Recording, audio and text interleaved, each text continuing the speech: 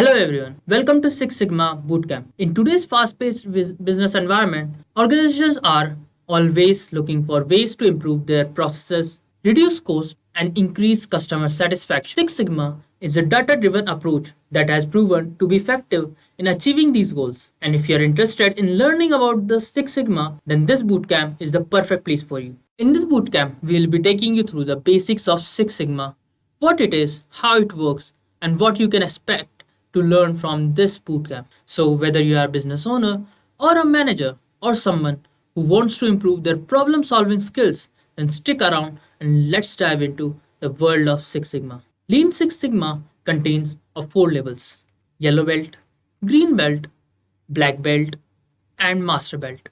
Yellow belts have basic knowledge and contribute to improvement projects, while green belts lead to smaller scale initiatives. Black belts are project leaders responsible for significant improvement, and master black belts have the highest expertise, leading multiple projects and providing strategic guidance. Today, we have brought you Simplilearn Certified Lean Six Sigma Green Belt Certification Training course, which provides comprehensive training in Lean Six Sigma principles and techniques. This course aims to equip participants with the knowledge and skills to lead smaller scale improvement projects within their organization. It covers key topics such as DMAIC methodology, statistical analysis, process mapping, root cause analysis, and project management. The training includes real-life case studies, hands-on exercises, interactive learning sessions to ensure practical understanding and applications of Lean Six Sigma. This course is designed for professionals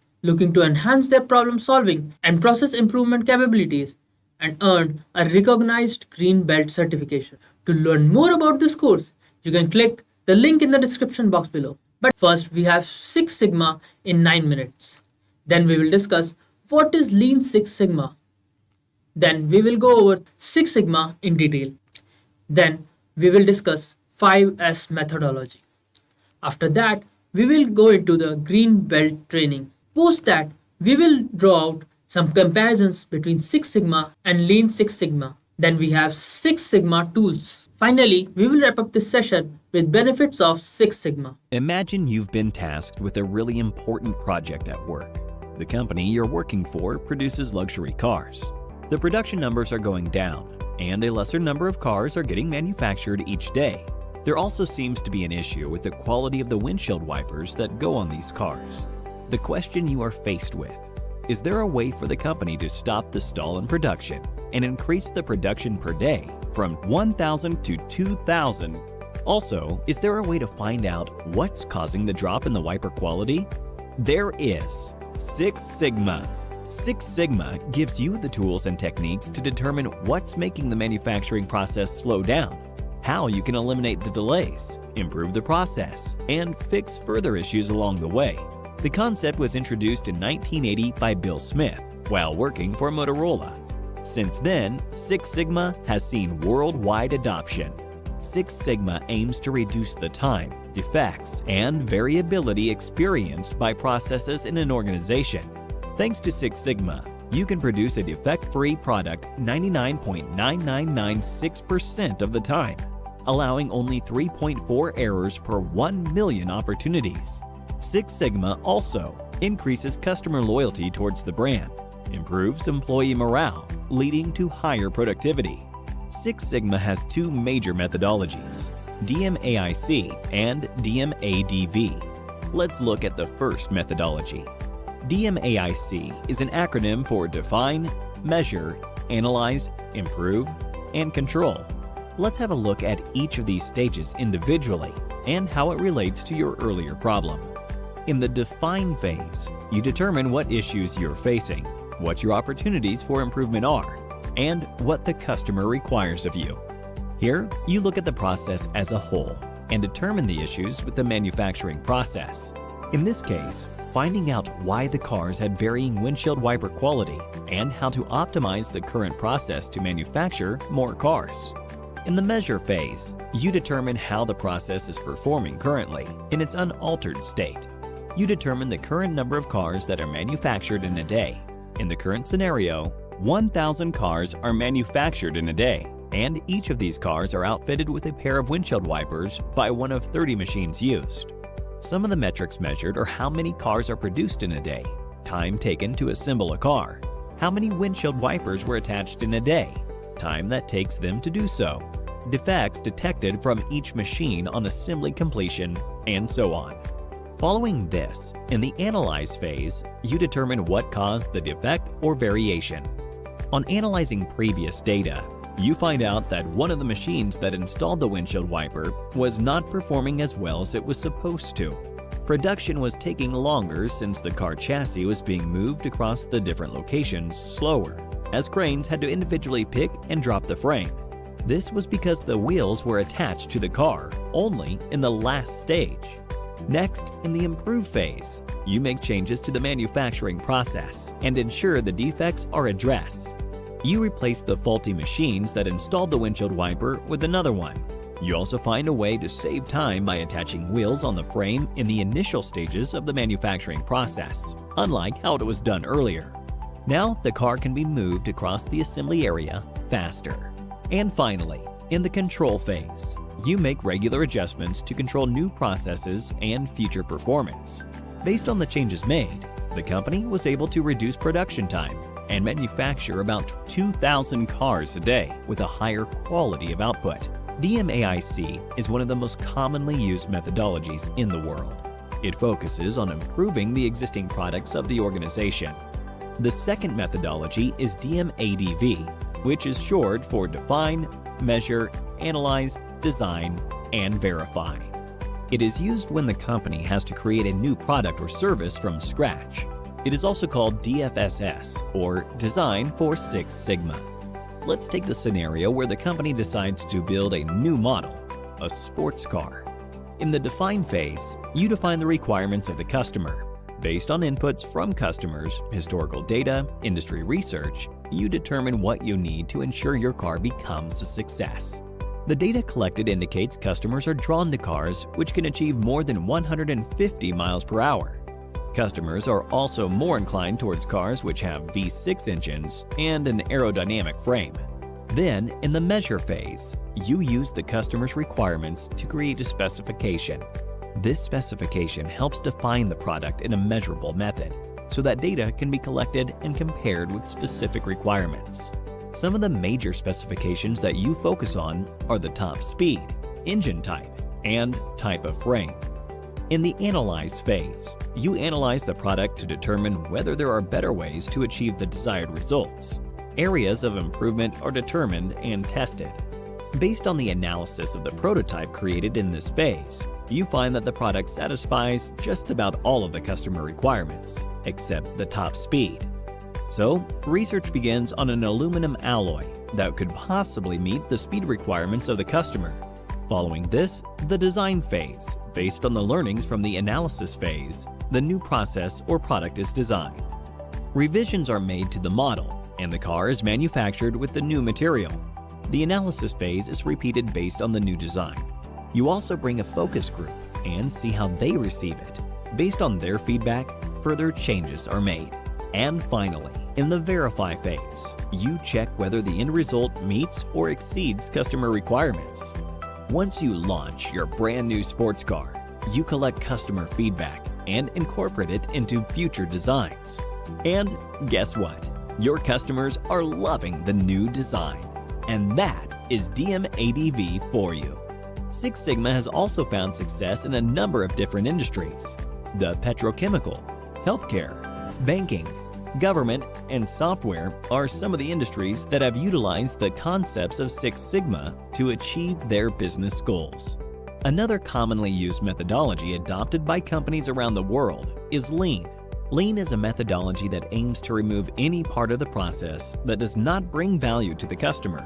It means doing more with less while doing it better. The philosophy behind Lean comes from the Japanese manufacturing industry by Bob Hartman, who at the time was part of Toyota. Since then, across the world, services and manufacturing organizations have incorporated Lean within their businesses. But what if you could have the best of both worlds? A combination of both Six Sigma and Lean. That's Lean Six Sigma. Imagine you're the manager of a supermarket chain. you've noticed that two things need your immediate attention. The first issue is how to handle the different kinds of waste that you encounter at your supermarket. The next one requires you to address the supply chain issues at the supermarket, which are causing delays to the morning delivery of milk, leading to customer dissatisfaction and attrition. These problems can be solved by incorporating two of the most popular quality management methodologies in the world, Lean and Six Sigma. One famous for its ability to handle waste, and another known for process improvement. But what if there was a methodology that combined the concepts of both Six Sigma and Lean? One that could solve all your issues? Well, there is. Lean Six Sigma. Before we dive into Lean Six Sigma, let's take a closer look at its parent methodologies. First off, Lean is a methodology that focuses on providing value to the customer, eliminating waste, continuous improvement, reducing cycle time. Lean and Six Sigma both aim to handle waste. But what is this waste? Waste is any step or action in the process that a user does not gain any value from. In short, things that users wouldn't want to pay for. Why would a consumer want to pay extra for the additional truck that was required to deliver milk to the supermarket just because the other one broke down? This waste can be divided into 8 categories. Let's have a look at each of them. 1. Transportation. This waste refers to the excess movement of people, tools, inventory, equipment, and other components of a process than it is required. 2. Inventory. This waste occurs due to having more products and materials than required. This can cause damage and defects to products or materials, greater time for completion, inefficient allocation of capital, and so on. 3. Motion. This refers to the time and effort wasted due to unnecessary movement of people, equipment, or machinery. This could be sitting through inventory, double data entry, and so on. 4. Waiting. This can be time wasted waiting on information, instructions, materials, or equipment. 5. Overproduction.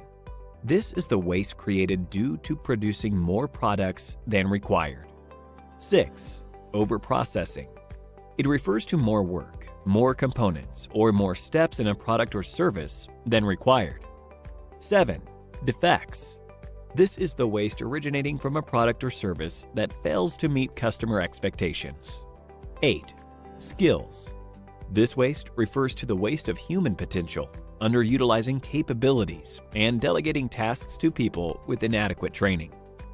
For years now, many systems have emerged that use the Lean methodology to identify and handle the different kinds of waste. Some of the more popular and effective ones are JIT, or Just-in-Time, 5S, and Kanban. The JIT methodology focuses on reducing the amount of time the production system takes to provide an output, and the response time from suppliers to customers. 5S is another methodology that focuses on cleanliness in organization while improving profits and efficiency. Kanban is also another popular methodology to achieve Lean. It is a visual method to manage tasks and workflows. Kanban enables users visualize the workflow to identify issues in the process and fix them. These methodologies help in optimizing the waste production and are often used together to maximize results. So that's the first problem solved. Now, let's have a look at how you can improve the supermarket supply chain efficiency. For that, let's have a look at the other part of Lean Six Sigma, Six Sigma. Six Sigma is a set of tools and techniques that are used for process improvement and removing defects. Let's see how Six Sigma makes that possible. Six Sigma has two major methodologies, DMAIC and DMADV. You can learn more about these two methodologies by checking out our Six Sigma in 9 minutes video by clicking on the top right corner. Let's have a closer look at DMAIC, since Lean Six Sigma uses the DMAIC methodology of Six Sigma. DMAIC is an acronym for Define, Measure, Analyze, Improve, Control. It is used to improve existing products and processes so that it can meet the customer's requirements. In the Define phase, you determine what the goals of the project are. In this case, you want to reduce the amount of time taken to deliver milk from the warehouse to the supermarket, so that it is stocked on the supermarket shelves before 8:30 in the morning. In the measure phase, you measure the performance of the current unaltered process. The milk truck leaves at 7:30 a.m. in the morning and can take one of three routes, A, B, and C.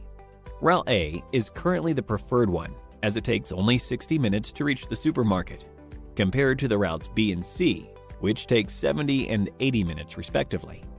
In the analyze phase, you find out why the defects exist.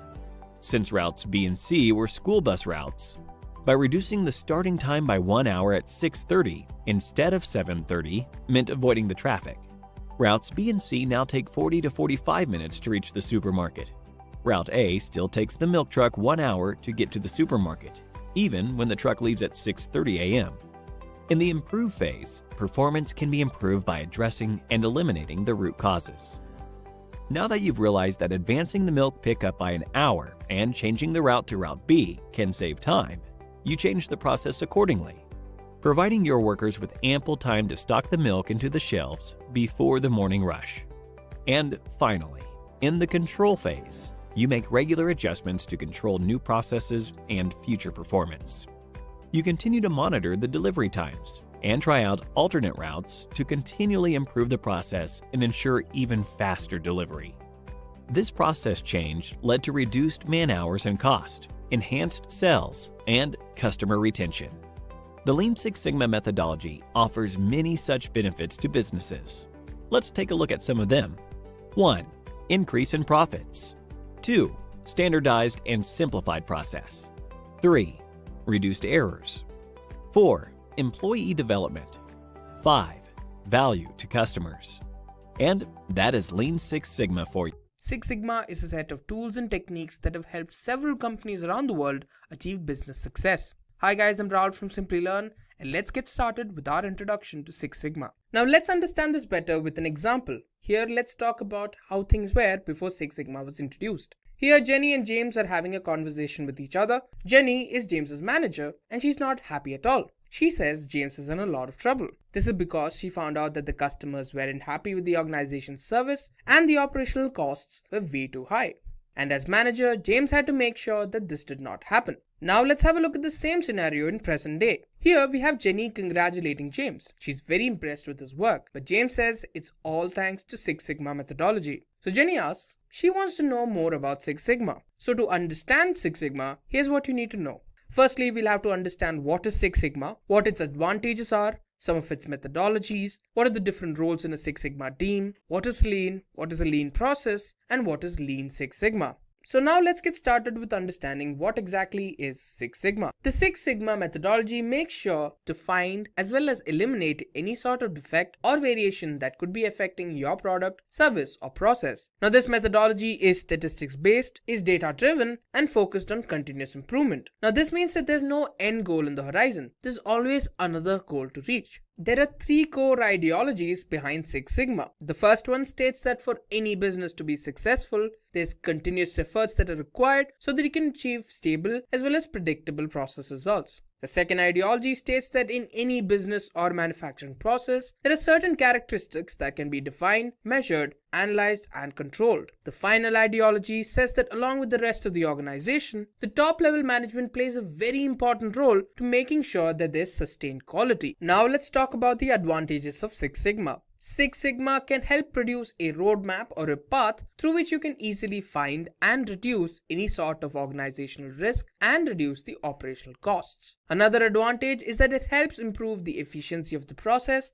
and making sure that it works in a timely manner. It decreases defects, improves the overall tracking and monitoring process, and ensures that the products are aligned with the company's policies. It is also reported that it greatly helps improve customer as well as vendor satisfaction. It helps improve the cash flow and ensures that the products are complying with the regulations of the organization. Now let me tell you about the process of Six Sigma. Now Six Sigma projects are of basically two methodologies, the DMAIC and the DMADV. Now let's talk about DMAIC in detail. That's short for define, measure, analyze, improve, and control. This is one of the most commonly used methodologies in the world. This is commonly used by companies when they have to fix or improve an already existing product or process that does not meet the company's standards. Now let's have a look at the process. First phase is the define phase. In this phase, you define the problem that the customers are facing, you find out where you can improve, and you clearly understand what the customers require of you. The second phase is the measure phase. Now in this phase, you actually identify how well the process is doing in its current unaltered state. In the analyze phase, you process the data that you get from the measure phase and determine what exactly is the cause of the delay or variation. In the improve phase, you start by making small changes to the business process and make sure that the problem you identified earlier is being taken care of. And finally, in the control phase, you control the new process so that it doesn't go wrong and use the same knowledge for future processes. Now let's have a look at DMAIC. This is short for define, measure, analyze, design, and verify. Now this is also commonly known as DFSS or the design for Six Sigma. Now this is commonly used by companies around the world when they have a new product that needs to be created all the way from scratch. In the first phase, which is the define phase, you define what the goal of the project is and what the customers require of you. In the measure phase, you measure as well as determine what the customer needs and how they respond to your products. In the analyze phase, you perform analyses to determine how you can improve your product or service so they can better serve your customers. In the design phase, you set up process details and make optimizations to the design to make sure your customer is satisfied. And finally, in the verify phase, you check how well the design is working out and how well it meets the customer's needs. Now before we go on, let's talk about how Six Sigma was used in reference to the earlier example, the situation that James was facing. A survey conducted by the organization James was working for indicated that the customers weren't very happy with the organization. So they decided to fix that with the help of Six Sigma. So they decided that the DMAIC methodology would be best suited to solve their problem. So let's have a look at what they did. Firstly, in the define phase, they used a tool called the voice of the customer. This tool represented the needs as well as requirements of the customer. This showed that the customers expected prompt delivery, the correct product selection, and a knowledgeable distribution team from the company. And now onto the measure phase. The company wanted to know why the customers didn't like them, so they performed some data collection. From there, they found out that they took 56% longer than other companies to deliver their product. So they decided to reduce the amount of time it takes between order entry and the delivery of the product. And now in the analyze phase. Here they knew what the issue was, but they wanted to know what exactly made their product's delivery so slow. Why were the customers receiving the product so late? Then they performed some analysis. Their analysis showed the possible causes. It could have been inaccurate sales plans, issues with their safety stock, issues with their vendors' delivery performance, and falling behind on the manufacturing schedule. Further analysis also indicated that most of their sales, almost 80%, came from 30% of their products. The issue was that they didn't have enough safety stock to satisfy the customers who required that 30% of products. And now onto the improve phase. So now that they knew what was causing their problem, they wanted to solve it. They began to have monthly reviews and tried to make sure that their in-demand products stayed in demand.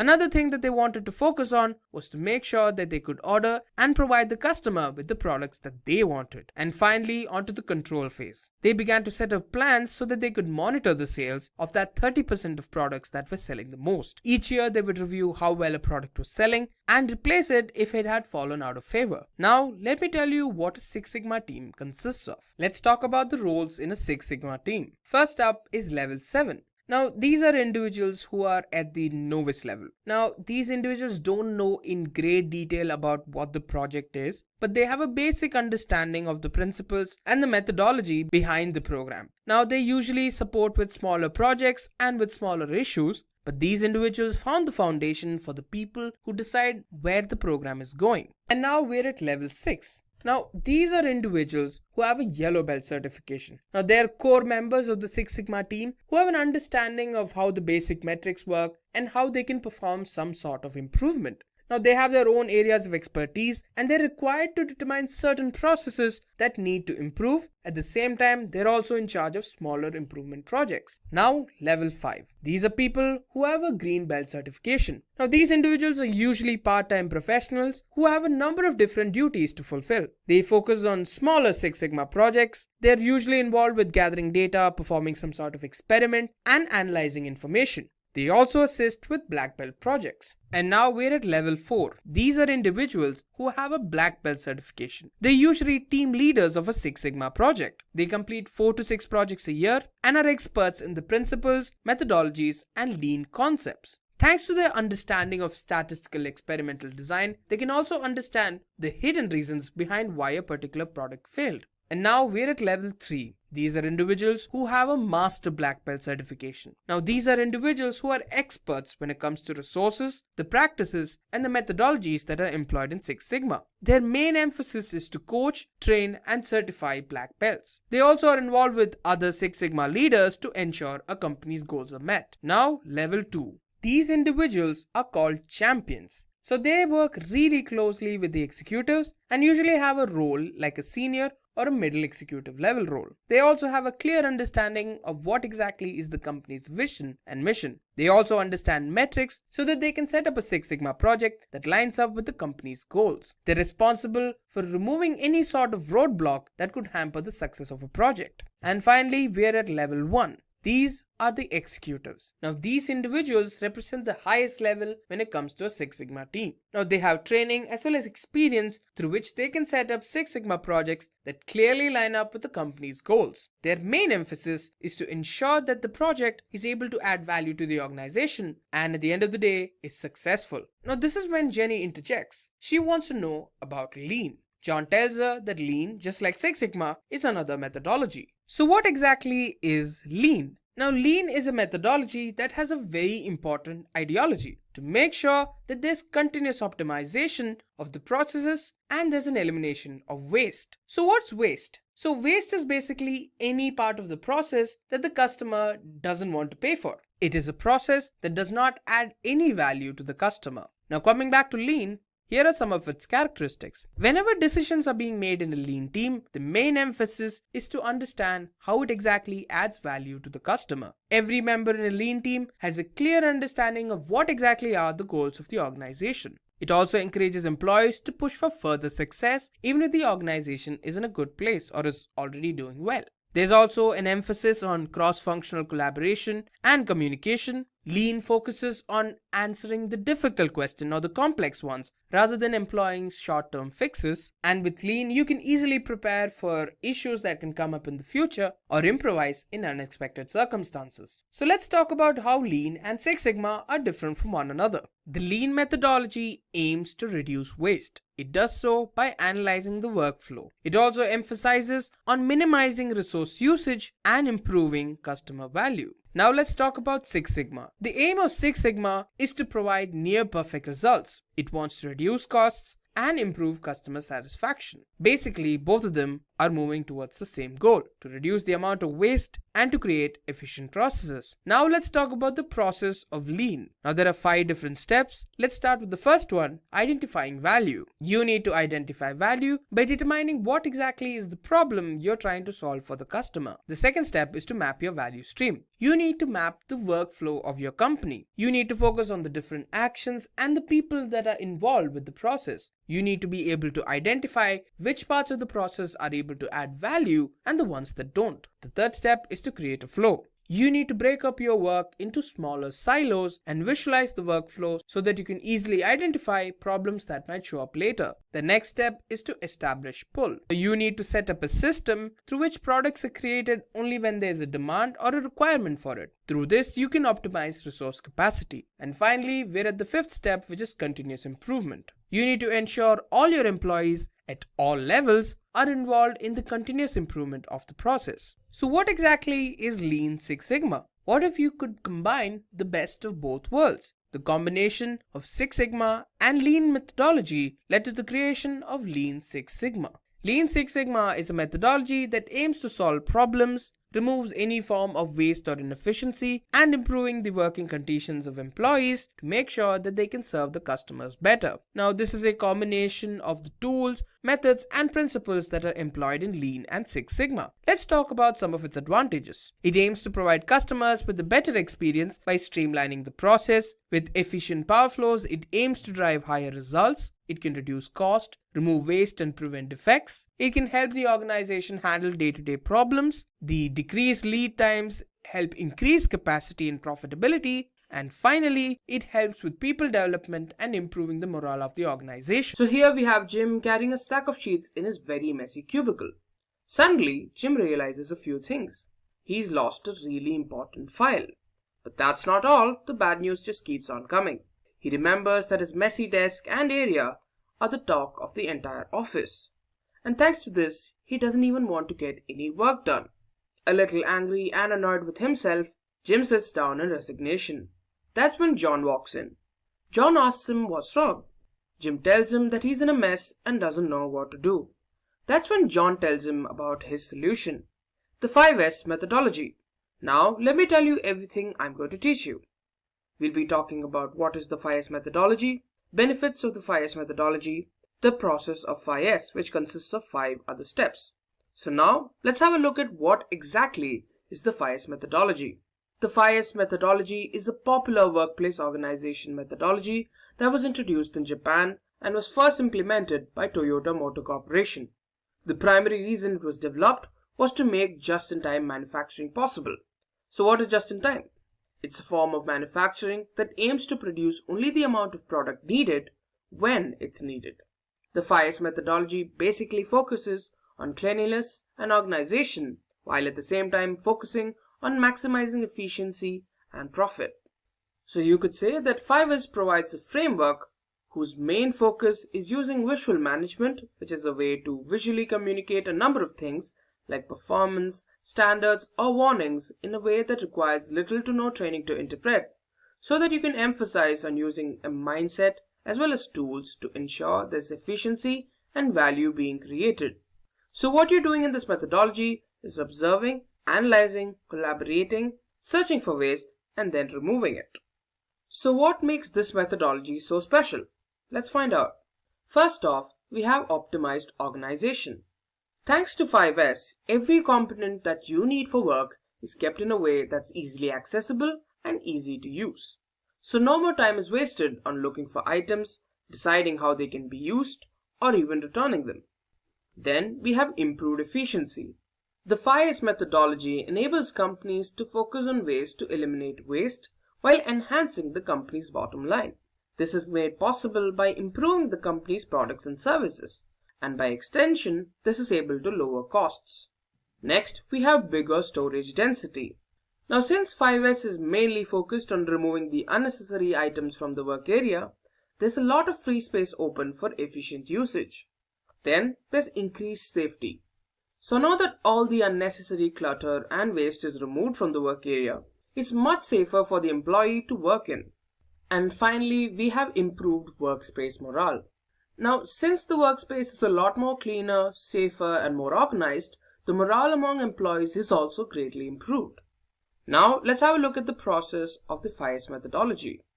Now, the process behind the 5S methodology consists of 5 Japanese terms and their translations, each of whom start with the letter S, hence the name 5S.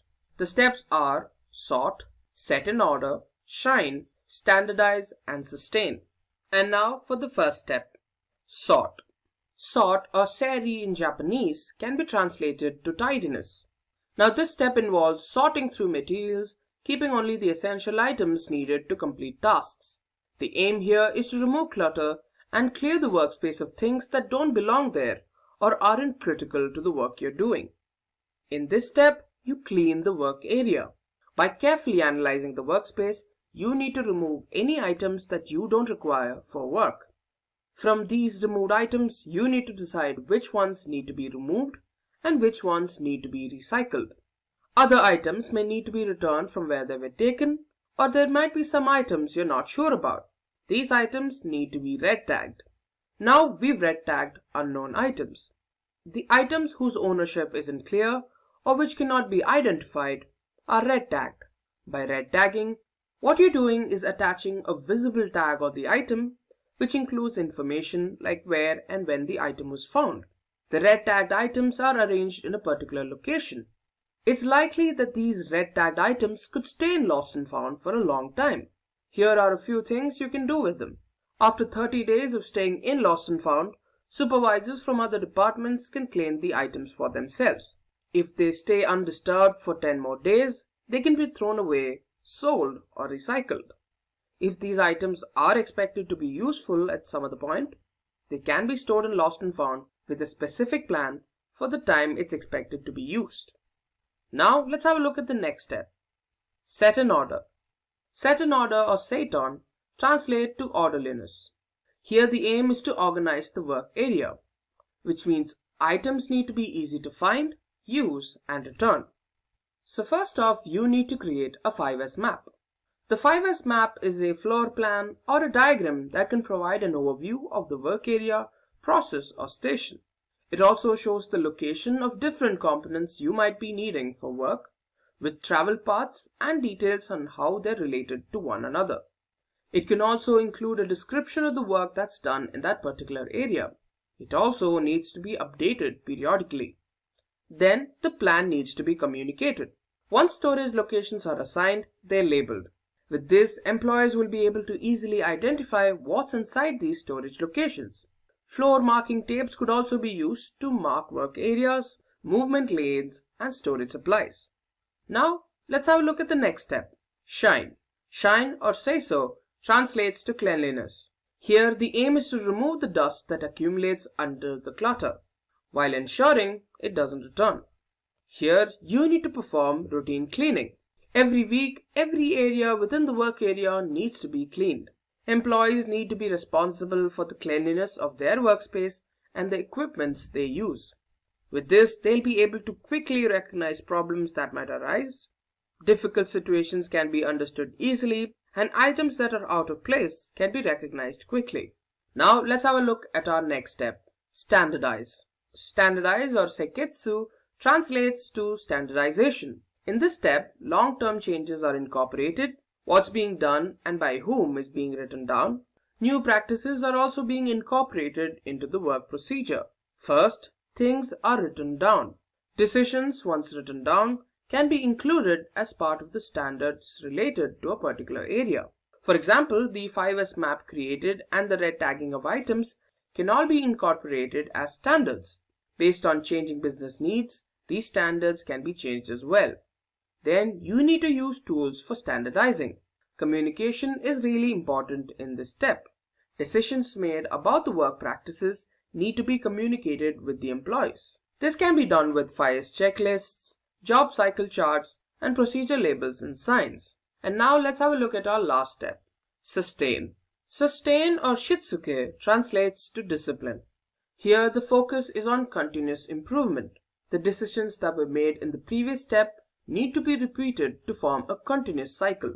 In this step, you need to ensure that 5S is applied repeatedly as part of routine work. Some ways to sustain the program are management support, department tours, updated tours, progress audits, performance evaluations, and so on. And that's it. That's the 5S methodology. Jim decides to incorporate it as soon as possible. And after applying 5S, Jim's workspace is a lot more cleaner and better organized. Jim thanks John for helping with that. Hey there learners, check out our certified Lean Six Sigma Green Belt certification training course and earn a Green Belt certification. To learn more about this course, you can click the course link in the description box below. What do you see on the screen? Well, it depends on your perception or how you see the world. If you are a pessimist, you might think the glass is half empty. If you're an optimist, you might think the glass is half full. If you are a realist, you might think the glass is full with water and air. However, the Six Sigma practitioner sees a glass that is bigger than it needs to be, assuming the current water level is what the customer desires. As we begin our journey to learn more about Six Sigma, it is important to know that applying Six Sigma is the way of seeing and analyzing the processes around you. We will talk more about what Six Sigma means and how the viewpoint impacts organizations in the screens to come. Let's begin this lesson by defining quality. Quality is defined as meeting the requirements of the customer. Well, what features do you look for when purchasing a car?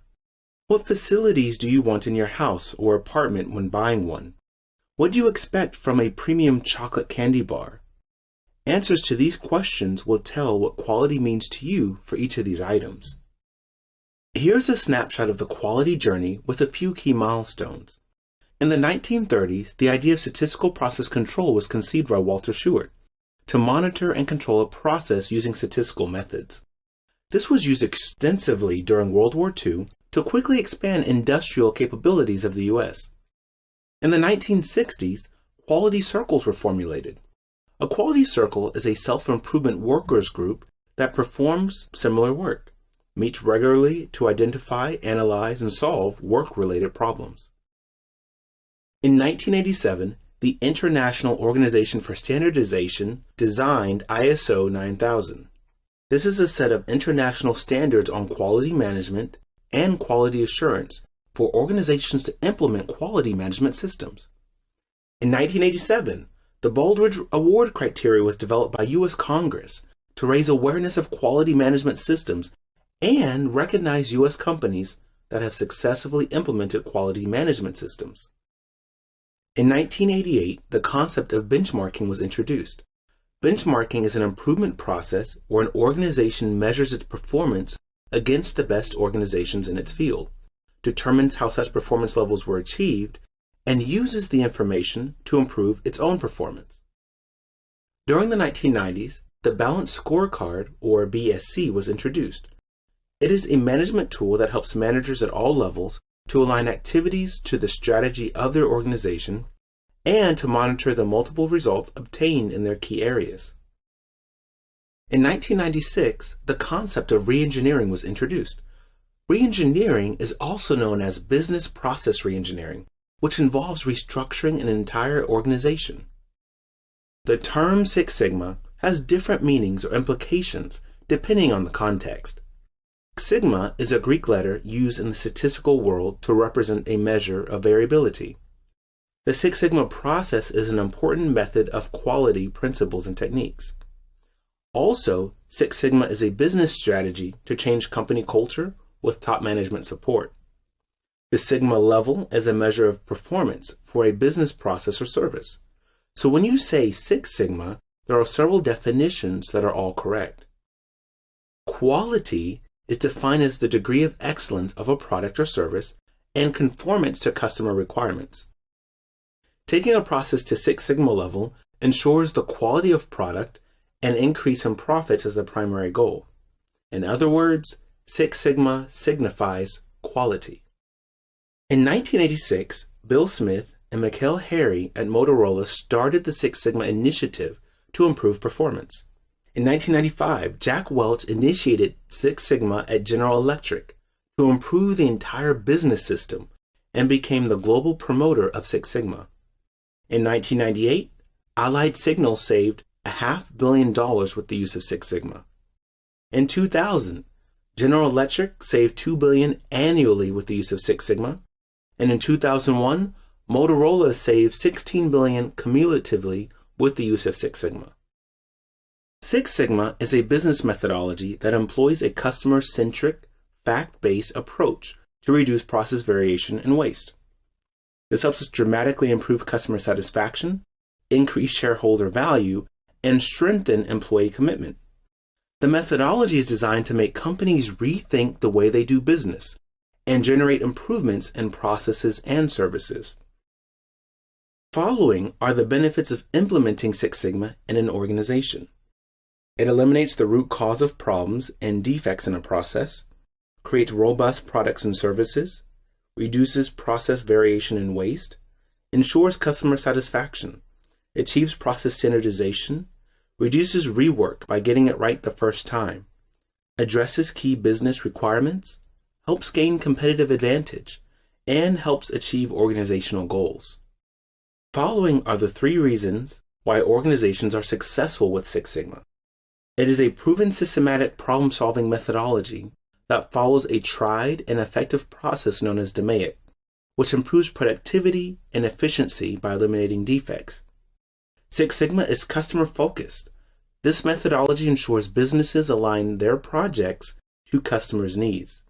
It allows organizations to produce better products and services and improves customer loyalty. Lastly, Six Sigma achieves long-term improvements based on data-driven statistical analysis to prioritize issues and fix root causes.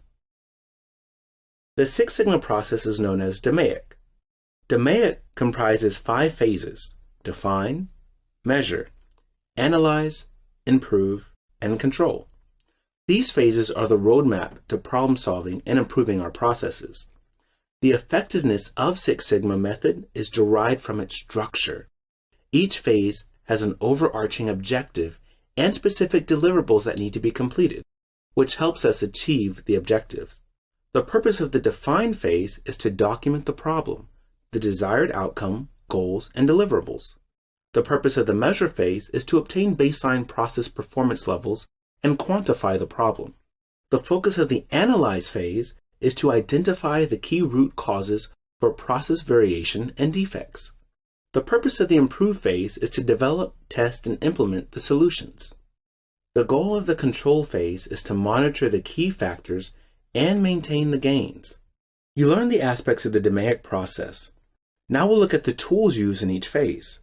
The list of tools corresponds to the DMAIC phase in which they are used. The use or application of these tools gives the expected deliverables in each DMAIC phase for a Greenbelt. Some of the tools listed are not required in every Six Sigma Greenbelt project. These tools give us an insight into the problem and lead us toward the real issues in our processes. That is, with more experience, you are likely to know the tools you need for your projects. In the define phase, we use SIPOC, Voice of the Customer or VOC, Critical to Quality, CTQ, the Quality Function Deployment or QFD, Failure Modes and Effects Analysis, known as the FMEA or the FMEA, and the Cause and Effect CNE matrix. In the measure phase, we use Measurement System Analysis or MSA, control charts, process capability, and normality plots. In the analyze phase, we use Simple Linear Regression or SLR, Pareto charts, fishbone diagram, failure modes and effects analysis, the FMEA, multivariate charts, and hypothesis testing. In the improve phase, we use brainstorming, piloting, and also the failure modes effects analysis and design of experiments, DOE. In the last phase, control, we use control charts, a control plan, and measurement system analysis. This lesson provides an overview of the Certified Six Sigma Greenbelt, or CSSGB course. A process is a series of steps designed to produce a product and/or service according to the requirement of the customer. A process mainly consists of 4 parts: input, process steps, output, and feedback. Input is something put into a process or expended in its operation to achieve an output or a result. For example, man, material, machine, and management. Output is the final product delivered to an internal or external customer. For example, product or services. It is important to understand that if the output of a process is an input for another process, the latter process is the internal customer. Each input can be classified as controllable, represented as C, non-controllable, represented as NC, noise, represented as N, and critical, represented as X. The most important aspect of the process is the feedback. As can be inferred from the image, any change in the inputs causes change in the output. Therefore, Y equals F of X. Feedback helps in process control because it suggests changes to the inputs. Let us learn about the process of Six Sigma in the next screen. Let us understand how Six Sigma works in this screen. Six Sigma is successful because of the following reasons. Six Sigma is a management strategy.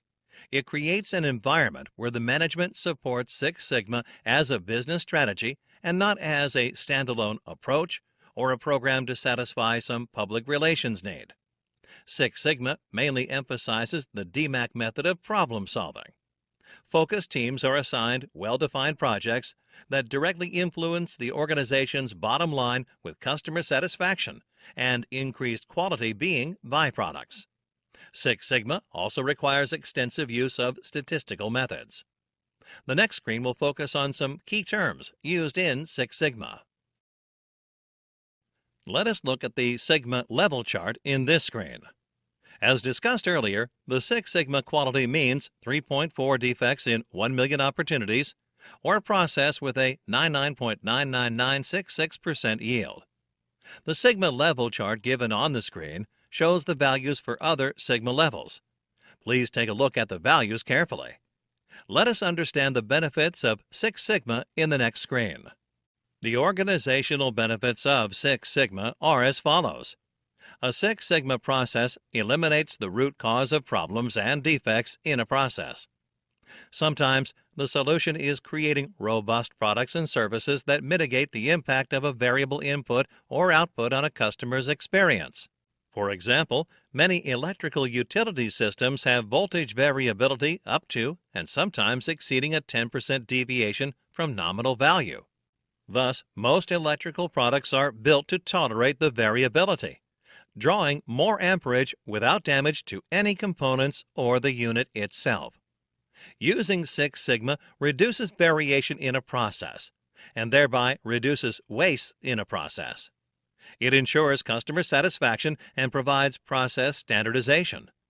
Rework is substantially reduced because one gets it right the very first time. Further, Six Sigma addresses the key business requirement. Six Sigma can also be used by organizations to gain advantage and become world leaders in their respective fields. Ultimately, the whole Six Sigma process is to satisfy customers and achieve organizational goals. In the next screen, let us understand Six Sigma and quality. Taking a process to Six Sigma level ensures that the quality of the product is maintained. The primary goal of improved quality is increased profits for the organization. In very simple terms, quality is defined as the degree of excellence of a product or a service provided to the customer. It is conformance to customer requirement. If the customer is satisfied with the product or service, then the product or service is of the required quality. Let us look at the history of quality in the next screen. In the mid-1930s, Statistical Process Control, SPC, was developed by Walter Shewhart and used extensively during World War II to quickly expand the U.S.'s industrial capabilities. SPC is the application of statistical techniques to control any process. Walter Shewhart's work on the common cause of variation and special cause of variation, assignable, has been used proactively in all Six Sigma projects. The approach to quality has varied from time to time. In the 1960s, there were quality circles, which originated in Japan. It was started by Kaoru Ishikawa. Quality circles were self-improvement groups composed of a small number of employees belonging to a single department. Quality circles brought in improvements with little or no help from the top management. In 1987, ISO 9000 was introduced. ISO stands for International Organization for Standardization. ISO 9000 is a set of international standards on quality management and quality assurance to help organizations implement quality management systems. ISO 9000 is still in effect. Baldrige Award, now known as the Malcolm Baldrige National Quality Award, was developed by the U.S. Congress in 1987 to raise awareness of quality management systems as well as recognize and award U.S. companies that have successfully implemented quality management systems. In 1988, another quality approach was developed known as benchmarking.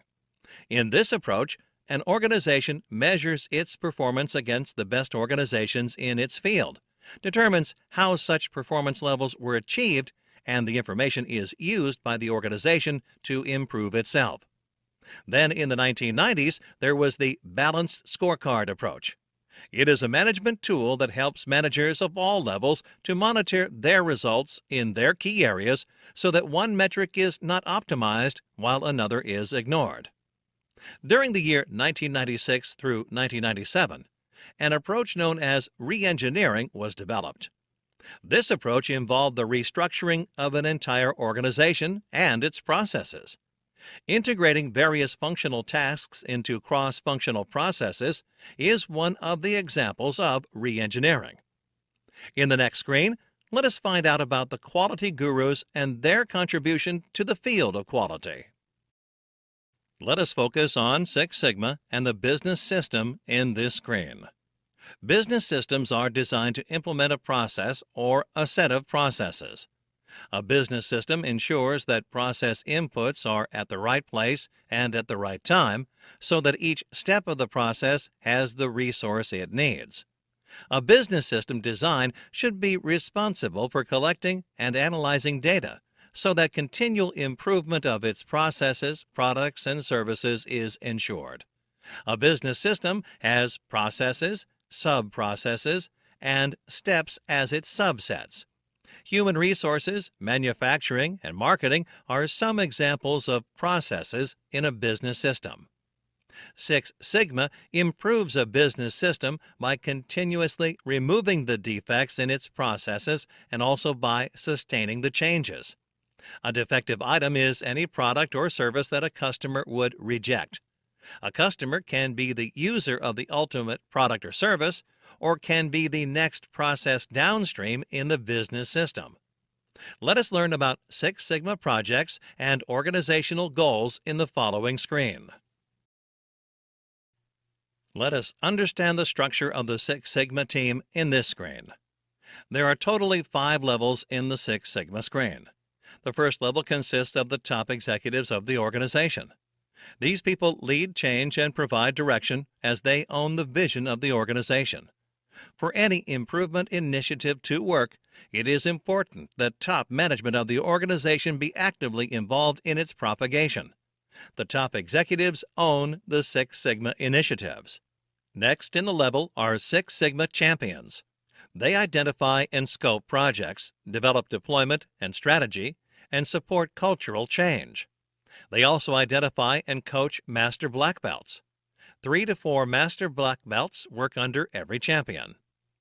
Six Sigma Master Black Belts train and coach Black Belts, Green Belts, and various functional leaders of the organization.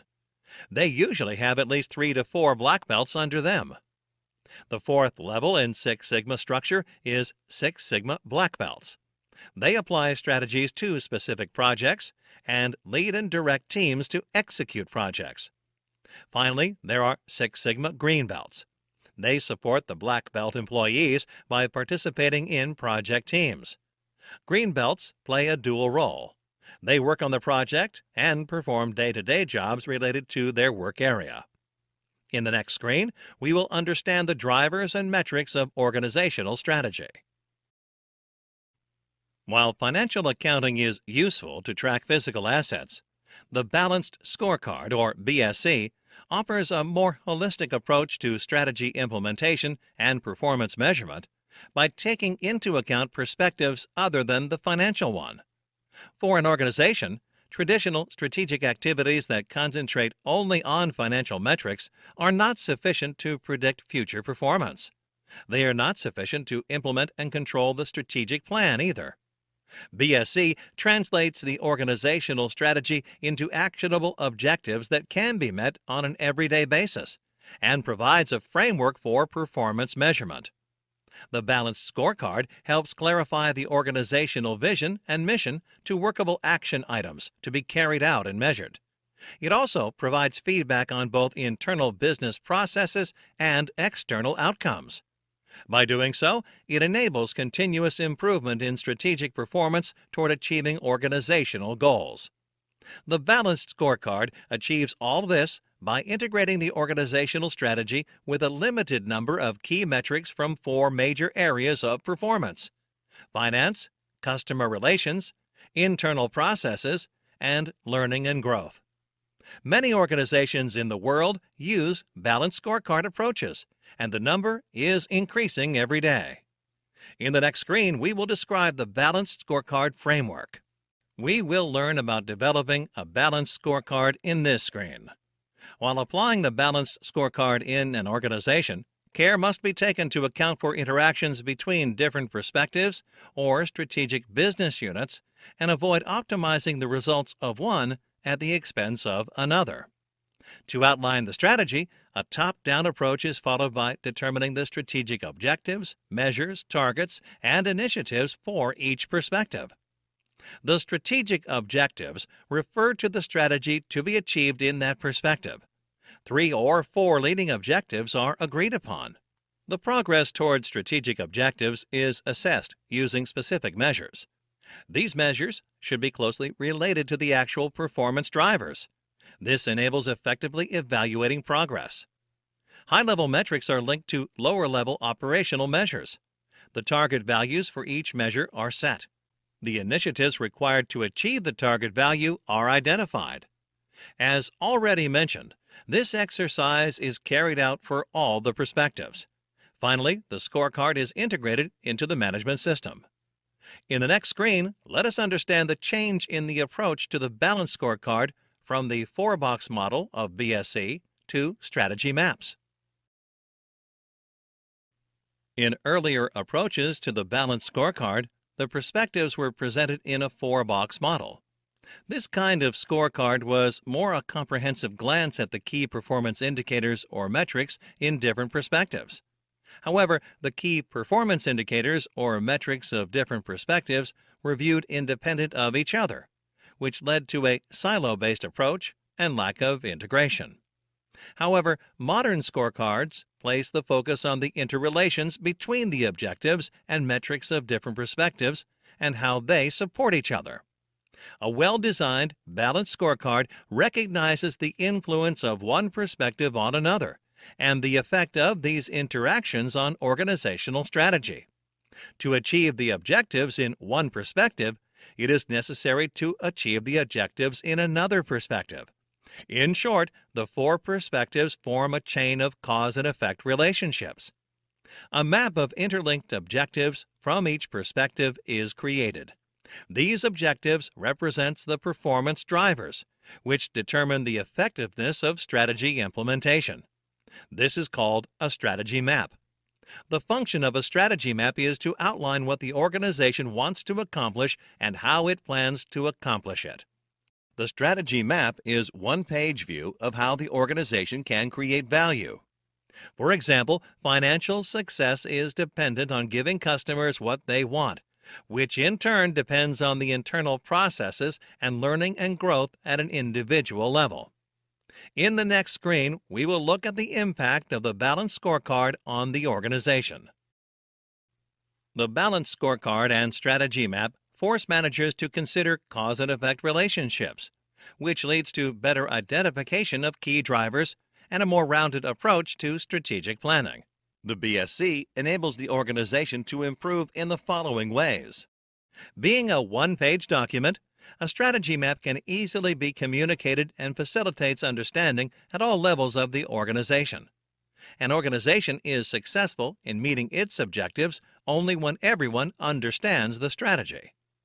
The balanced scorecard also forces an organization to measure what really matters and manage information better so that quality of decision-making is higher. Creating performance reports against a balanced scorecard allows for a structured approach to reporting progress. It also enables organizations to create reports and dashboards to communicate performance transparently and meaningfully. As expected, a balanced scorecard helps an organization to better align itself and its processes to the strategic goals outlined in the BSC. The overall objectives of the BSC can be cascaded into each business unit to enable that unit to work toward the common organizational goal. All the activities of the organization, such as budgeting or risk management, are automatically aligned to the strategic objectives. To conclude, the balanced scorecard is a simple and powerful tool that, when implemented correctly, equips an organization to perform better. Let us proceed to the next topic of this lesson in the following screen. In this topic, we will look at what lean is and how lean is applied to a process. Let us start with the lean concepts in the next screen. Let us look at the process issues in this screen. Lean focuses on 3 major issues in a process, known by their Japanese names, Muda, Mura, and Marie. Muda refers to non-value adding work. Mura represents unevenness, and Marie represents overburden. Together, they represent the key aspects in lean. Let us look at the types of waste in the next screen. There are 7 types of muda or waste as per lean principles. Let us understand these 7 types of muda. Overproduction. This refers to producing more than is required. For example, a customer needed 10 products and 12 were delivered. Inventory. In simple words, this refers to stock. The term inventory includes finished goods, semi-finished goods, raw materials, supplies kept in waiting, and some of the work in progress. For example, test scripts waiting to be executed by the testing team, defects, repairs, rejects, any product or service deemed unusable by the customer or any effort to make it usable to the original customer or a new customer. For example, errors found in the source code of a payroll module by quality control team. Motion. A waste due to poor ergonomics of the workplace. For example, finance and account teams sit on the first floor, but invoices to customers are printed on the ground floor, causing unnecessary personnel movement. Overprocessing. Additional process on a product or service to remove unnecessary attribute or feature is overprocessing. For example, a customer needs a bottle and you deliver a bottle with extra plastic casing.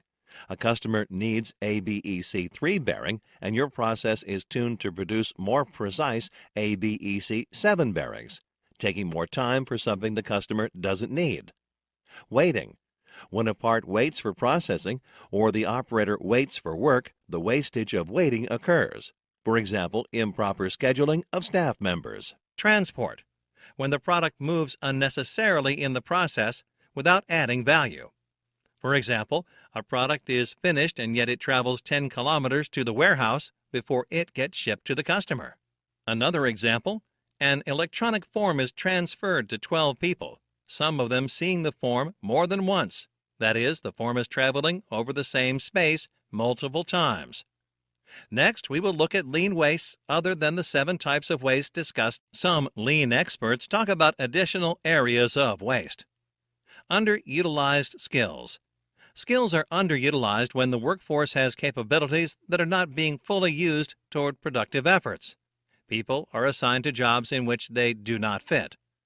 Underperforming processes. Automation of poorly performing process. Improving a process that should be eliminated if possible. For example, the product returns department or product discounts process. Asymmetry in processes that should be eliminated. For example, 2 signatures to approve a cost reduction and 6 signatures to reverse a cost reduction that created higher costs in other areas. In the next screen, we will look at an exercise on identifying the waste type. We will cover each step of the lean process in the next few screens. In this screen, we will learn about the first step, identify value. To implement lean to a process, it is important to find out what the customer wants. Once this is done, the process should be evaluated to identify what it needs to possess to meet customer requirements. The next screen will focus on the next step of the lean process, value stream mapping. In this screen, we will discuss the differences between push and pull processes. An organization can adopt either of these processes depending on the requirement. Contrary to a pull process, in a push process, the first step is to forecast the demand for a product or service. The production line then begins to fill this demand and produced parts are stocked in anticipation of customer demand. For example, a garments manufacturer produces 200 shirts based on expected demand and then waits for customer orders for them. Note that the demand is expected and not actual. Discounts offered to customers by big retailers are examples of the push process. If the garment company adopts a pull process instead, it would start making the shirts only after receiving a confirmed demand from customers. Note that although the pull approach seems better, it is not applicable to all situations. For example, a pharmacy uses a push process. In the next screen, we will learn about theory of constraints. Let us look at an example for the TOC methodology in this screen. The 3 sub-processes in the packing process are coding or printing, filling, and sealing. The data for the 3 sub-processes are observed and collected as number of units produced in an hour. The data is as follows. Coding or printing is 900 units per hour. Filling is 720 units per hour, and sealing is 780 units per hour. How can you implement the TOC methodology in this example? Let us build the TOC map for this example. The first step in the TOC methodology is to identify the constraint. Looking at the data, the output per hour from the filling process is 720. This is the constraint in the system. In the second step, the constraint is exploited by analyzing the performance using data. To break the constraint, a repair and maintenance personnel can be assigned to maintain the filling machine on a daily basis. In the third step, the other fixes in the repair and maintenance function are made as subordinate decisions to the one taken in step 2. In this example, carry out the maintenance of the filling machine. In the fourth step, the constraint is elevated by implementing the decisions. In this example, remove the damages from the filling machine. The next step is to go back to step 1 and identify the next system constraint. As per the data collected after implementation of the first cycle of the TOC, sealing can be identified as the next system constraint. Let us now analyze the data before and after TOC implementation in this example. The number of units produced per hour before implementing the TOC in coding or printing process was 900 units. Filling process was 720 units, and sealing process was 780 units. After implementing the TOC, the number of units produced per hour for the filling process increased to 840 from 720 units. Hey there learners, check out our certified Lean Six Sigma Green Belt certification training course and earn a Green Belt certification. To learn more about this course, you can click the course link in the description box below. Let us proceed to the next topic of this lesson. In this topic, we will discuss the concepts in Design for Six Sigma, or DFSS. Let us first understand DFSS in the next screen. DFSS, or Design for Six Sigma, is a business process methodology that ensures that any new product or service meets customer requirements, and the process for that product or service is already at Six Sigma level. DFSS uses tools such as Quality Function Deployment, or QFD, and Failure Mode and Effects Analysis, or FMEA. DFSS can help a business system to introduce an entirely new product or service for the customer.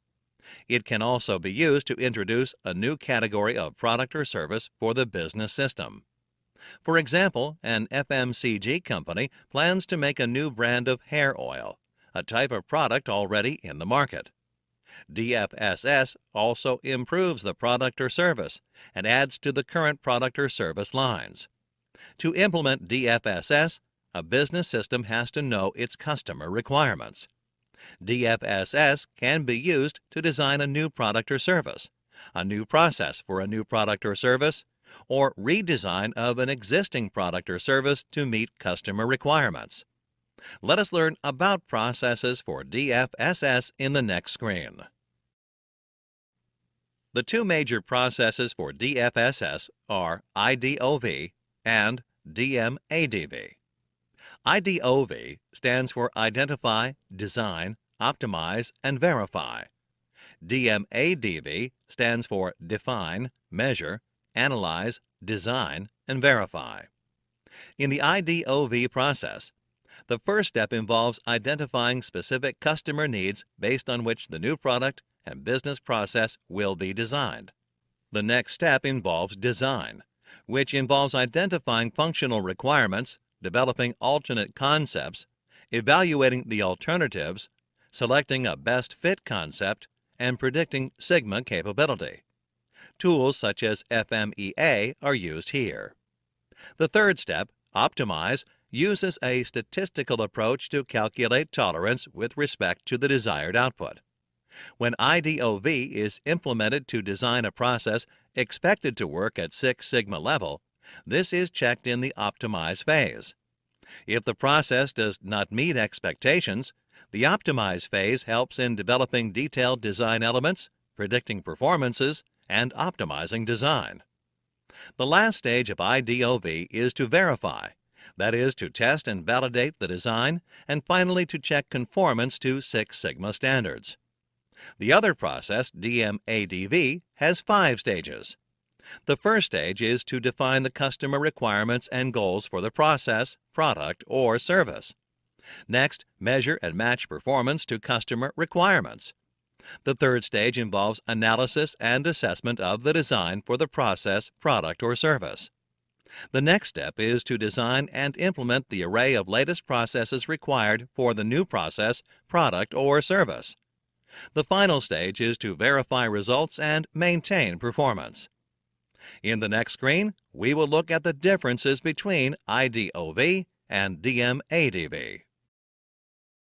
The primary difference between IDOV and DMADV is that while IDOV is used only to design a new product or service, DMADV can be used to design either a new product or service or redesign an existing product or service. IDOV involves design of a new process, while DMADV involves redesigning an existing process. In IDOV, no analysis or measurement of existing process is done, and the whole development is new. The design step immediately follows the identification of customer requirements. In contrast, DMADV, the existing product, service, or process, is examined thoroughly before moving to the design phase. The design stage comes only after defining requirements and analyzing the existing product, service, or process. In the following screen, we will learn about Tool Quality Function Deployment, or QFD, which is one of the DFSS tools. QFD, also called Voice of Customer, or VOC, or House of Quality, is a predefined method of identifying customer requirements. It is a systematic process to understand the needs of the customer and convert them into a set of design and manufacturing requirements. QFD motivates business to focus on its customers and design products that are competitive in lesser time and at lesser cost. The primary learning from QFD includes which customer requirements are most important, what the organization's strengths and weaknesses are, where an organization should focus their efforts, and where most of the work needs to be done. To learn from QFD, the organization should ask relevant questions to customers and tabulate them to bring out a set of parameters critical to the design of the product.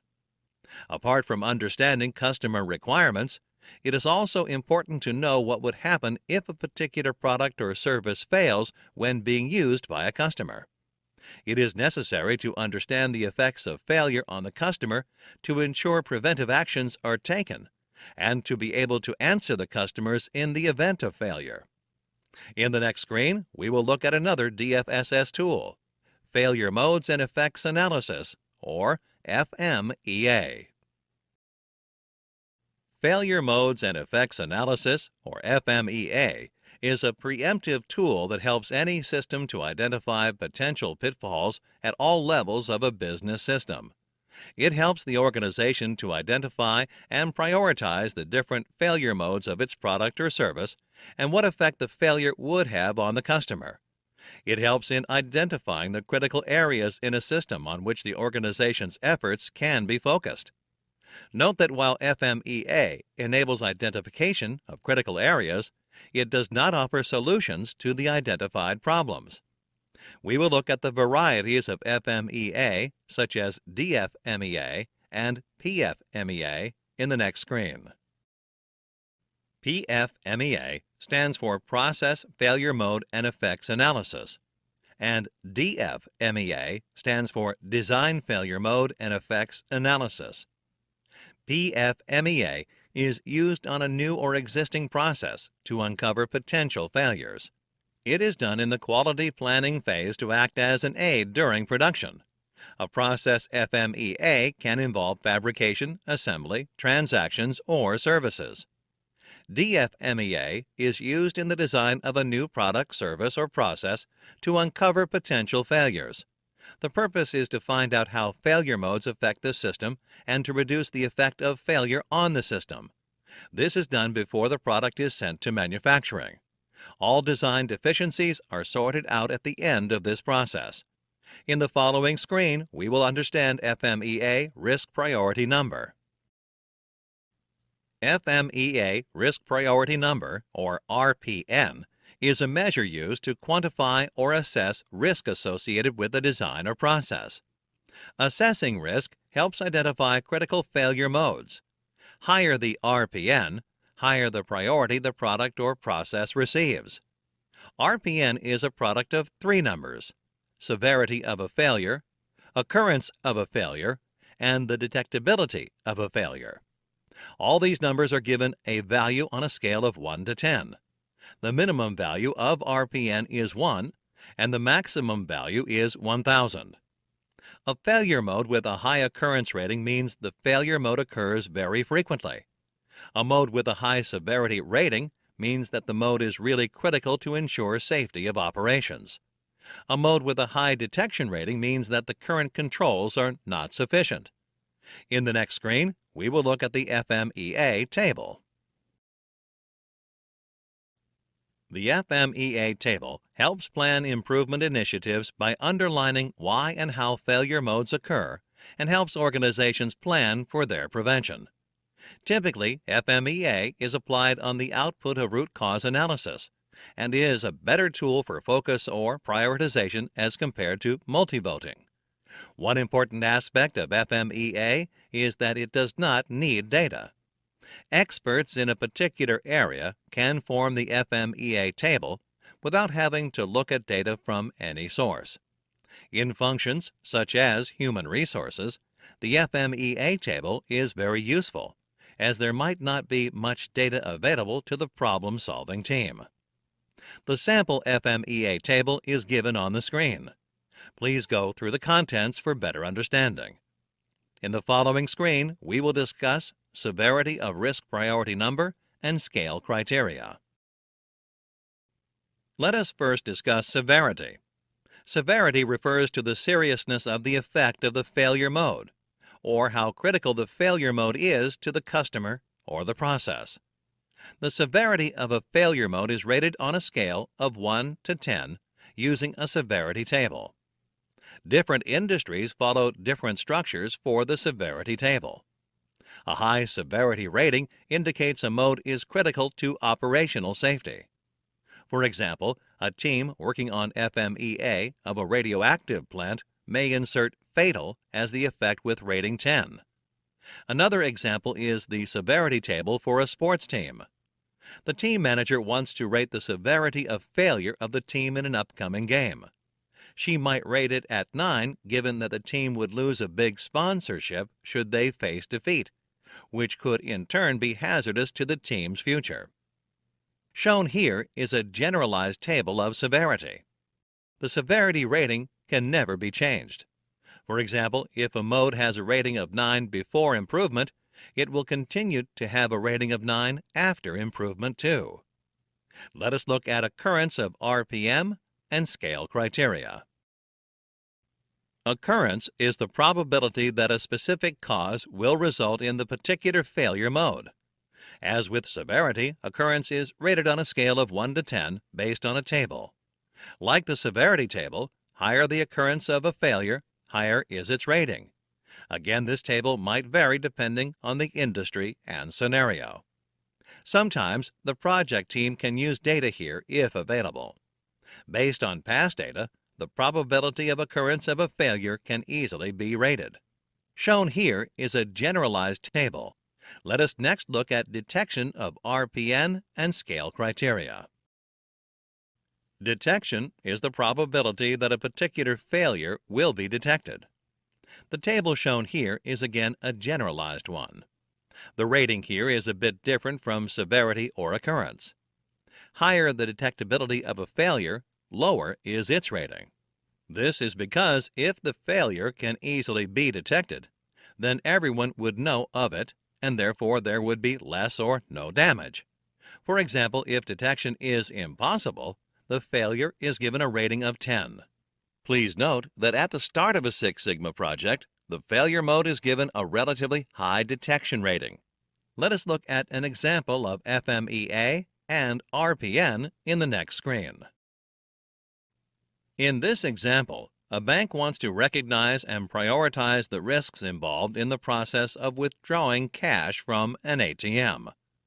It can be observed from the table that not having a control in place for network issues has the highest RPN. This is due to the detectability for a network issue being very low. The next set of information in the table shows the action taken by the bank's management to address the failure modes. Following the implementation, the new RPN is calculated, retaining the security level at 9. This is because the actions were not directed at reducing the severity, but at the causes of failure. It can be seen that the new RPN is much lower, and the risk for both causes has been mitigated. This lesson will cover the details of the define phase. Six Sigma can be applied to everything around. It can be applied across almost 70 different sectors. However, it cannot be applied to all problems.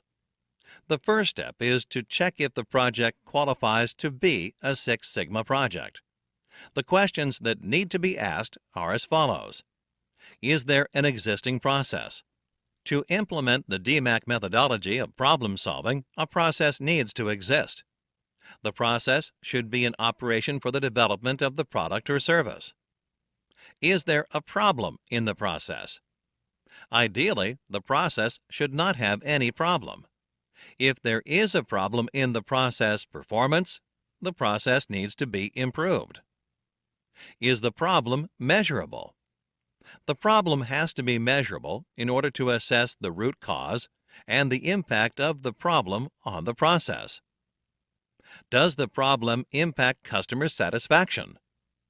If the problem affects customer satisfaction, an action needs to be taken immediately, else the customer may start finding alternate products or switch to competitors' products. Does working on the problem impact profits of the company?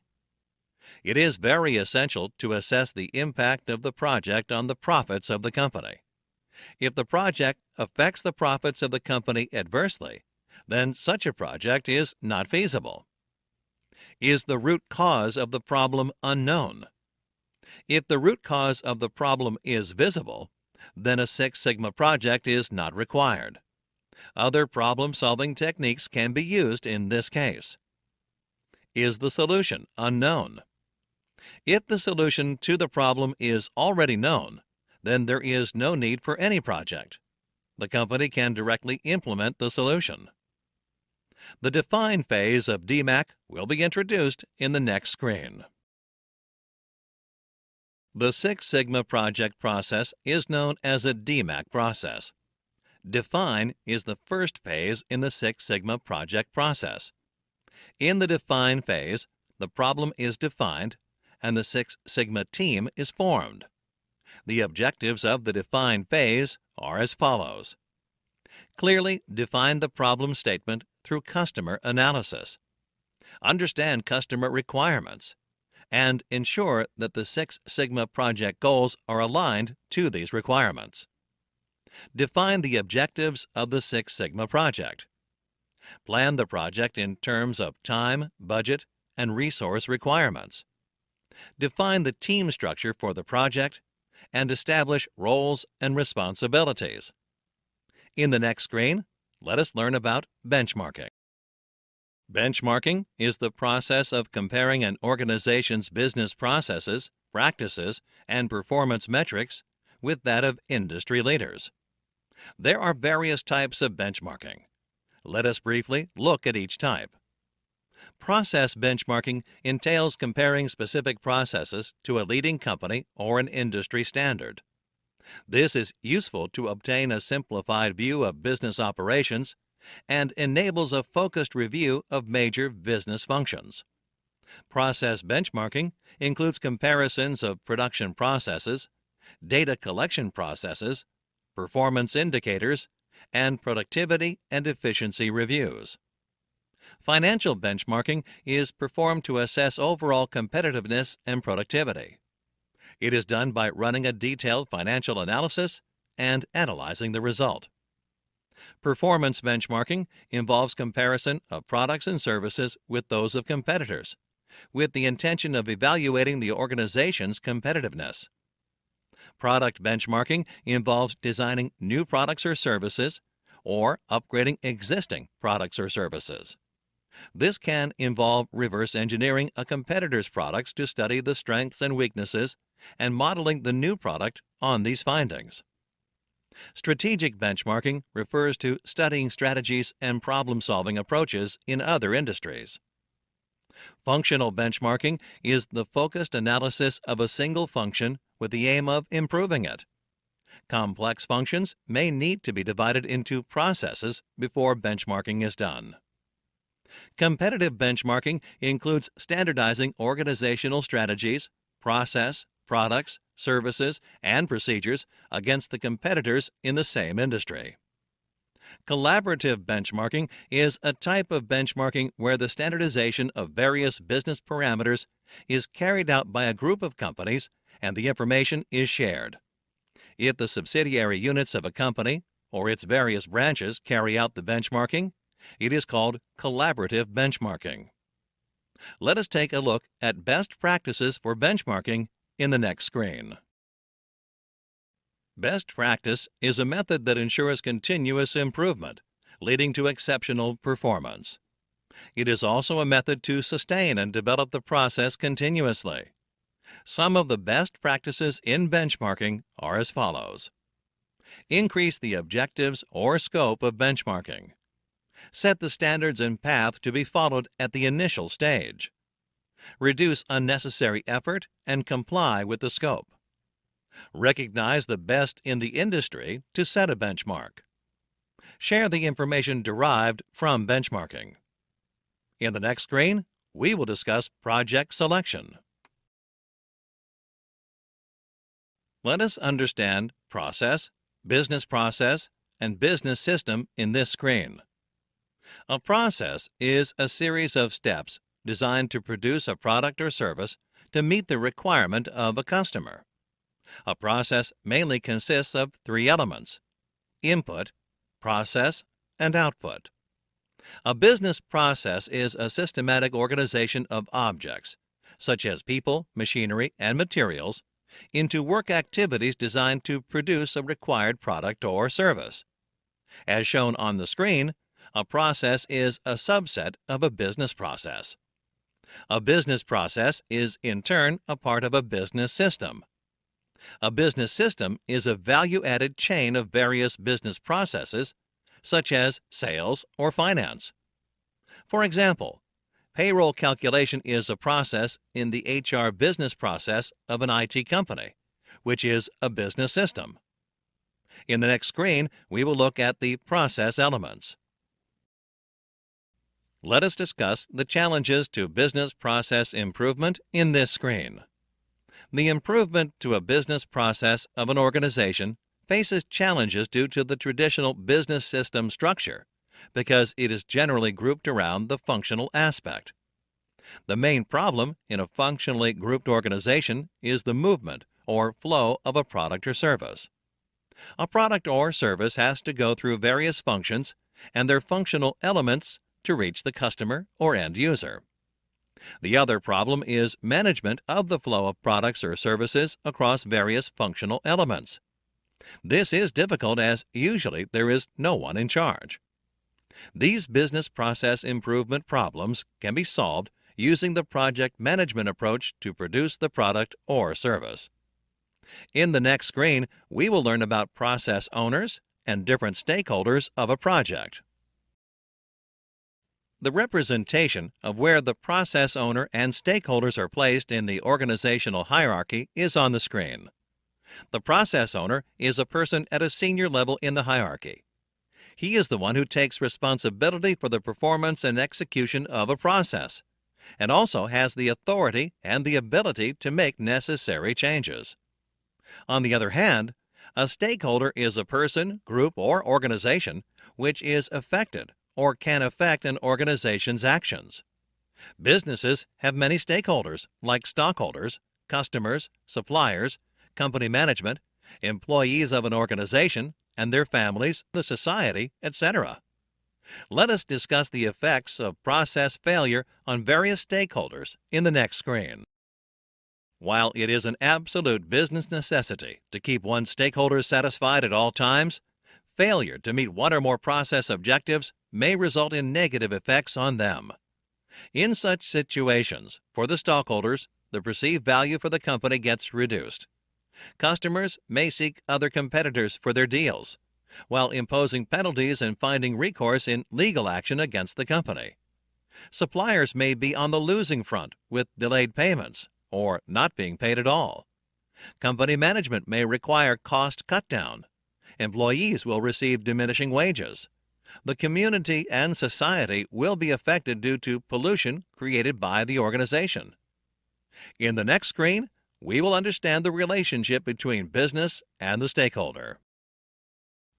In the diagram shown on the screen, each stakeholder is both a supplier as well as a customer, forming many closed-loop processes that must be managed, controlled, balanced, and optimized for the business to thrive. Communication is the key in such situations and is facilitated through internal company processes. The next screen covers the importance and relevance of stakeholder analysis. Stakeholder analysis is an important task to be completed before doing a Six Sigma project. A business has many stakeholders, and any change to a business process affects some or all of them. When a process does not meet its objectives, it results in the stakeholders being negatively affected, which in turn affects the organization's performance. The Six Sigma team must factor in the reasons why a stakeholder may oppose the change effort.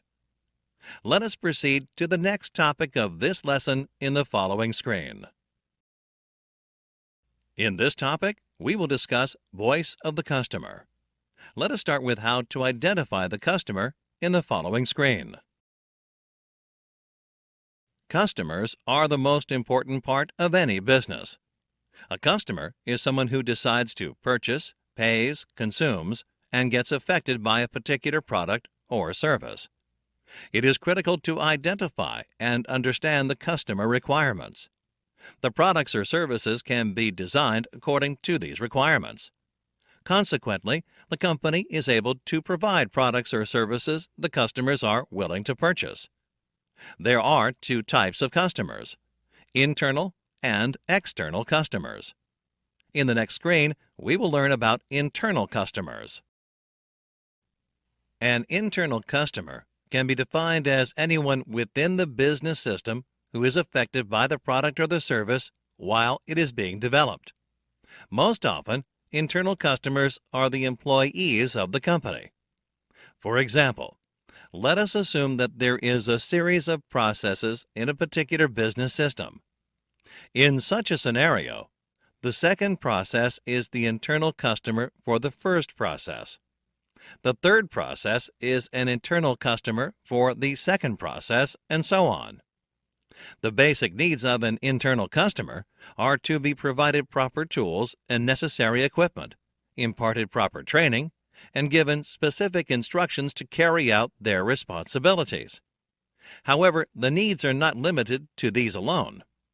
Other needs include the provision of company newsletters, projects, storyboards to display the letters, etc., team meetings to share business news and announcements, staff meeting to share information, and quality awards from suppliers. An internal customer is important. First of all, the activities of an internal customer directly affect the final or ultimate customer. Secondly, the activities of an internal customer affect the next process in the system. Finally, an internal customer also affects the quality of the product developed or service provided. When the needs of the internal customers, in most cases employees, are met, they are more likely to have higher perceptions of quality and also contribute to greater productivity. The satisfaction levels of the internal customers can be improved in various ways, These include a higher amount of internal communication through company newsletters and team meetings, recognitions for work, quality awards, etc. Constant training on how to be ahead and well-equipped in a competitive environment is very essential too. In the next screen, we will learn about external customers. This screen focuses on the positive effects of a project on the customers. The most important aspect of any process improvement project is the customers. Internal customers are the ones who drive the project. Hence, the effect of the project on internal customers is a critical factor that needs to be considered. The positive impact of a project on the internal customers is as follows. The project is driven by highly motivated individuals or internal customers who are aware of the project objectives and scope. Individuals belonging to a credible project understand the project deliverables and display high levels of job satisfaction. These individuals go the extra mile to take up tasks beyond their job description. Such individuals make a highly motivated team focused on delivering their responsibilities in order to meet the customer requirements. Working together in a positive environment also improves team spirit and bonding. The positive impact of a project on the external customers is as follows. Process improvement projects analyze the problems and come up with an effective solution, consequently ensuring a better product. A successful process improvement project assists the organization in effectively meeting customer expectations or requirements. There is visible improvement in customer service. Good quality product and service ensures high customer satisfaction. Let us learn about different methods of customer data collection in the following screen. Once you begin to identify the customer types, you need to look forward to collecting customer data. Collecting data from customers is very essential, as it helps consider the levels at which these customers affect the business. Begin by collecting feedback from both internal as well as external customers.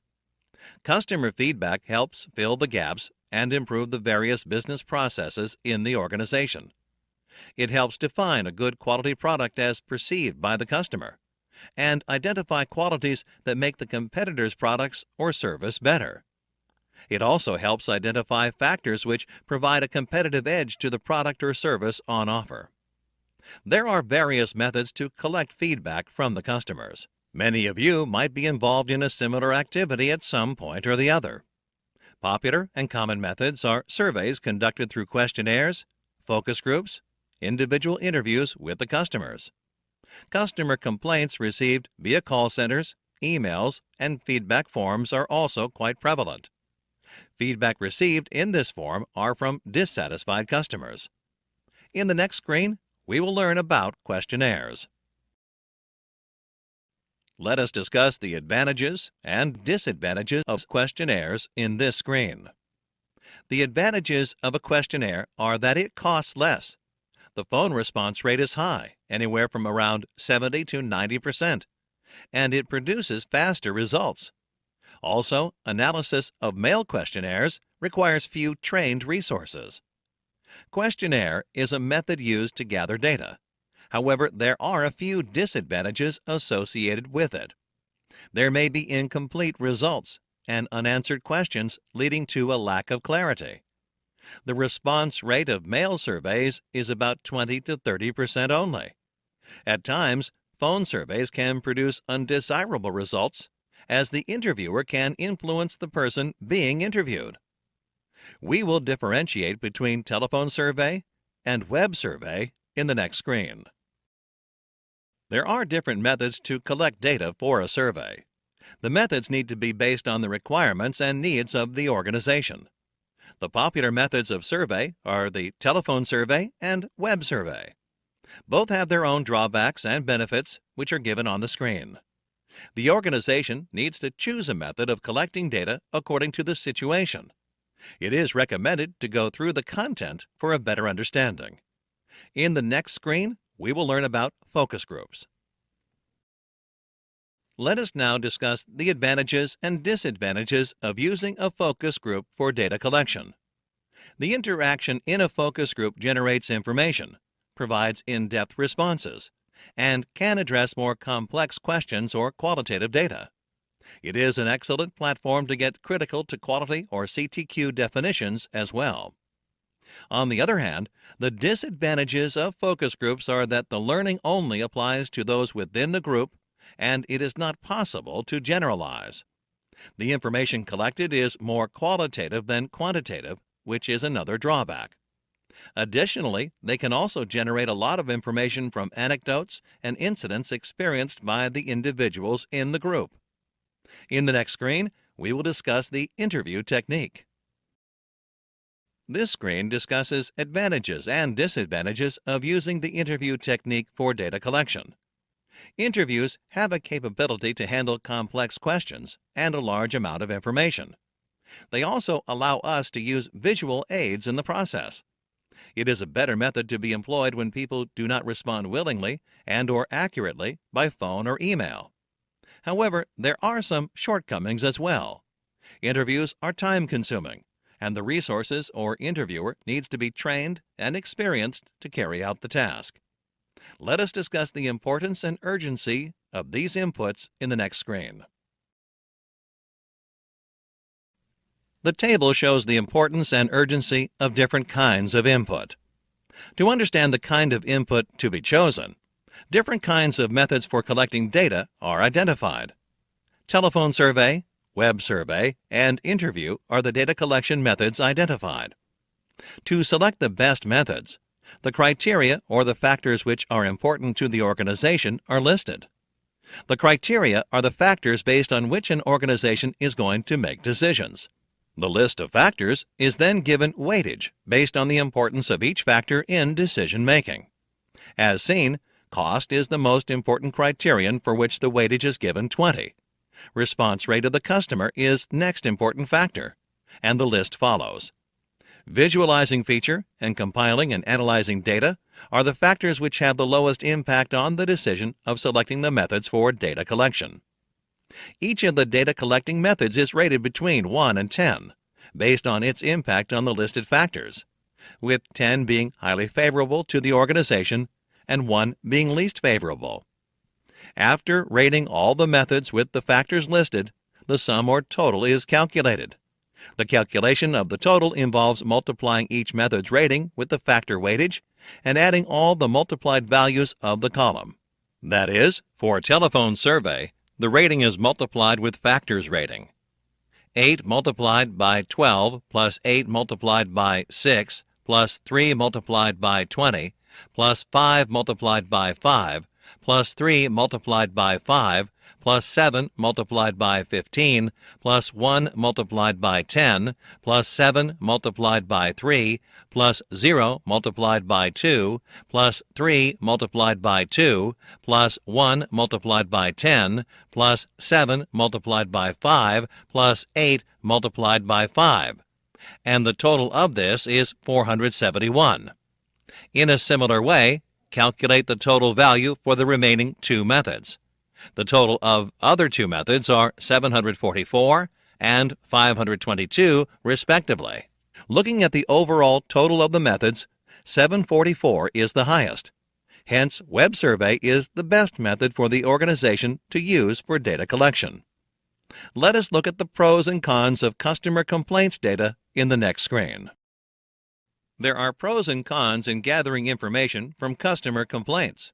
Advantages include availability of specific feedback directly from the customer, and ease in responding appropriately to every customer.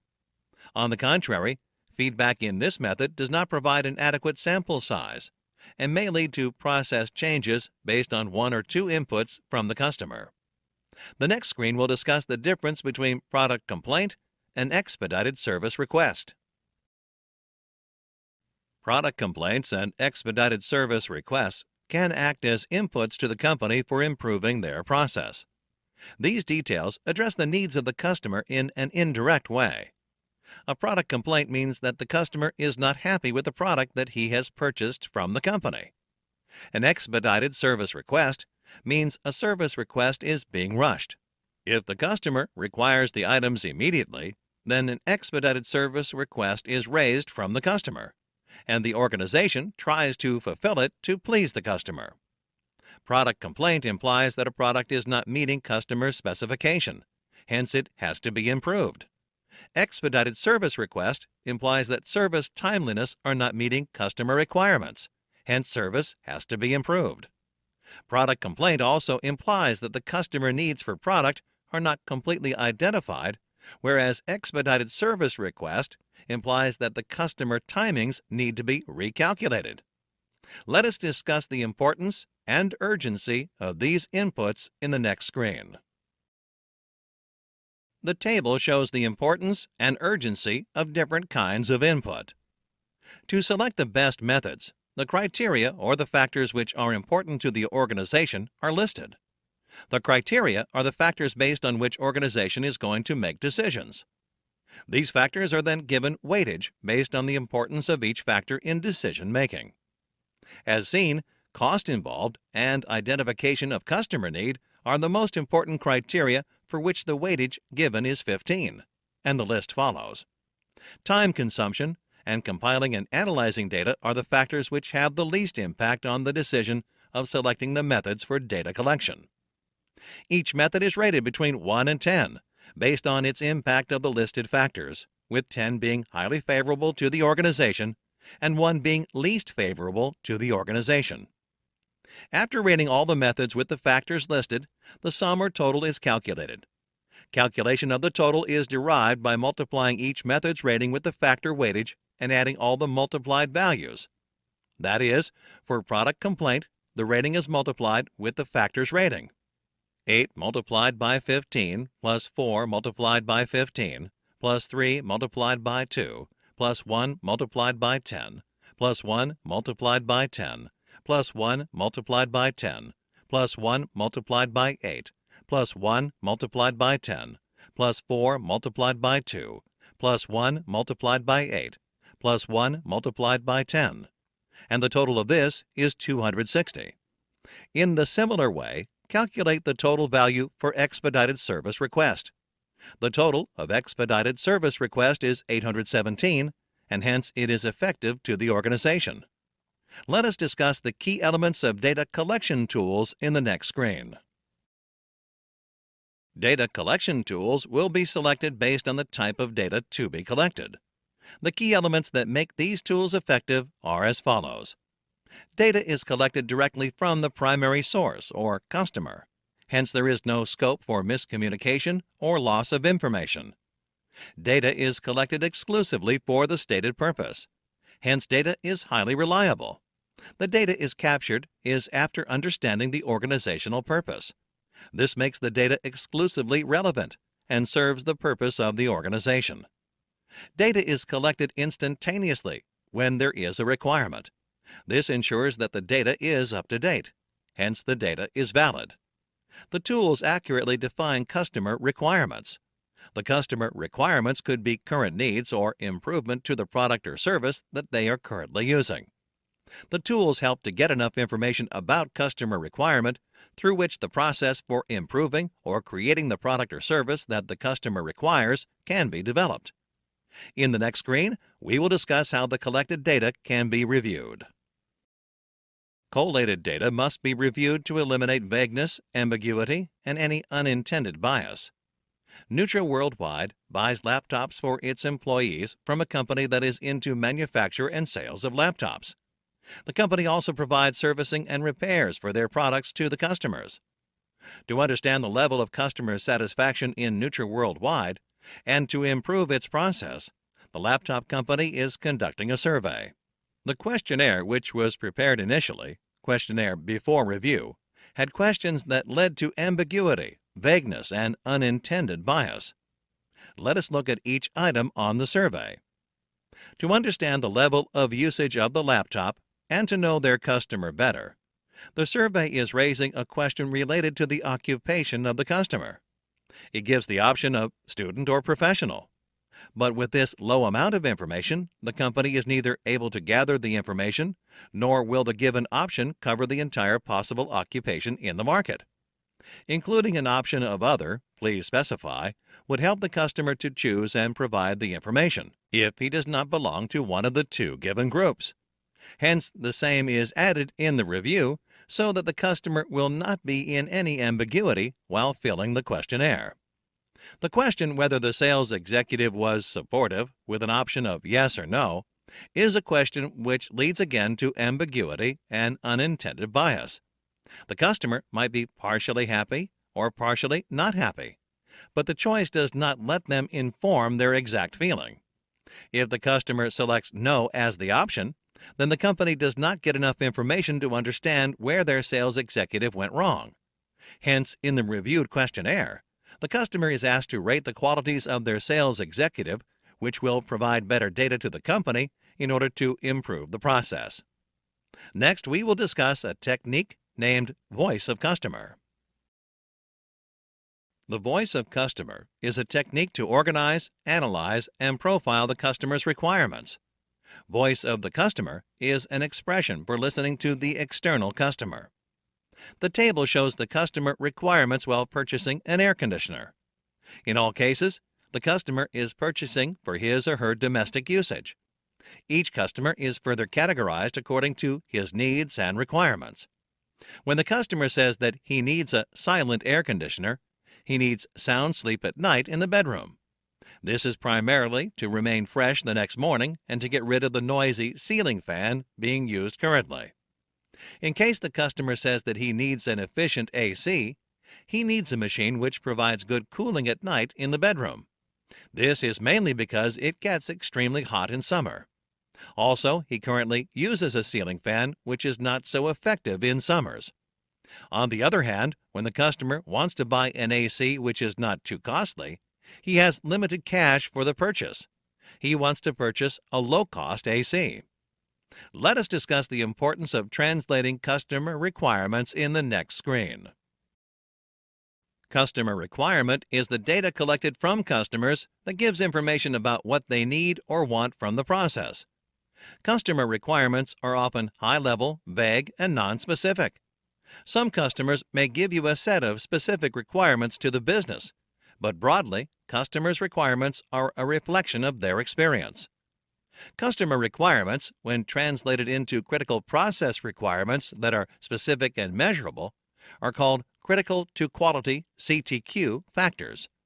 A fully developed CTQ has four major elements: output characteristic, Y metric, target, and specification or tolerance limits. We will discuss the meaning of CTQ in the next screen. Let us understand what quality function deployment is in this screen. QFD is a process to ensure that the customer's wants and needs are heard and translated into technical characteristics. It is also known as the voice of the customer or house of quality. QFD is a process to understand the customer's needs and translate them into a set of design and manufacturing requirements, while motivating businesses to focus on their customers. It also helps companies to design and build more competitive products in less time and lesser costs. QFD helps in prioritizing customer requirements, recognizing strengths and weaknesses of an organization, and recognizing areas that need to be worked on and areas that need immediate focus of efforts. QFD is carried out by asking relevant questions to the customers and tabulating them to bring out a set of parameters critical to the product design. Let us discuss phases of QFD in the next screen. Quality function deployment involves four phases. Phase 1, product planning. In this phase, the QFD team translates the customer requirements into product technical requirements. Phase 2, product design.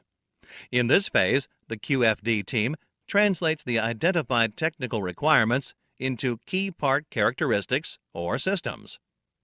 Phase 3, process planning.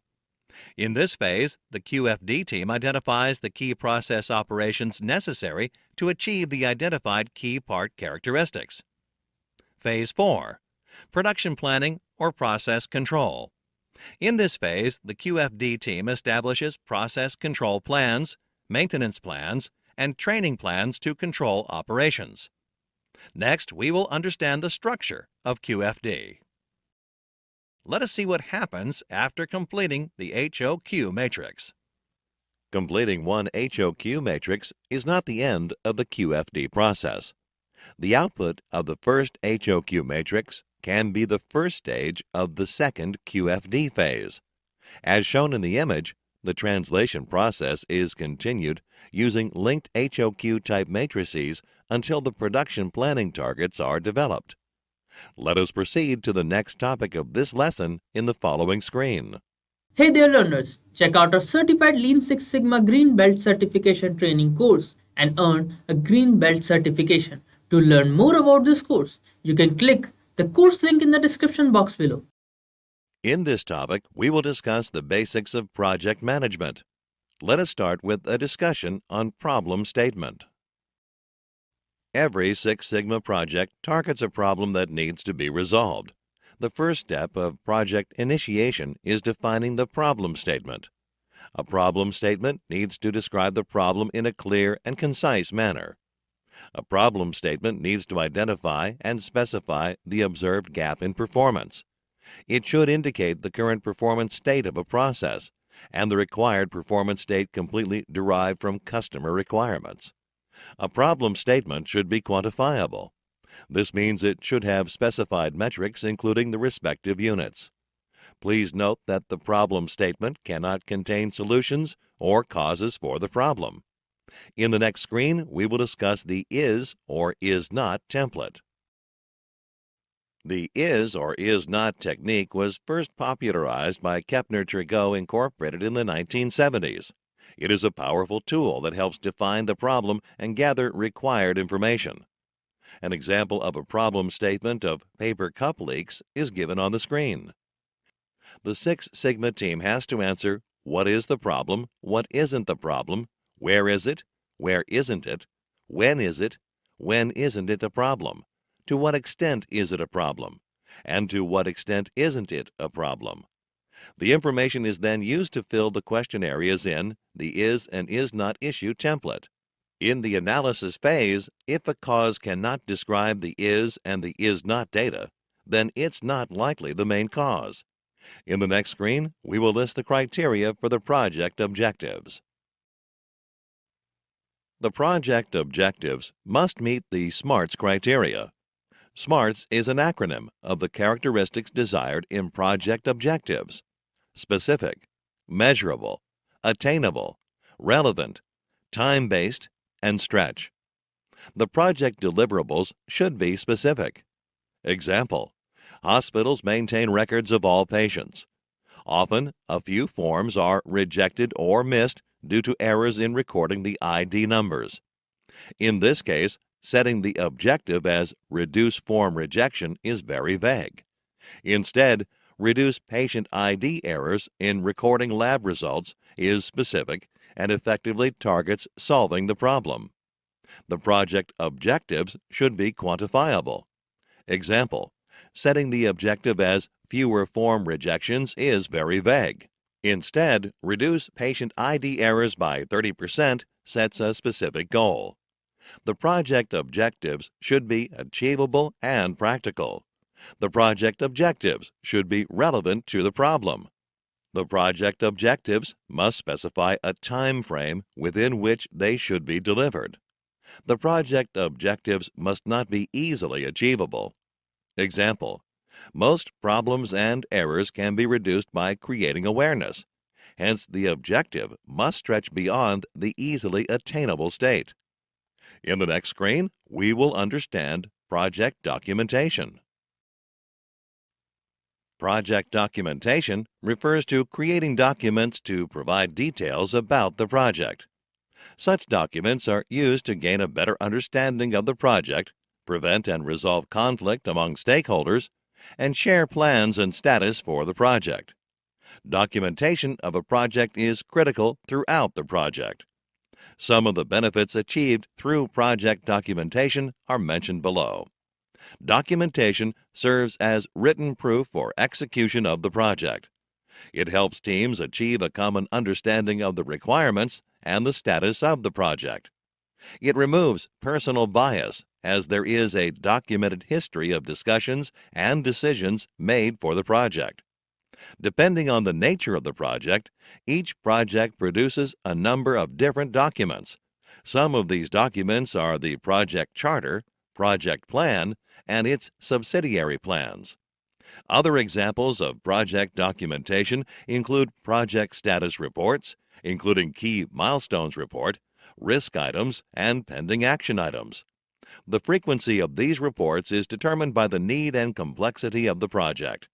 These reports are sent to all stakeholders to keep them abreast of the status of the project. Another example of project documentation is the final project report. This report is prepared at the end of the project and includes a summary of the complete project.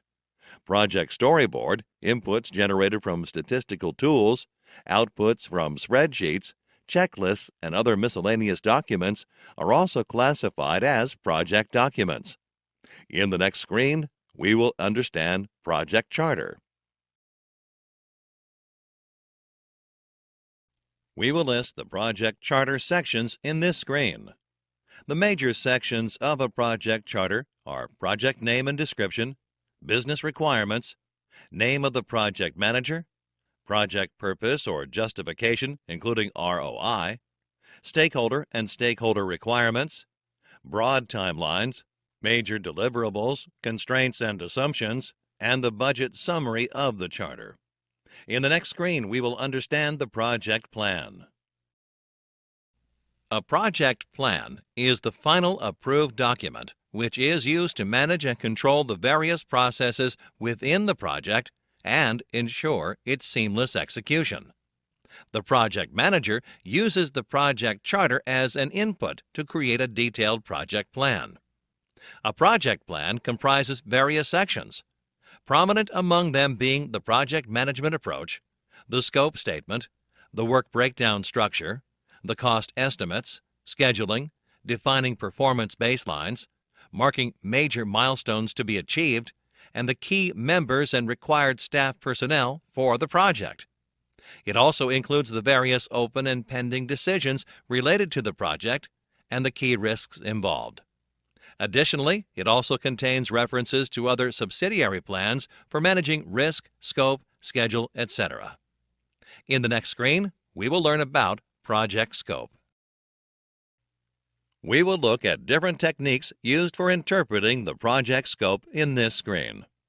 Project scope can be interpreted from the problem statement and project charter using various tools like the Pareto chart and the SIPOC map. The principle behind the Pareto chart, or the 80-20 principle as we know it, is a vital few, trivial many. The Pareto chart helps the teams to trim the scope of the project by identifying the causes which have a major impact on the outcome of the project.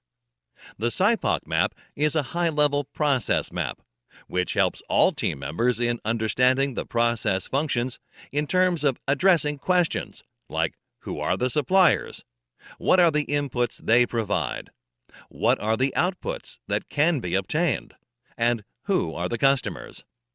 As discussed earlier, SIPOC stands for suppliers, inputs, process, outputs, and customers. In the subsequent screen, we will learn about process maps. SIPOC is a macro-level map that provides an overview of the business process, where a process map is a micro-level flowchart that provides an in-depth detail of a process. The process map covers details at all levels and provides a walk through the current process experience. The SIPOC map is used as a basis while drawing a process map. A Level 1 process map provides in-depth information, but the final process map drills further into detail. In the following screen, we will understand the project metrics. Let us discuss consequential metrics in this screen. Consequential metrics measure any negative consequences. These can be business metrics, process metrics, or both. They measure the negative effects of improving the primary or key metrics. They are used to measure the indemnity triggered by any damage in the project. The inconsistent use of consequential metrics can lead to loss of opportunity and rework after a project ends. Consequential metrics help to understand the cause and effect relationship between the primary and the secondary metrics, and the impact it has on the organization. Let us take a look at an example for consequential metrics in the next screen. We will discuss the best practices in this screen. The following are some of the best practices of consequential metrics. Setting consequential metrics during the measure phase and monitoring these metrics after finalizing the project will help to analyze whether the link between previous primary and secondary metrics has been established. Also, linking consequential metrics with primary metrics, and finally linking them with secondary metrics, provides clarity on the impact of these metrics. Assessing and evaluating the cause and effect relationship between these metrics is helpful to the organization as a whole. In the next screen, we will list some project planning tools. The project manager uses various tools to plan and control a project. One of the tools which he uses is the Pareto chart. Other prominent tools include the network diagram, the critical path method, also called CPM, the program evaluation and review technique, which is also known as PERT, Gantt charts, and the work breakdown structure, also known as WBS. In the next screen, we will discuss Pareto chart. Pareto chart is a histogram ordered by the frequency of occurrence of events. It is also known as the 80-20 rule, or vital few, trivial many. It helps project teams to focus on the issues which cause the highest number of defects or complaints. To explain further, the given chart plots all the causes for defects in a product or service. The values are represented in descending order by bars, and the cumulative total is represented by the line. Pareto chart emphasizes that 80% of the effects come from 20% of the causes. Thus, a Pareto chart narrows the scope of the project or problem solving by identifying the major causes affecting quality. Pareto charts are useful only when required data is available. If data is not available, then other tools, such as brainstorming and multivoting, should be used to find the root cause of any problem. In the following screen, we will continue to discuss Pareto chart with an example. A hotel receives plenty of complaints from its customers, and the hotel manager wishes to identify the key areas of complaints. Complaints were received in the following areas: cleaning, check-in, pool timings, minibar, room service, and miscellaneous. Cleaning and check-in can be noted as areas of concern, with 35 and 19 complaints respectively. Percentage is calculated for each cause of complaint, and the cumulative is derived. Pareto chart is plotted using this data. In the next screen, we will discuss network diagrams. Network diagrams are one of the tools used by the project manager for project planning. They are also sometimes referred to as arrow diagrams because they use arrows to connect activities and represent precedents and interdependencies between activities of a project. There are some assumptions that need to be made while forming the network diagram. The first assumption is that before a new activity begins, all pending activities have been completed. The second assumption is that all arrows indicate logical precedence. This means that the direction of the arrow represents the sequence that activities need to follow. The last assumption is that a network diagram must start from a single event and end with a single event. There cannot be multiple start and end points to the network diagram. In the next screen, let us discuss some terms related to network diagram. For the network diagram to calculate the total duration of the project manager needs to define 4 dates for each task. The first 2 dates relate to the date by when the task can be started.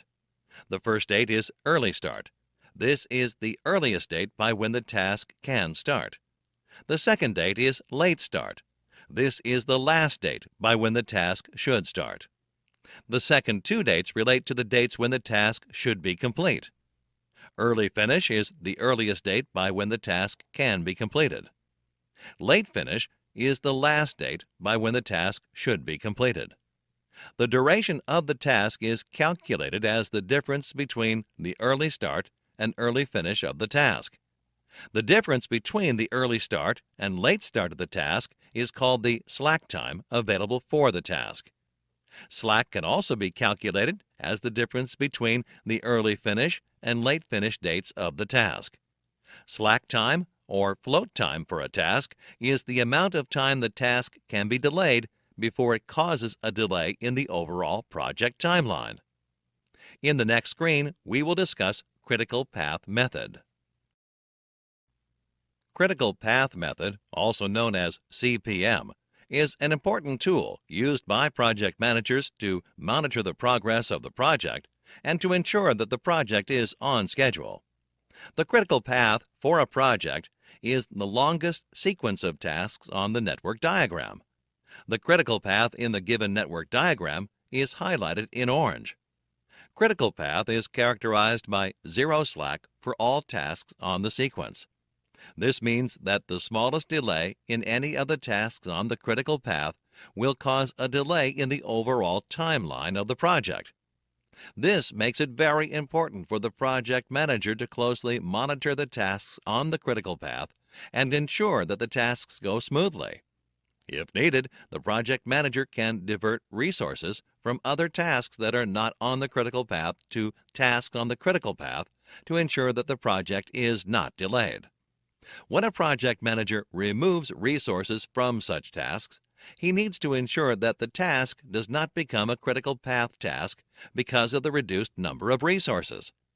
During the execution of the project, the critical path can easily shift because of multiple factors, and hence needs to be constantly monitored by the project manager. A complex project can also have multiple critical paths. In the next screen, we will discuss project evaluation and review technique. We will understand the concept of risk in this screen. Risk is an uncertain event or consequence probable of occurring during a project. The main objectives of any project are time, cost, quality, and scope. Risk affects at least one of the four project objectives. It is important to understand that risk can be both positive as well as negative. A positive risk enhances the success of the project, whereas a negative risk is a threat to a project's success. Some of the terms used in risk analysis and management are risk probability, issue, and risk consequences. The likelihood that a risk will occur is called risk probability. To assess any risk is to assess the probability and impact of the risk. Issue is the occurrence of a risk. Risk consequences are the effects on project objectives if there is an occurrence of a risk or issue. In the subsequent screen, we will understand the process of risk analysis and management. We will list and understand some of the elements of risk analysis in this screen. Qualitative method. Qualitative methods like interview, checklists, and brainstorming are used to identify potential risks. Quantitative method. Quantitative methods are data-based, and a computer is required to calculate and analyze. These methods are used to evaluate the cost, time, and probabilistic combination of individual uncertainties. Feasibility. Feasibility is the study of the project risk. This is usually carried out in the beginning of the project when the project is most flexible and risks can be reduced at a relatively low cost. It helps in deciding different implementing options for the projects. Potential impact. Once the potential risks are identified, the impact of these on the project is determined. Using this data, possible solutions for the risks are identified. RPN. RPN of a failure is the product of its probability of occurrence, severity, and detectability. A failure is prioritized based on its RPN value. A high RPN indicates high risk. RPN assists to prioritize risks. Avoiding risk. When potential risks are identified, their impact in terms of cost, time, resources, and objective perspective is calculated. If the impact is huge, then avoiding the risk is the best option. Mitigating risk. Mitigating is the second option when dealing with risks. The loss that arises from mitigating a risk is much less than the loss that arises from the temporary avoiding of risk. Accepting the risk. If a risk cannot be avoided or mitigated, then it has to be accepted. The risk will be accepted if it doesn't greatly impact the cost, time, and product objective. In the following screen, we will discuss benefits of risk analysis. Benefits of risk analysis are as follows. Once the risk has been identified, it can be either mitigated, transferred, or accepted. When risk is identified in a task, slack time is provided as a buffer. Identifying risks also helps in setting up an actual timeline for a project. Slack time for an activity in a project could be the result of a risk identified proactively. Identifying risks helps in setting realistic expectations from the project by communicating the risk probability and consequence to stakeholders. Risk analysis also helps to identify and plan contingency activities if the risk becomes an issue. The project team is then well prepared to work on the issue, thereby reducing the impact of the risk. In the following screen, we will take a look at the risk assessment matrix. The potential risks of a project are assessed using the risk assessment matrix. It covers potential risk areas like project scope, team, personnel, material, facility and equipment, and communication. Each of these areas is assessed in terms of risk of loss of money, productivity, resources, and customer confidence. In the subsequent screen, we will discuss project closure. By definition, a project has a beginning and an end. But without a formal closure process, project teams can fail to recognize the end, and then the project can drag on, sometimes at great expense. Every project requires closure. For large or complex projects, it's a good idea to close each major project phase, for example, design, code, and test individually. Project closure ensures that outcomes match the stated goals of the project. Customers and stakeholders are happy with the results. Critical knowledge is captured. The team feels a sense of completion, and project resources are released for new projects. In the next screen, we will list the goals of a project closure report. The project closure report is created to accomplish the following goals. Review and validate the success of the project. Confirm outstanding issues, limitations, and recommendations. Outline tasks and activities accomplished to complete the activity. Highlight the best practices for future projects. Provide the project report or summary. Provide a project background overview. Summarize the planned activities of a project. Evaluate project performance. Provide a synopsis of the process. Generate discussions and recommendations.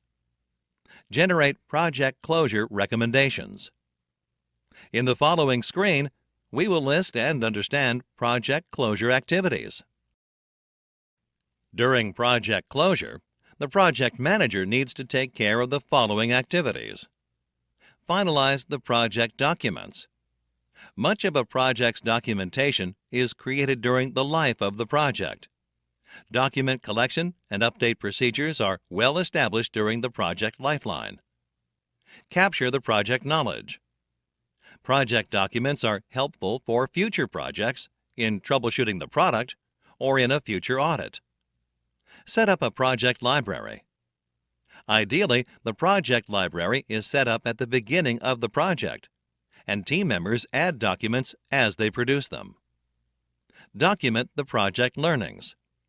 Project learnings can be captured through team meetings, meetings with stakeholders and sponsor, and through feedbacks from consultants and vendors. Provide knowledge transfer. The project manager needs to provide a summary of the project results to team members, either as a presentation at a meeting or as a formal document. Consultants should not be relieved from their position until they have transferred all the important product maintenance knowledge to the team. Get a final sign-off. Schedule a meeting with the project sponsor and key stakeholders to get their final sign-off on the project. Close the project office. If the project team used a project management office or a dedicated work area, arrangements need to be made to return that space for general use. Recognize and reward. The project manager has the best understanding of which of the team members have worked the best, have transformed themselves with new skills, and who might be ready for a new level of responsibility. The project manager needs to report to the team's superiors what each team member has brought to the project. Celebrate. After completion of every project, the team needs and deserves a celebration. A team dinner, a team outing, gift certificates, or other rewards are minor costs that generate a large return in terms of morale and job satisfaction. Make a public announcement. An announcement to the organization is a good way to highlight the success of the project and its benefits to the company. Conclude. Formal project closure ensures that the team has met its objectives, satisfied the customer, captured important knowledge, and been rewarded for their efforts. Let us proceed to the next topic of this lesson in the following screen. Hey there learners, check out our certified Lean Six Sigma Green Belt certification training course and earn a Green Belt certification. To learn more about this course, you can click the course link in the description box below. In this topic, we will discuss management and planning tools. Let us start with a discussion on affinity diagram in the next screen. The affinity diagram method is employed by an individual or team to solve unfamiliar problems. It is an effective medium where the consensus of the group is necessary. The given affinity diagram is based on an organization where the employees are not satisfied. To begin with, each member writes down ideas and opinions on sticky notes. Each note can have a single idea. The points which have surfaced during the brainstorming session are that the workers are unkind, pay is low, and it is difficult to survive on the pay structure, working hours are too long, etc. In the next step, all the sticky notes are pasted on a table or wall. The sticky papers are arranged according to categories or thought patterns. Members happen to arrange their ideas based on affinity. In case a particular idea is good to go into more than one category, it is duplicated and added to several categories. After the arrangement is done, each category is named with a header card. The header card captures the central idea of all the cards in that category and draws a boundary around them. Poor compensation combines ideas like low pay, long working hours, and complaints about wages. Poor work environment encompasses issues like poor lighting, uncomfortable rooms, and stuffy air. Similarly, poor relationships prevail in the workspace as the workers are unkind and there is mutual dislike. Lack of motivation is due to repetitive work and no work-related challenges. You can see in the diagram on that slide that once all the ideas are grouped to the respective header cards, a diagram is drawn and borders are placed around the group of ideas. Thus, affinity diagram helps in grouping ideas with a common theme. In the next screen, we will discuss the interrelationship diagram. During problem solving, the interrelationship diagram technique helps in identifying the relationship between problems and ideas in complex situations. If the problem is really complex, it may not be easy to determine the exact relationship between ideas. The given interrelationship diagram is the result of a team brainstorming session, which identified 10 major issues involved in developing an organization's quality plan. Initially, the problem is defined, and all the members put down their ideas on sticky notes. Each note contains only one idea. All the sticky notes are put on a table for a random display. In the next step, the causes or areas of concern are identified, and a cause-effect arrangement of cards is constructed by drawing an arrow between the causes and effects of the cause.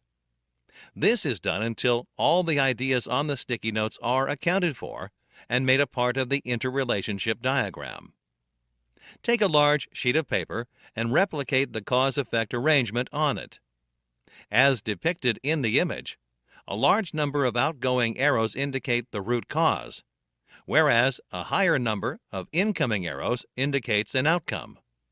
There are as many as 6 arrows originating from lack of quality strategy. This leads us to understand that it is a root cause.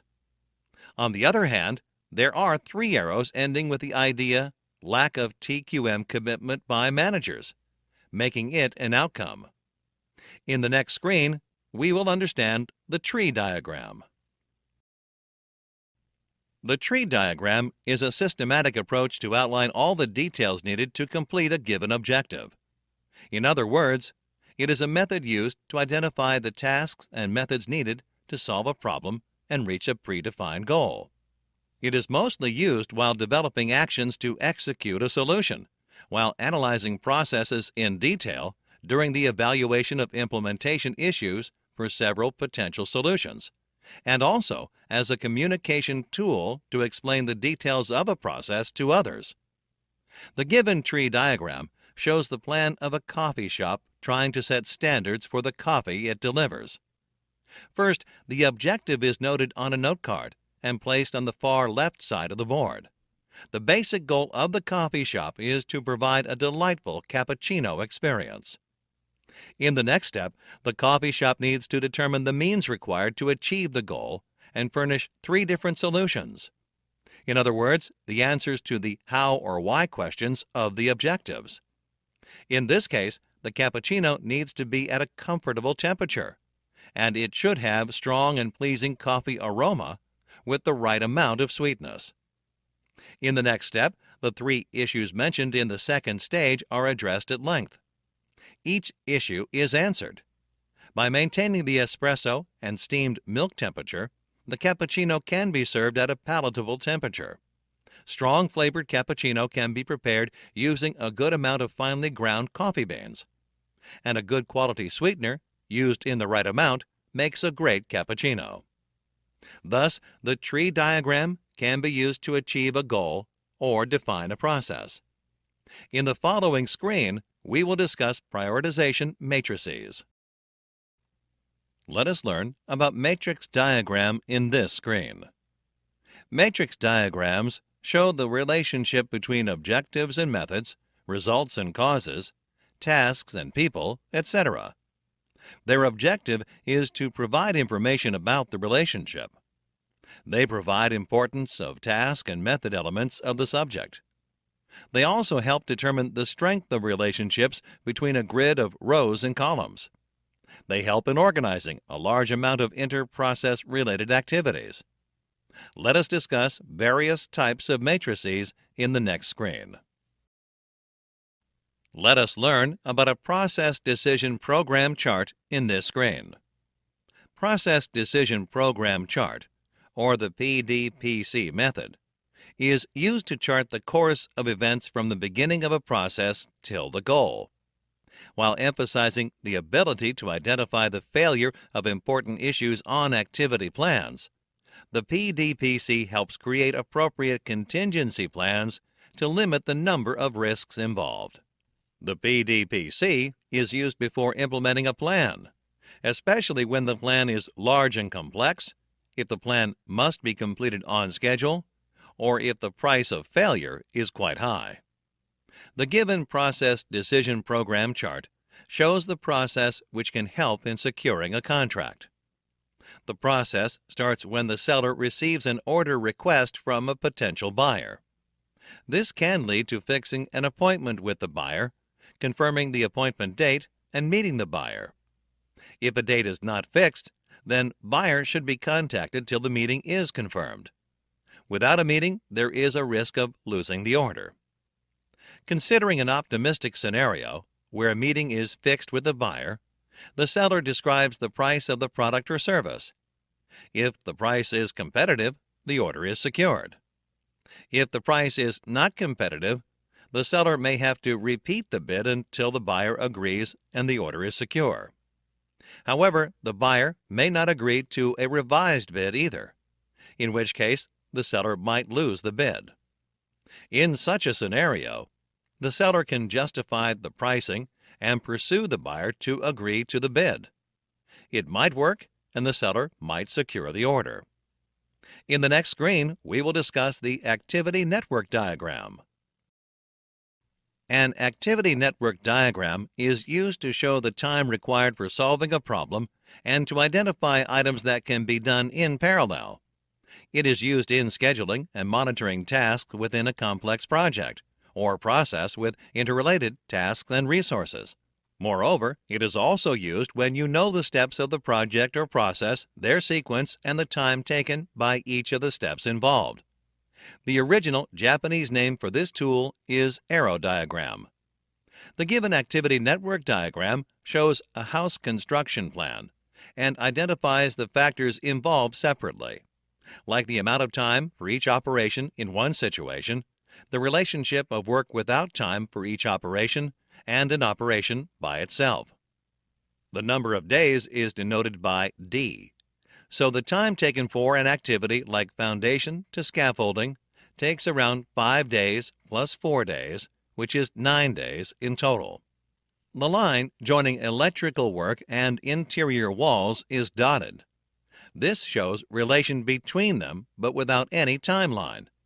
Basically, it means that electrical work has to be done before interior walls, but the time is either not important or not available. Let us proceed to the next topic of this lesson in the following screen. In this topic, we will introduce business results for projects. Let us start with the discussion on defect per unit. We will learn about throughput yield in this screen. Throughput yield, or TPY, is the number of acceptable pieces at the end of a process divided by the number of starting pieces, excluding scrap and rework. Throughput yield is used to measure a single process only. If the DPU is known, TPY can be easily calculated as e to the power of the negative of DPU. Here, e is the mathematical constant and has a value of 2.7183. The expression can also be stated as DPU equals the negative of natural logarithm e of TPY. In the next screen, we will discuss rolled throughput yield. Rolled throughput yield, or RTY, is the probability of the entire process producing 0 defects. RTY is the true measure of process efficiency and is considered across multiple processes. It is important as a metric when a process has excessive rework. TDPU is total defects per unit and is defined for a set of processes. When the total defects per unit is known, rolled throughput yield is calculated using the expression e to the power of negative of TDPU. The expression can also be written as TDPU is equal to negative of natural logarithm of RTY. When the defectives are known, rolled throughput yield can be calculated as the product of each process's first pass yield, or FPY. First pass yield is the number of products which pass without any rework over the total number of units. First pass yield is calculated as total number of quality products over total number of units. Total number of quality products is total number of units minus total number of defective units. In the following screen, we will understand FPY and RTY with an example. We will discuss process capability in this screen. Process capability, or CP, is defined as the inherent variability of a characteristic of a process or a product. In other words, it might also mean how well a process meets customer requirement. CP is an indicator of capability of a process and is expressed as difference of USL and LSL divided by product of Six Sigma. USL stands for Upper Specification Limit. LSL is Lower Specification Limit, and Sigma is the standard deviation of a process. The difference between USL and LSL is also called the specification width or tolerance. In the following screen, we will discuss Process Capability Indices. Process Capability Indices, or CPK, was developed to objectively measure the degree to which a process meets or does not meet customer requirements. It was developed to account for the position of mean with respect to USL and LSL. To calculate CPK, the first step is to determine if the process mean is closer to the LSL or the USL. If the process mean is closer to LSL, CPKL is determined. CPKL is mean minus LSL divided by product of 3 and sigma. If the process mean is closer to USL, CPKU is calculated.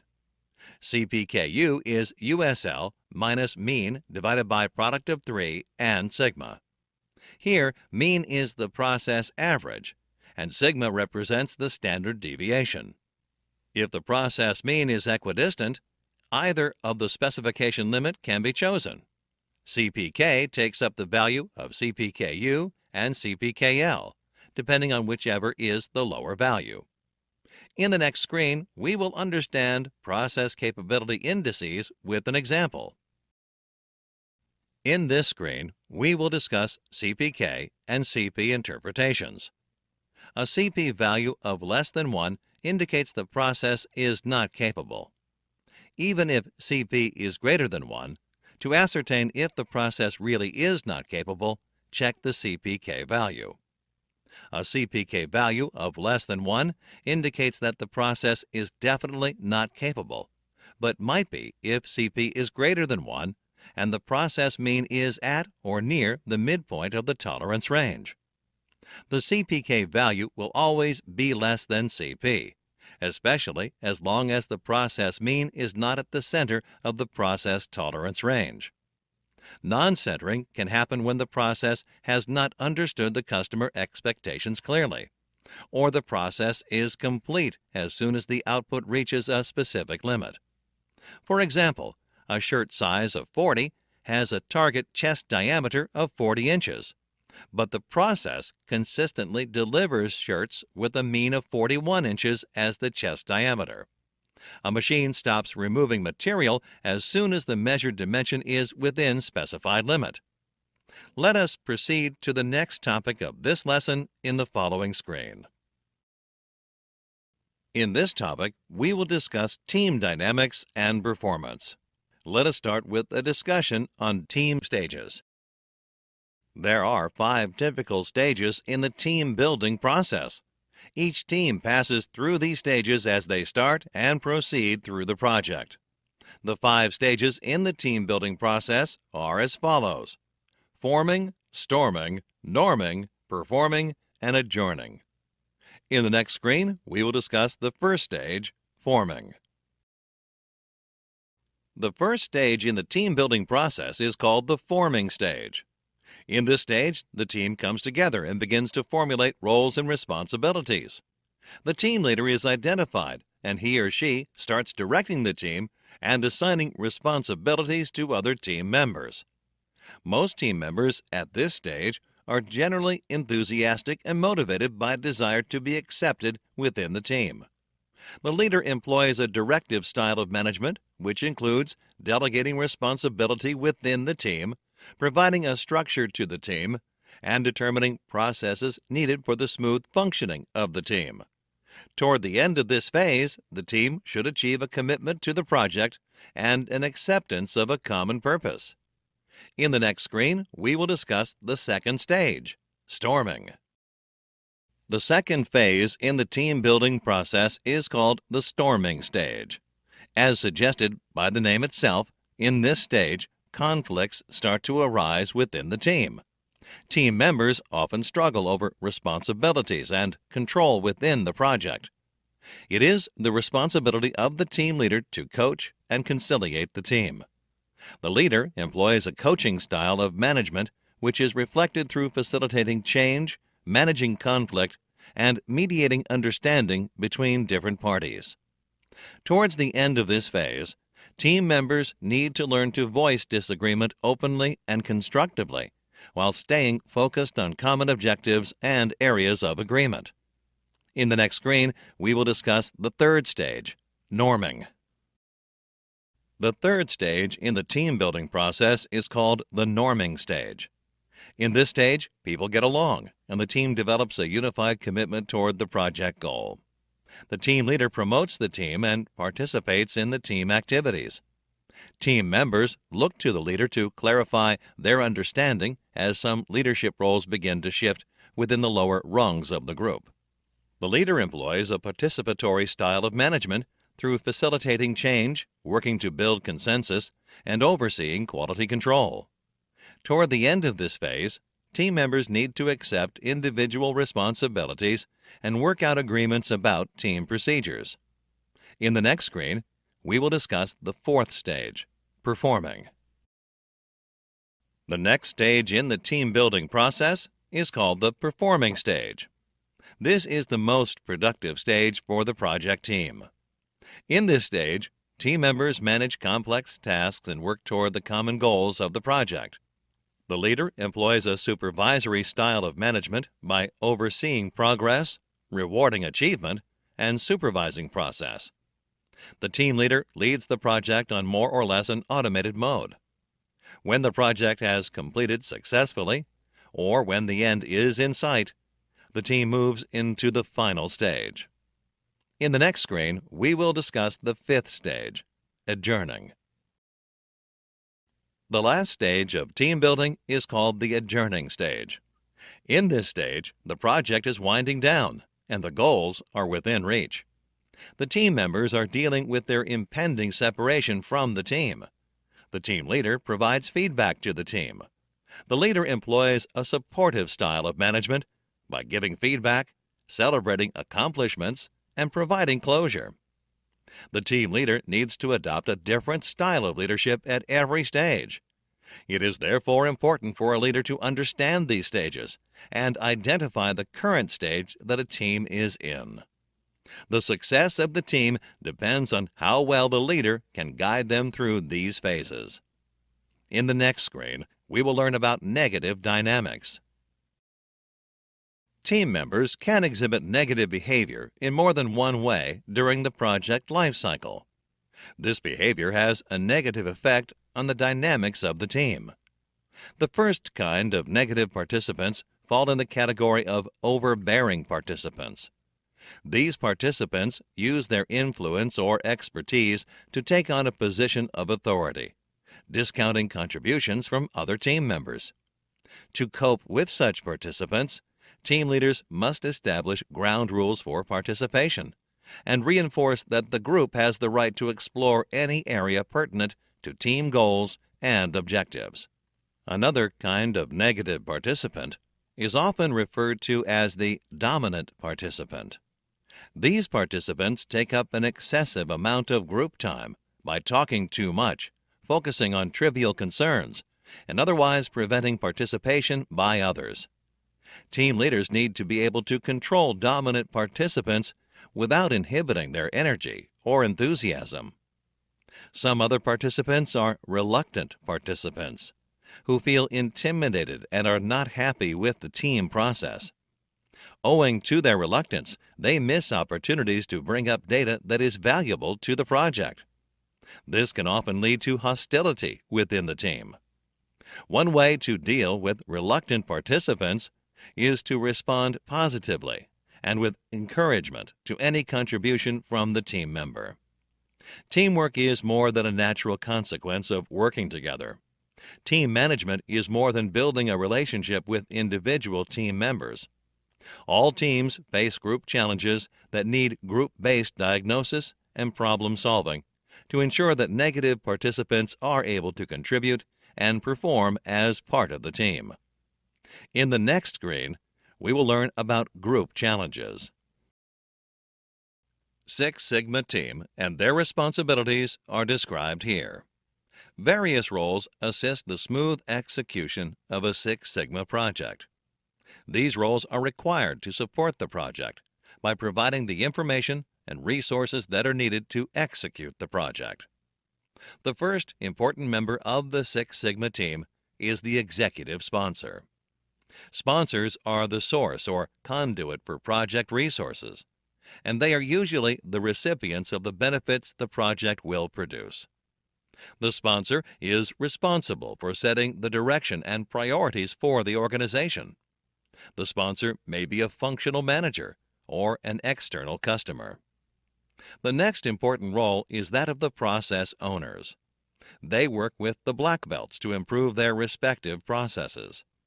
They provide functional expertise about the process to the project. Usually, this role is played by the functional managers in charge of specific processes. The next role in the project is that of the champions. They are typically upper-level managers who control and allocate resources to promote process improvements. They ensure the organization is providing necessary resources to the project, and the project is fitting into the strategic plans of the organization. The first role related to the execution of the project is the role of the Master Black Belt. This role acts as a consultant to team leaders and offers expertise in the use of Six Sigma tools and methodologies. Master Black Belts are experts in Six Sigma statistical tools and are qualified to teach high-level Six Sigma methodologies and applications. Each Master Black Belt will have multiple Black Belts under him. Black Belts are the leaders of individual Six Sigma projects. They lead project teams and conduct the detailed analysis required in Six Sigma methodologies. Black Belts act as instructors and mentors for Green Belts and educate them in Six Sigma tools and methods. They also protect the interests of the project by coordinating with functional managers. Green Belts are trained in Six Sigma, but typically lead project teams working in their own areas of expertise. They are focused on the basic Six Sigma tools for acceleration of projects. Green Belts work on projects on a part-time basis, dividing time between project and functional responsibilities. An executive is the person who manages and leads the team to ensure smooth working of tasks and has the power to execute decisions. A coach takes on a number of roles. He or she is the person who trains, mentors, teaches, and guides the team when required. Coach also motivates and builds confidence of the members. A facilitator is a guide for the team or group, also known as a discussion leader. Facilitators help the group or team to understand their common objective and plan their activities. A sponsor is a person who supports the event or the project by providing all the required resources. A team member is an individual who belongs to a particular project team. A team member contributes to the performance of the team and actively participates for fulfillment of the project objectives. The progress, achievements, and the details of the project have to be effectively communicated to the team, management, customers, and stakeholders. We will learn about modes of communication in the next screen. Let us understand communication within the team in this screen. The purpose of communication within the team and the modes of communication used are as follows. Meetings and emails are suitable to communicate the roles and responsibilities of the team members. Meetings, memos, and emails are used by the team to understand the project status. Workshops and meetings are conducted to identify the outstanding tasks, risks, and their corrective actions. Team meetings assist decision-making. Meetings and emails ensure coordination and efficient work. The next screen will focus on communication with stakeholders. The purpose of communication with stakeholders and the modes of communication used are as follows. Meeting, emails, and events are suitable to convey project objectives and goals to stakeholders. Meetings, emails, and newsletters assist stakeholders in understanding project status. Workshops, meetings, and events help stakeholders to identify the adverse effects of a situation.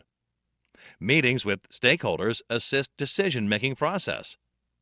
In the next screen, we will discuss the communication technique. Communication techniques can be grouped in various ways. The first grouping of communication techniques is based on the direction in which communication flows.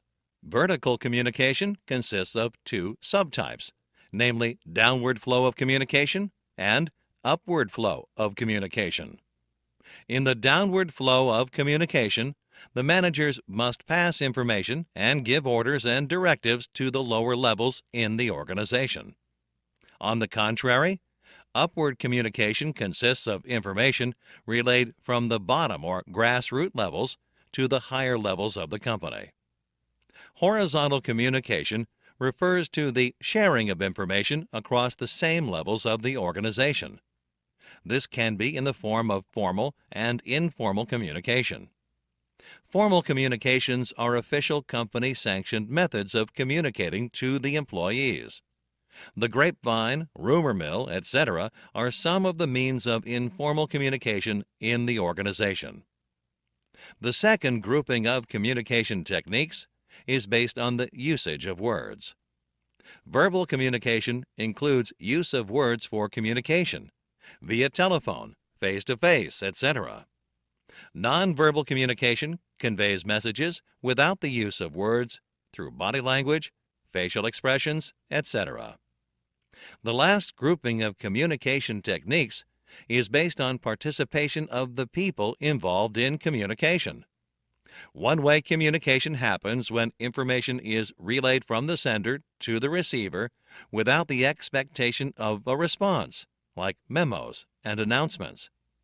Two-way communication is a method in which both parties are involved in the exchange of information. Team tools are a part of the team dynamics and performance. The various team tools that are used are brainstorming, nominal group technique, and multivoting. If getting your learning started is half the battle, what if you could do that for free? Visit SkillUp by Simplilearn. Click on the link in the description to know more. This lesson will cover the details of the measure phase. The key objective of the measure phase is to gather as much information as possible on the current processes. This involves three key tasks, that is, creating a detailed process map, gathering baseline data, and summarizing and analyzing the data. Let us understand process modeling in the following screen. Process modeling refers to the visualization of a proposed system, layout, or other change in the process. Process modeling and simulation can determine the effectiveness or ineffectiveness of a new design or process. They can be done using process mapping and flowcharts. We will learn about these in the forthcoming screens. Let us understand process mapping in this screen. Process mapping refers to a workflow diagram which gives a clear understanding of the process or a series of parallel processes. It is also known as process charting or flow charting. Process mapping can be done either in the measure phase or the analyze phase. The features of process mapping are as follows. Process mapping is usually the first step in process improvement. Process mapping gives a wider perspective of the problems and opportunities for process improvement. It is a systematic way of recording all the activities performed.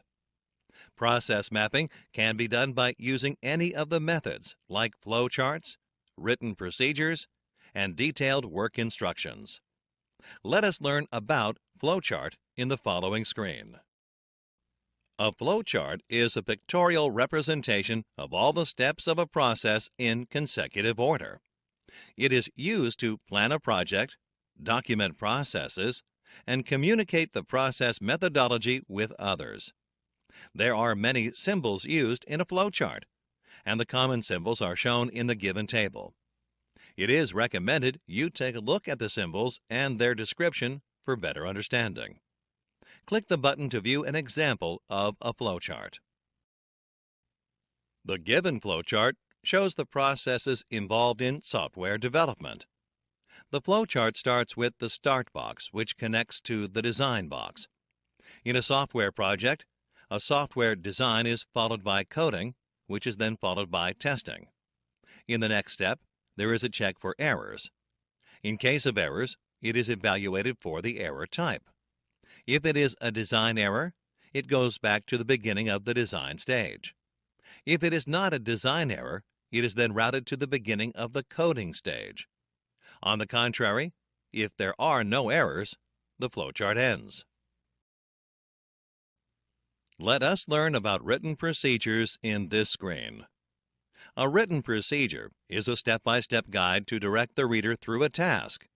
It is used when the process of a routine task is lengthy and complex, and it is essential for everyone to strictly follow the rules. Written procedures can also be used when you want to know what is going on during product or process development phases. There are a number of benefits of documenting procedures. Writing procedures help you avoid mistakes and ensure consistency.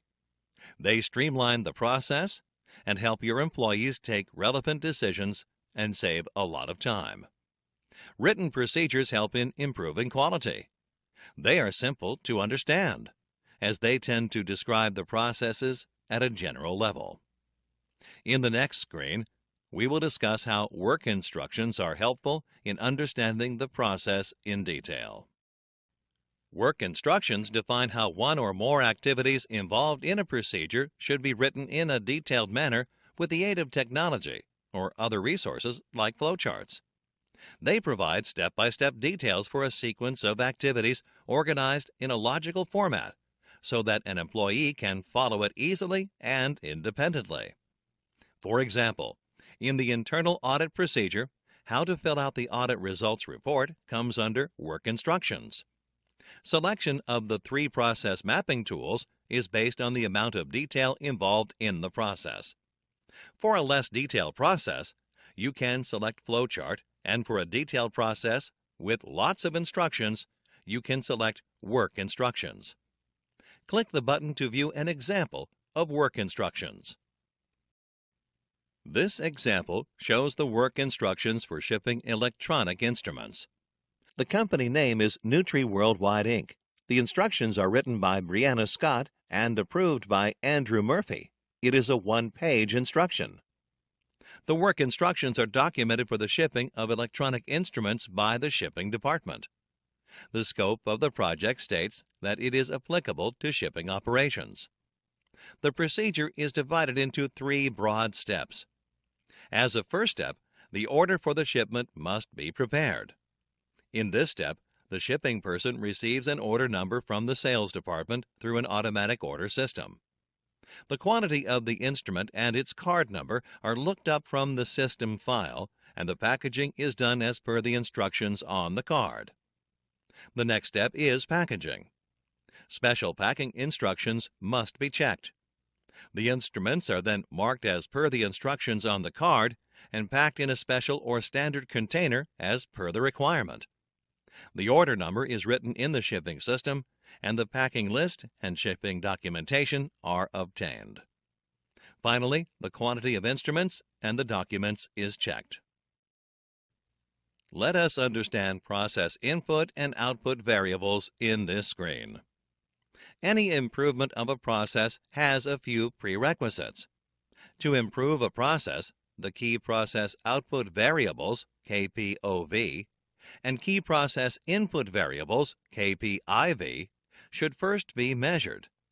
Metrics for key process variables include percent defective, operation cost, elapsed time, backlog quantity, and documentation errors.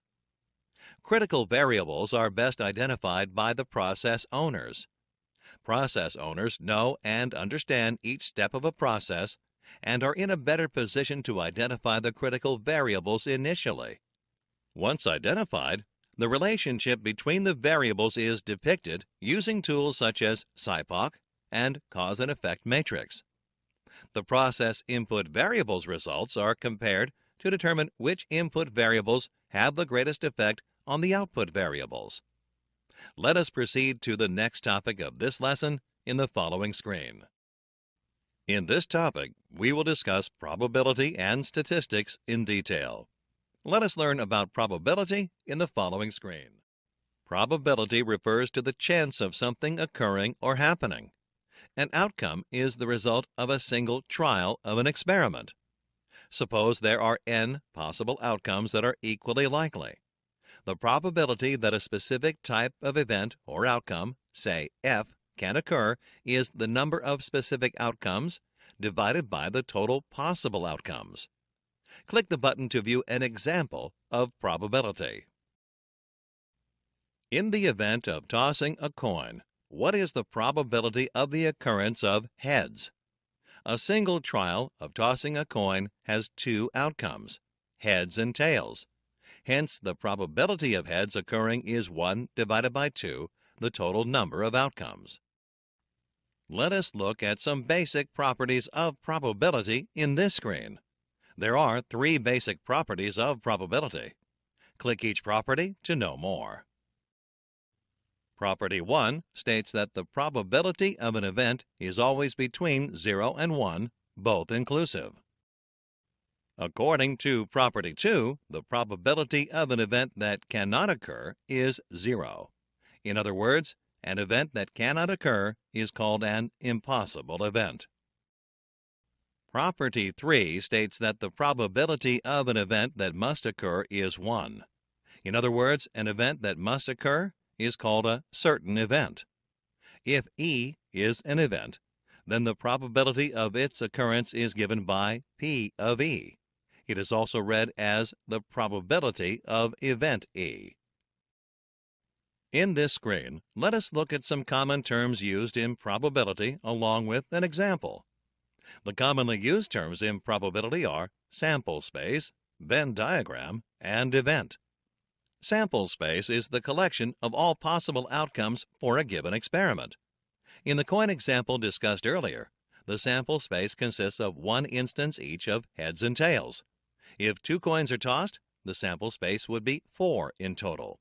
A Venn diagram shows all hypothetically possible logical relations between a finite collection of sets. An event is a collection of outcomes for an experiment, which is any subset of the sample space. Click the button to view an example of probability. What is the probability of getting a 3 followed by 2 when a dice is thrown twice? When the dice is thrown twice, the first throw can have any number from 1 to 6. Similarly, the second throw can also have any number from 1 to 6. So the total sample space is 6 times 6. That is 36. The event in this case is 3 followed by 2. This can happen in only one way. So the probability in the question is 1 divided by 36. Let us discuss the basic concepts of probability in this screen. Some basic concepts of probability are independent event, dependent event, mutually exclusive, and mutually inclusive events. Click each concept to know more. When the probability of occurrence of an event does not affect the probability of occurrence of another event, the 2 events are said to be independent. Suppose you rolled a dice and flipped a coin at the same time. The probability of getting any number on the dice in no way influences the probability of getting heads or tails on the coin. When the probability of one event occurring influences the likelihood of the other event, the events are said to be dependent. Events are said to be mutually exclusive if the occurrence of any one of them prevents the occurrence of all the others. In other words, only one event can occur at a time. Consider an example of flipping a coin. When you flip a coin, you will either get heads or tails, but not both. You can add the probabilities of these two events to prove they are mutually exclusive. Any two events wherein one event cannot occur without the other are said to be mutually inclusive events. In this screen, let us learn about the multiplication rules, also known as AND rules. The multiplication rules, or AND rules, depend on the event dependency. For independent events, that is, if two events are independent of each other, the special multiplication rule applies. For mutually independent events, the special multiplication rule is as follows. If the events A, B, C, and so on are independent of each other, then the probability of A and B and C and so on is equal to the product of their individual probabilities. Click the button to view an example of this rule. Suppose there are three events which are independent of each other, such as the event of flipping a coin and getting heads, drawing a card and getting an ace, and throwing a dice and getting a 1. What is the probability of occurrence of all these events? The answer is, the probability of A and B and C is equal to the product of their individual probabilities, which is half multiplied by 1/13 multiplied by 1/6. The result is 0.0064, which is 0.64%. Hence, there is 0.64% probability of all of the events occurring. We will continue the discussion on multiplication rules in this screen. The multiplication rule for non-independent or conditional events, which is also the general multiplication rule, is as follows. If A and B are two events, then the probability of A and B is equal to the product of probability of A and the probability of B given A. Alternatively, we can say that for any two events, their joint probability is equal to the probability that one of these events occurs multiplied with the conditional probability of the other event given the first event. Click the button to view an example of this rule. A bag contains 6 golden coins and 4 silver coins. 2 coins are drawn without replacement from the bag. What is the probability that both of the coins are silver? Let A be the event that the first coin is silver, and B be the event that the second coin is silver. There are 10 coins in the bag, 4 of which are silver. Therefore, P of A equals 4 divided by 10. After the first selection, there are 9 coins in the bag, 3 of which are silver. Therefore, P of B given A equals 3 divided by 9.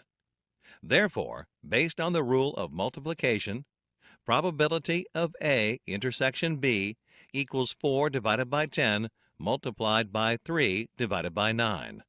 The answer is 12 divided by 90, which is 0.1334. Hence, there is 13% probability that both the coins are silver. In this screen, we will look at the definitions and formulae of permutation and combination. Permutation is the total number of ways in which a set, group, or number of things can be arranged. The order matters to a great extent in permutation. The manner in which the objects or numbers are arranged will be considered in permutation.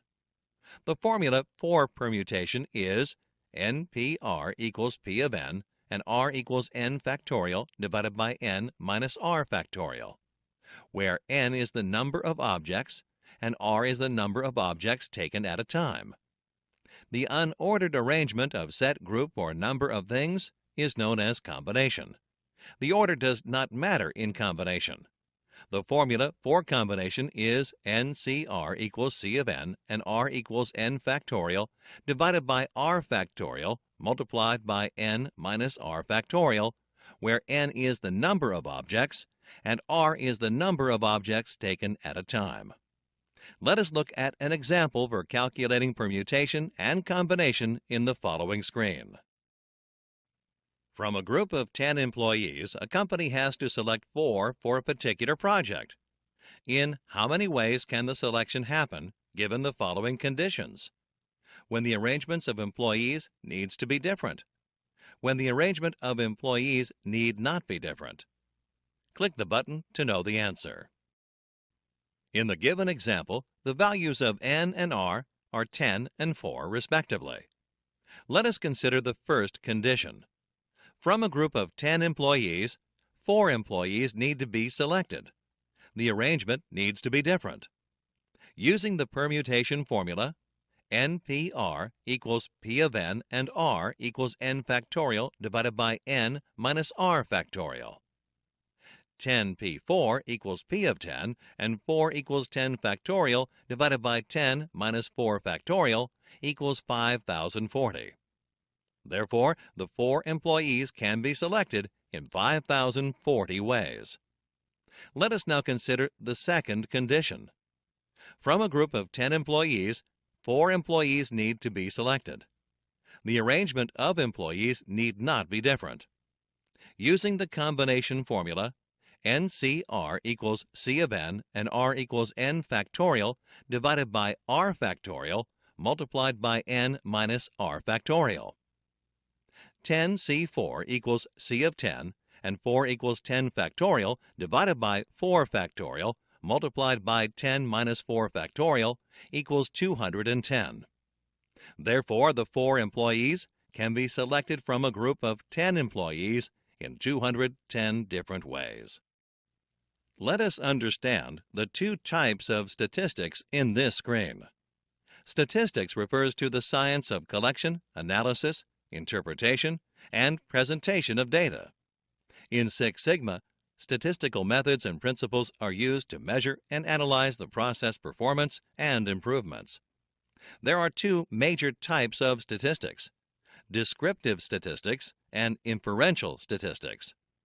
Descriptive statistics is also known as enumerative statistics, and inferential statistics is also known as analytical statistics. Descriptive statistics include organizing, summarizing, and presenting the data in a meaningful way, whereas inferential statistics includes making inferences and drawing conclusions from the data. Descriptive statistics describes what's going on in the data. The main objective of inferential statistics is to make inferences from the data to more general conditions. Histograms, pie charts, box plots, frequency distributions, and measures of central tendency, mean, median, and mode are all examples of descriptive statistics. On the other hand, examples of inferential statistics are hypothesis testing, scatter diagrams, etc. The main objective of statistical inference is to draw conclusions on population characteristics based on the information available in the sample. Collecting data from a population is not always easy, especially if the size of the population is big. The easier way is to collect a sample from the population, and from the sample statistic collected, make an assessment about the population parameter. Click the button to see an example of statistical inference. The management team of a cricket council wants to know if the team's performance has improved after recruiting a new coach. The management conducts a test to prove this statistically. Let us consider YA and YB, where YA stands for efficiency of Coach A and YB stands for efficiency of Coach B. To conduct the test, the basic assumption is Coach A and Coach B are both effective. This basic assumption is known as null hypothesis. Here, let us assume the status quo is null hypothesis. Hence, null hypothesis, HO, can be given by YA equals YB. The management team also challenges their basic assumption by assuming the coaches are not equally effective. This is their alternate hypothesis. The alternate hypothesis states that the efficiencies of the 2 coaches differ. If the null hypothesis is proven wrong, the alternate hypothesis must be right. Hence, alternate hypothesis H1 can be given YA is not equal to YB. These hypothesis statements are used in a hypothesis test, which will be discussed in the later part of the course. In this screen, we will learn about the types of errors. When collecting data from a population as a sample and forming a conclusion on the population based on the sample, you run into the risk of committing errors. There are two possible errors that can happen: type 1 error and type 2 error. The type 1 error occurs when the null hypothesis is rejected when it is in fact true. Type 1 error is also known as producer's risk. The chance of committing a type 1 error is known as alpha. Alpha, or significance level, is the chance of committing a type 1 error, and is typically chosen to be 5%. This means the maximum amount of risk you have for committing a type 1 error is 5%. Let us consider the previous example. Arriving at a conclusion that Coach B is better than Coach A, when in fact they are at the same level, is a type 1 error. The risk you have of committing this error is 5%, which means there is a 5% chance your experiment can give wrong results. The type 2 error occurs when the null hypothesis is accepted when it is in fact false. Also, when you reject the alternate hypothesis when it is actually true, you commit a type 2 error. Type 2 error is also referred to as consumer's risk. In comparing the two coaches, the coaches were actually different in their efficiencies, but the conclusion was that they are the same. The chance of committing a type 2 error is known as beta. The maximum chance of committing a type 2 error is 20%. In the next screen, we will learn about central limit theorem. Central limit theorem, CLT, states that for a sample size greater than 30, the sample mean is very close to the population mean. In simple words, the sample mean approaches the normal distribution. For example, if you have sample 1 and its mean is mean 1, sample 2 and its mean is mean 2, and so on, take the means of mean 1, mean 2, etc., and you will find that it is the same as the population mean. Population mean is the average of the sample means. In such cases, the standard error of mean, also known as SEM, that represents the variability between the sample means, is very less. The SEM is often used to represent the standard deviation of the sample. The formula for SEM is population standard deviation divided by the square root of the sample size. Selecting a sample size also depends on the concept called power, also known as power of the test. We will cover this concept in detail in the later part of the course. Let us look at the graphical representation of the central limit theorem in the following screen. The plot of the three numbers 2, 3, and 4 looks as shown in the graph. It is interesting to note that the total number of times each digit is chosen is 6. When the plot of the sample mean of 9 samples of size 2 each is drawn, it looks like the red line which is plotted in the figure. The x-axis shows numbers of the mean which are 2, 2.5, 3, and 4. On the y-axis, the frequency is plotted. The point at which arrows from number 2 and 3 converge is the mean of 2 and 3. Similarly, the point at which arrows from 2 and 4 converge is the mean of the numbers 2 and 4. Let us discuss the concluding points of the central limit theorem in the next screen. The central limit theorem concludes that the sampling distributions are helpful in dealing with non-normal data. If you take the sample data points from a population and plot the distribution of the means of the sample, you get the sampling distribution of the means. The mean of the sampling distribution, also known as the mean of means, will be equal to the population mean. Also, the sampling distribution approaches normality as the sample size increases. Note that CLT enables you to draw inferences from the sample statistics about the population parameters. This is irrespective of the distribution of the population. CLT also becomes the basis for calculating confidence interval for hypothesis tests, as it allows the use of a standard normal table. Let us proceed to the next topic of this lesson in the following screen. In this topic, we will cover the concept of statistical distributions. Let us start with discrete probability distribution in the following screen. Discrete probability distribution is characterized by the probability mass function.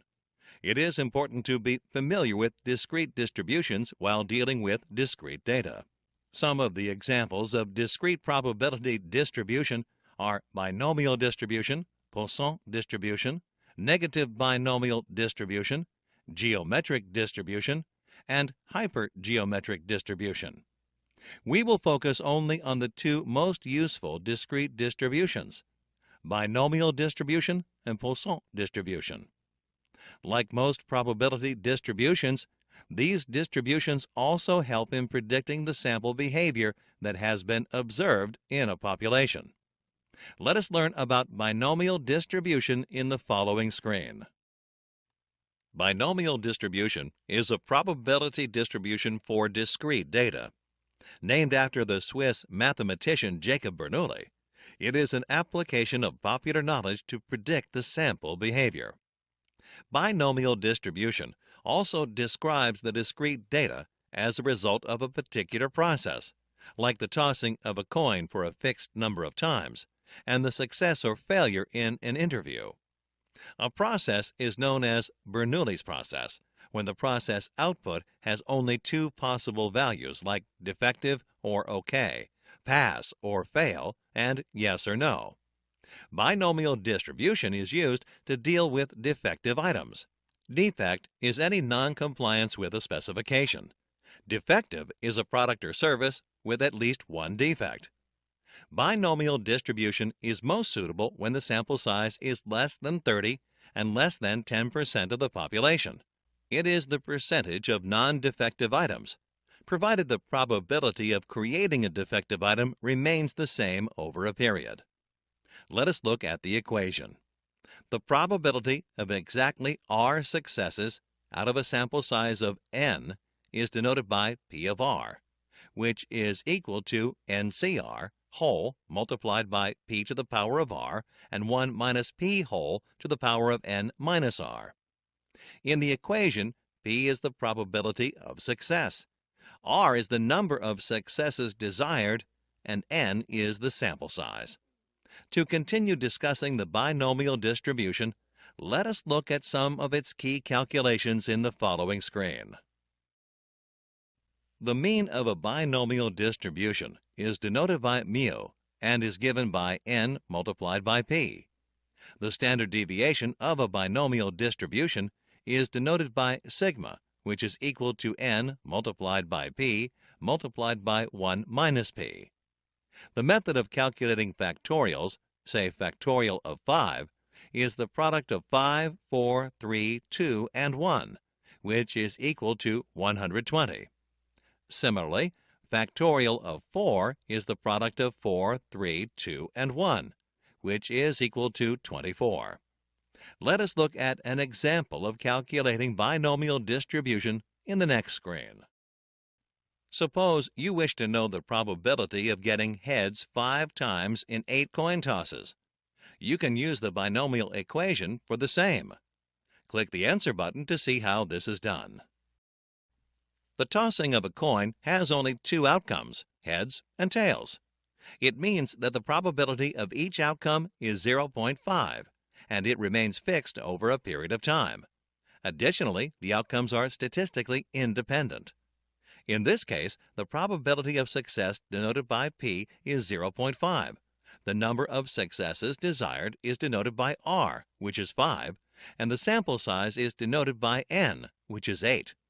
Therefore, the probability of 5 heads is equal to factorial of 8, CR, which is 8 divided by factorial of 5, and factorial of 8 minus 5, whole multiplied by 0.5 to the power of 5, multiplied by 1 minus 0.5, whole to the power of 8 minus 5.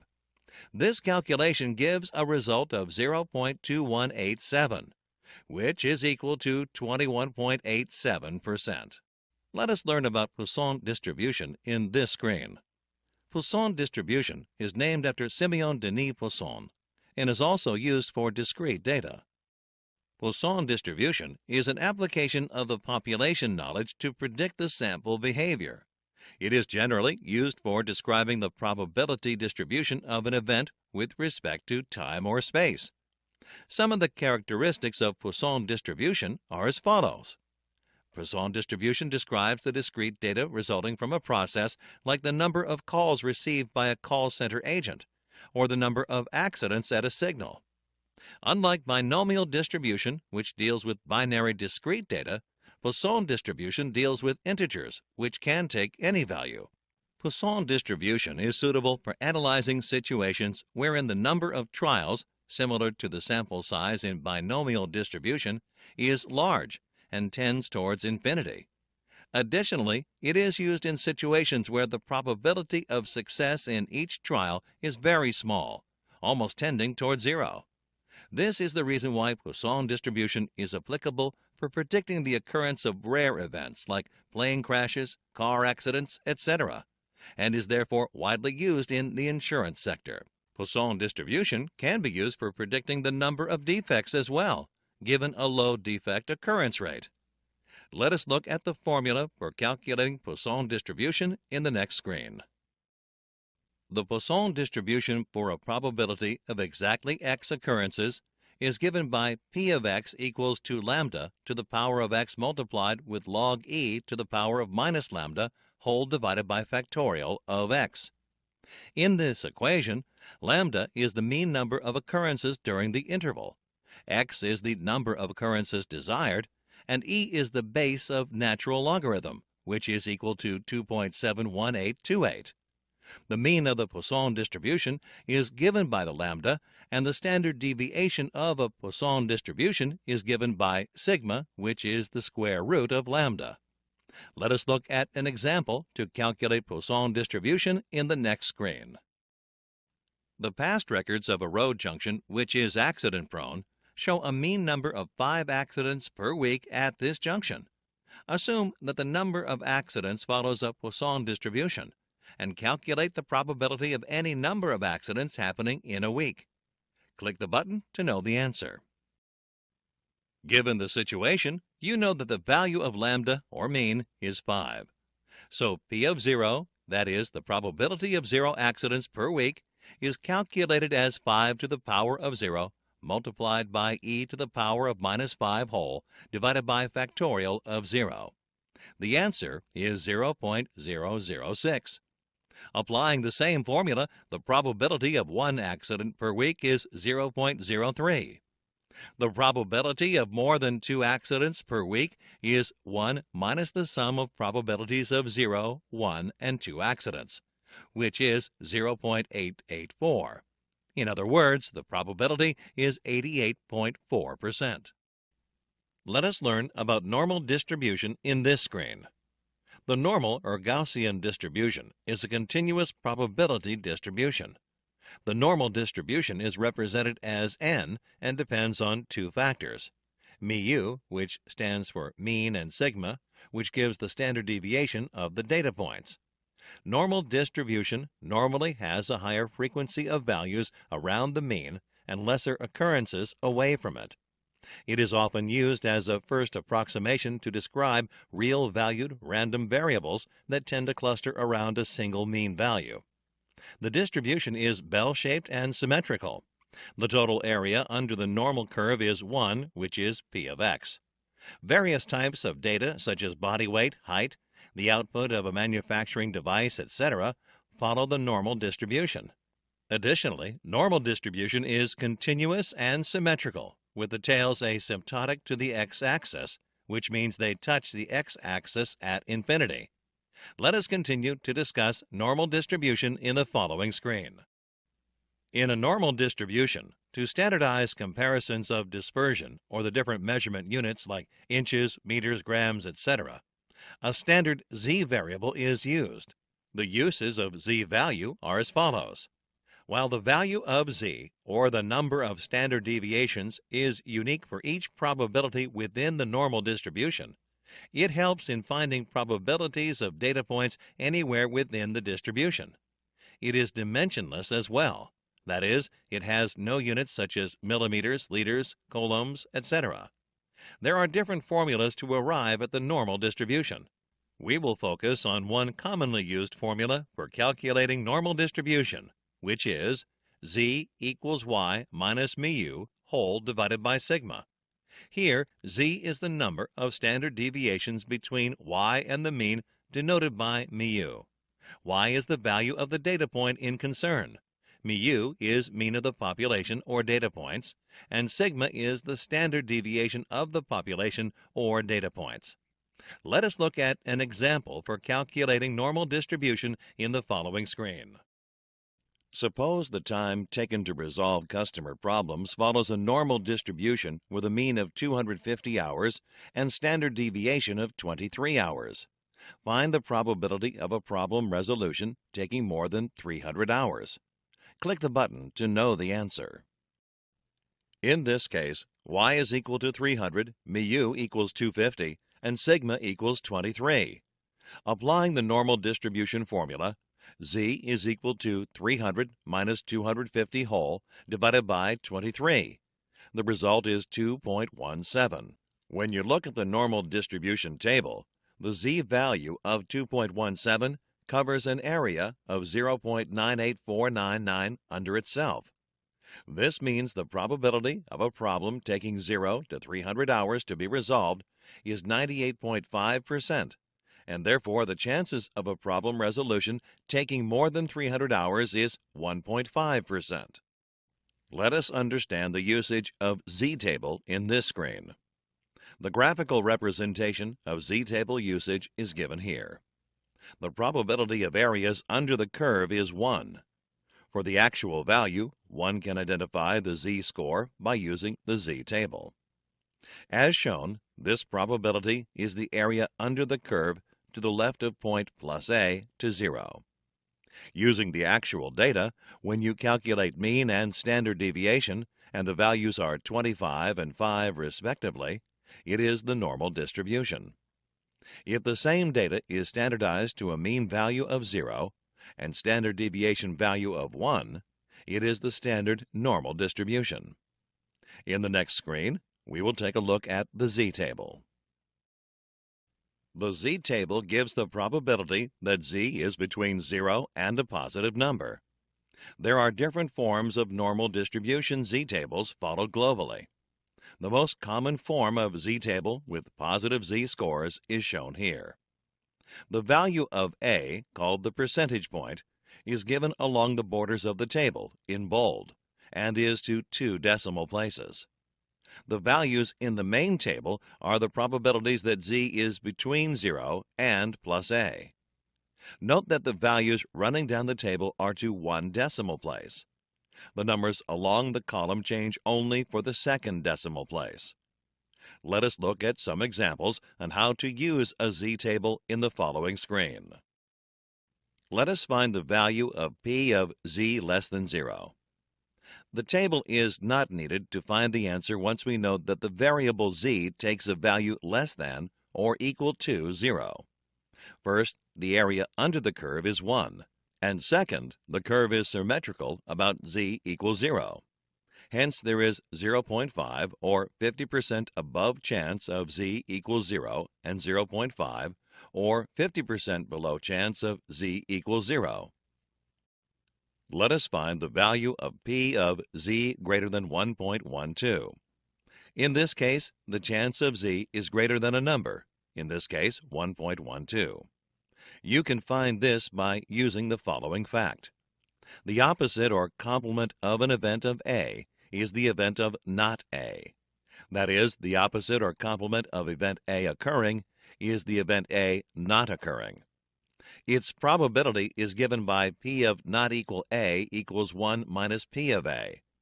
In other words, P of Z greater than 1.12 is 1 minus the opposite, which is P of Z lesser than 1.12. Using the table, P of Z less than 1.12 equals 0.5 plus P of 0 less than Z less than 1.12 equals 0.5 plus 0.3686, which is 0.8686. Hence, the answer is P of Z greater than 1.12 equals 1 minus 0.8686, which is 0.1314. Note the answer is less than 0.5. Let us find the value of P of Z lies between 0 and 1.12. In this case, where Z falls within an interval, the probability can be read straight off the table. P of Z lies between 0 and 1.12 equals 0.3686. We will learn about chi-square distribution in this screen. Chi-square distribution is also known as chi-squared or chi-square distribution. Chi-squared with k-1 degrees of freedom is the distribution of a sum of the squares of k independent standard normal random variables. The chi-square distribution is one of the most widely used probability distributions in inferential statistics. It is also known as hypothesis testing, and the distribution is used in hypothesis tests. When used in hypothesis tests, it only needs one sample for the test to be conducted. Conventionally, degree of freedom is k-1, where k is the sample size. For example, if w, x, y, and z are 4 random variables with standard normal distributions, then the random variable f, which is the sum of w square, x square, y square, and z square, has a chi-square distribution. The degrees of the freedom of the distribution df equals the number of normally distributed variables used. In this case, df is equal to 4. Let us look at the formula to calculate chi-square distribution in the following screen. Chi-square calculated, or sigma, or the chi-square index equals f of O minus f of E whole square divided by f of E. Here, f of O stands for an observed frequency, and f of E stands for an expected frequency, determined through a contingency table. Let us understand t-distribution in the next screen. The t-distribution method is the most appropriate method to be used in the following situations.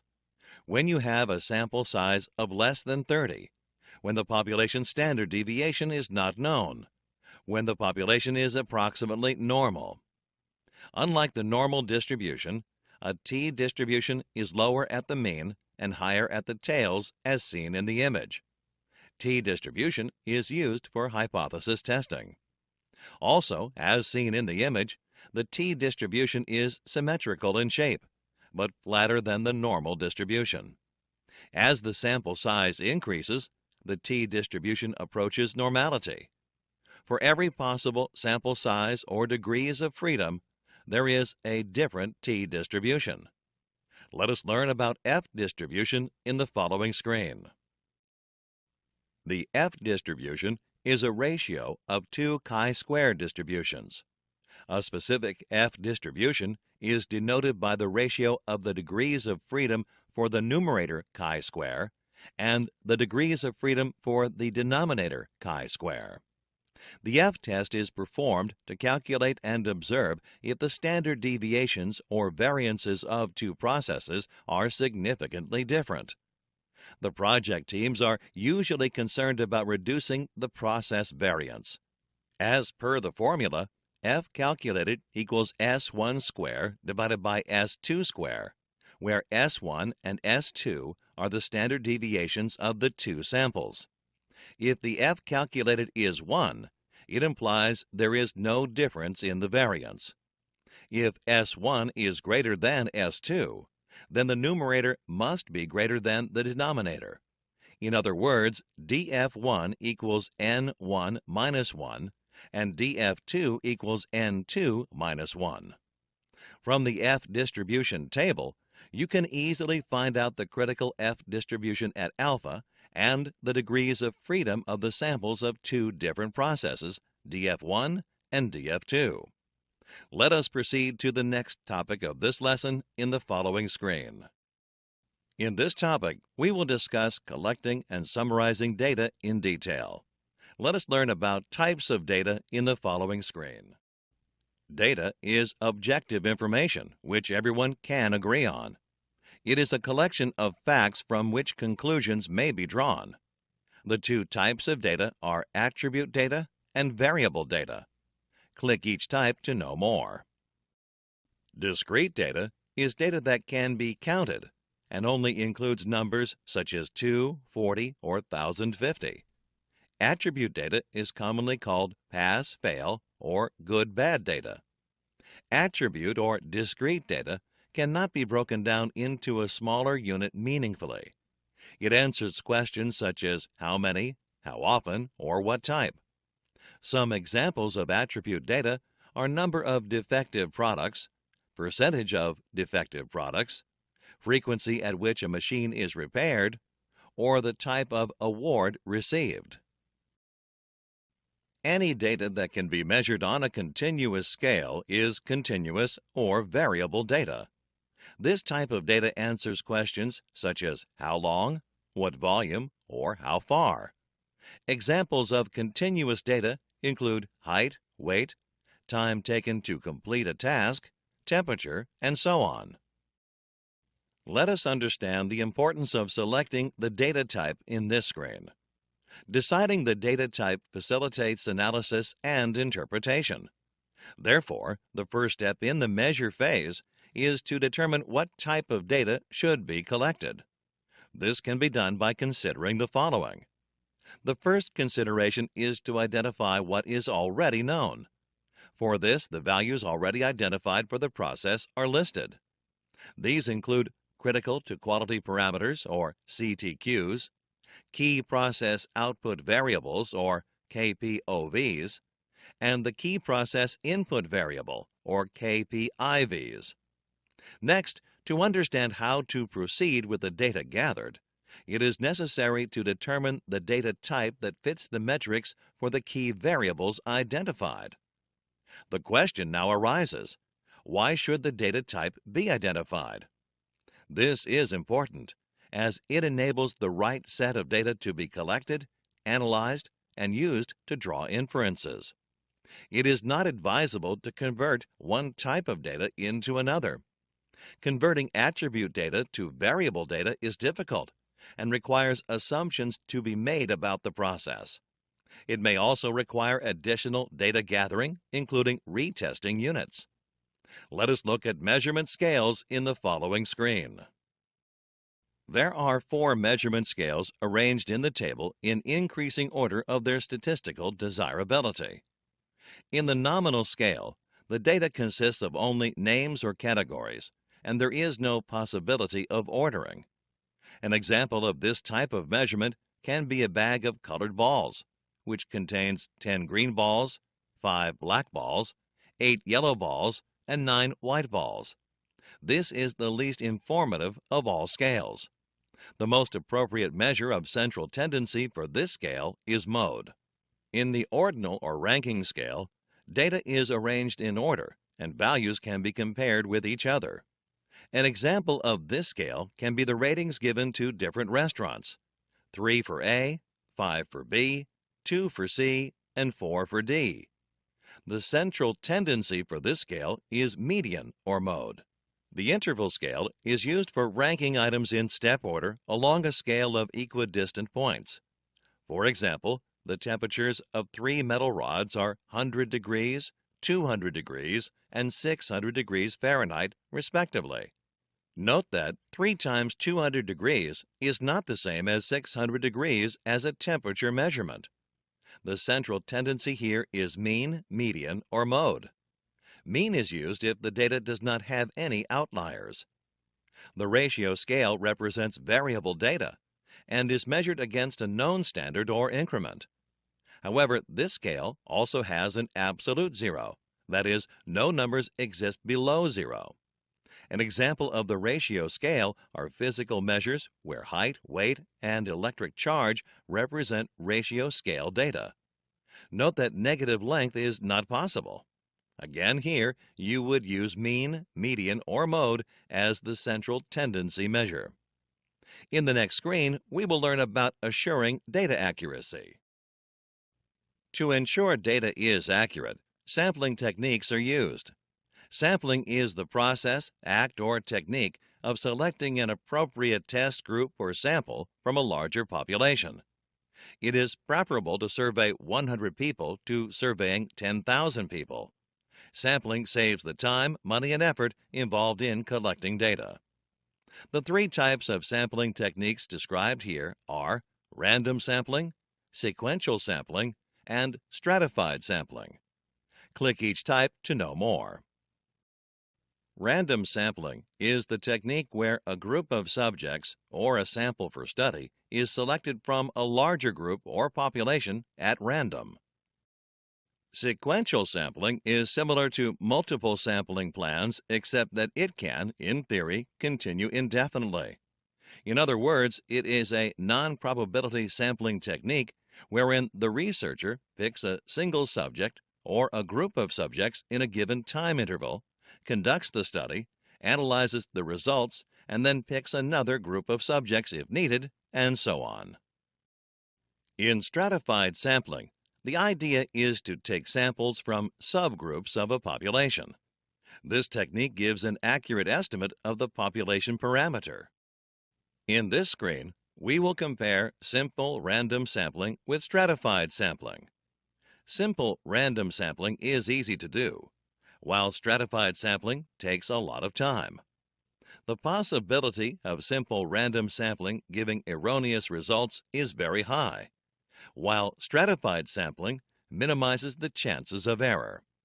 Simple random sampling doesn't have the power to show possible causes of variation, while stratified sampling, if done correctly, will show assignable causes. In the next screen, we will look at the check sheet method of collecting data. The process of collecting data is expensive. Wrongly collected data leading to wrong analysis and inferences results in resources being wasted. A check sheet is a structured form prepared to collect and analyze data. It is a generic tool that is relatively simple to use and can be adopted for a variety of purposes. Check sheets are used when the data can be observed and collected repeatedly by the same person or at the same location. They are also used while collecting data from a production process. A common example is calculating the number of absentees in a company. The table shows absentee data collected for a week. We will discuss data coding and its advantages in the following screen. Data coding is a process of converting and condensing raw data into categories and sets so that the data can be used for further analysis. The benefits of data coding are listed here. Data coding simplifies the large quantity of data that is collected from sources. The large amount of data makes analysis and drawing conclusions difficult. It leads to chaos and ambiguity. Data coding simplifies the data by coding it into variables and then categorizing these variables. Raw data cannot be easily entered into computers for analysis. Data coding is used to convert raw data into processed data that can be easily fed into computing systems for calculation and analysis.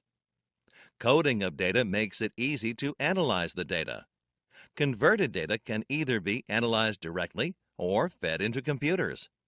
The analyst can easily draw conclusions when all the data is categorized and computerized. Data coding also enables organized representation of data. Division of data into categories helps organize large chunks of information, thus making analysis and interpretation easier. Data coding also ensures that data repetition does not occur and duplicate entries are eliminated so that the final result is not affected. In the following screen, we will discuss measures of central tendency of the descriptive statistics in detail. A measure of central tendency is a single value that indicates the central point in a set of data and helps in identifying data trends. The three most commonly used measures of the central tendency are mean, median, and mode. Click each measure to know more. Mean is the most common measure of central tendency. It is the sum of all the data values divided by the number of data points. Also called arithmetic mean or average, It is the most widely used measure of central tendency. Also known as positional mean, median is the number present in the middle of the data set when the numbers are arranged in ascending or descending order. If the data set has an even number of entries, then the median is the mean of the two middle numbers. Median can also be calculated by the formula n plus 1 divided by 2, where n is the number of entries. Mode, also known as frequency mean, is the value that occurs most frequently in a set of data. Data sets that have more than one mode are known as bimodal data. Let us look at an example for determining mean, median, and mode in this screen. The data set has the numbers 1, 2, 3, 4, 5, 5, 6, 7, and 8. Click the button to know the answer. As previously defined, mean is the sum of all the data items divided by the number of items. Therefore, the mean is equal to 41 divided by 9, which is equal to 4.56. The number in the middle of the data set is 5. Therefore, the median is 5. Mode is the most frequently occurring number, which is again 5. In this screen, we will understand the effect of outliers on the data set. Let us consider a minor change to the data set. A new number, 100, is added to the data set. On using the same formula to calculate mean, the new mean is 15.11. Ideally, 50% of values should lie on either side of the mean value. However, in this example, it can be seen that almost 90% of values lie below the mean value of 15.11, and only one value above the mean. The data point 100 is called an outlier. An outlier is an extreme value in the data set that skews the mean value to one side of the data set. Note that the median remains unchanged at 5. Therefore, mean is not an appropriate measure of central tendency if the data has outliers. Median is preferred in this case. In the next screen, we will look at measures of dispersion of the descriptive statistics. Apart from central tendency, another important parameter to describe a data set is spread or dispersion. Contrary to the measures of central tendency, such as mean, median, and mode, measures of dispersion express the spread of values. Higher the variation of data points, higher the spread of the data. The three main measures of dispersion are range, variance, and standard deviation. We will discuss each of these in the upcoming screens. Let us start with the first measure of dispersion, range. The range of a particular set of data is defined as the difference between the largest and smallest values of the data. In the example, the largest value of the data is 9, and the smallest value is 1. Therefore, the range is 9 minus 1, 8.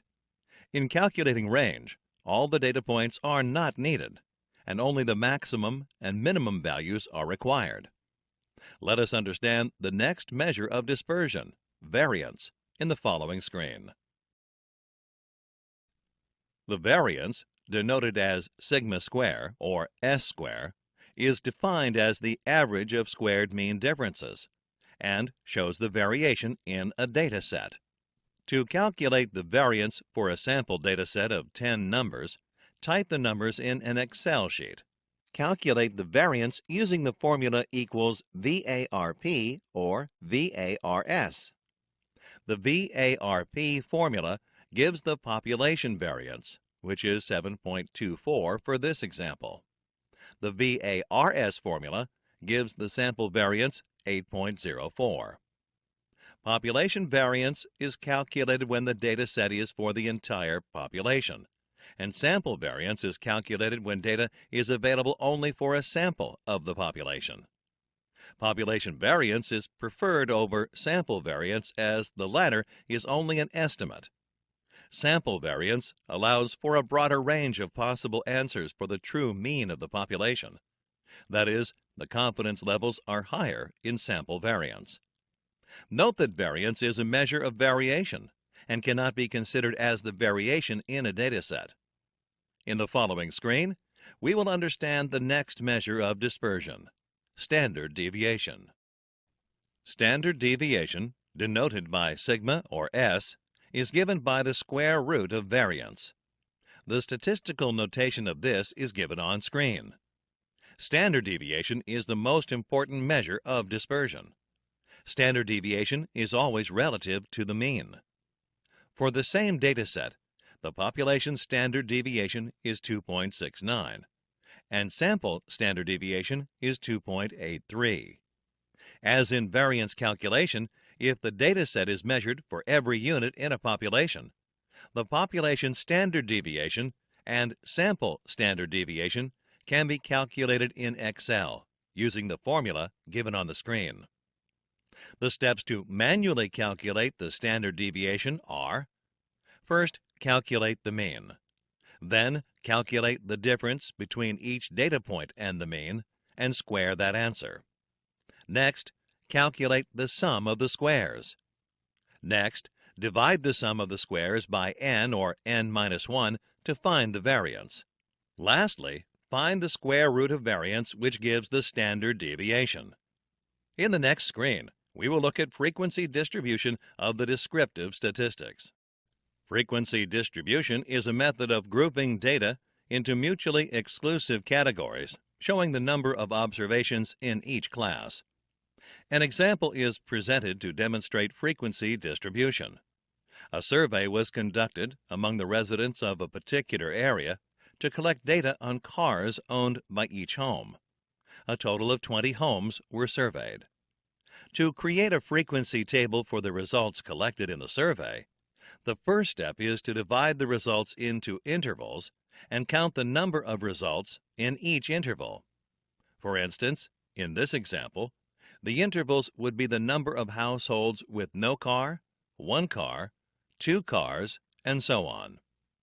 Next, a table is created with separate columns for the intervals, the tallied results for each interval, and the number of occurrences or frequency of results in each interval.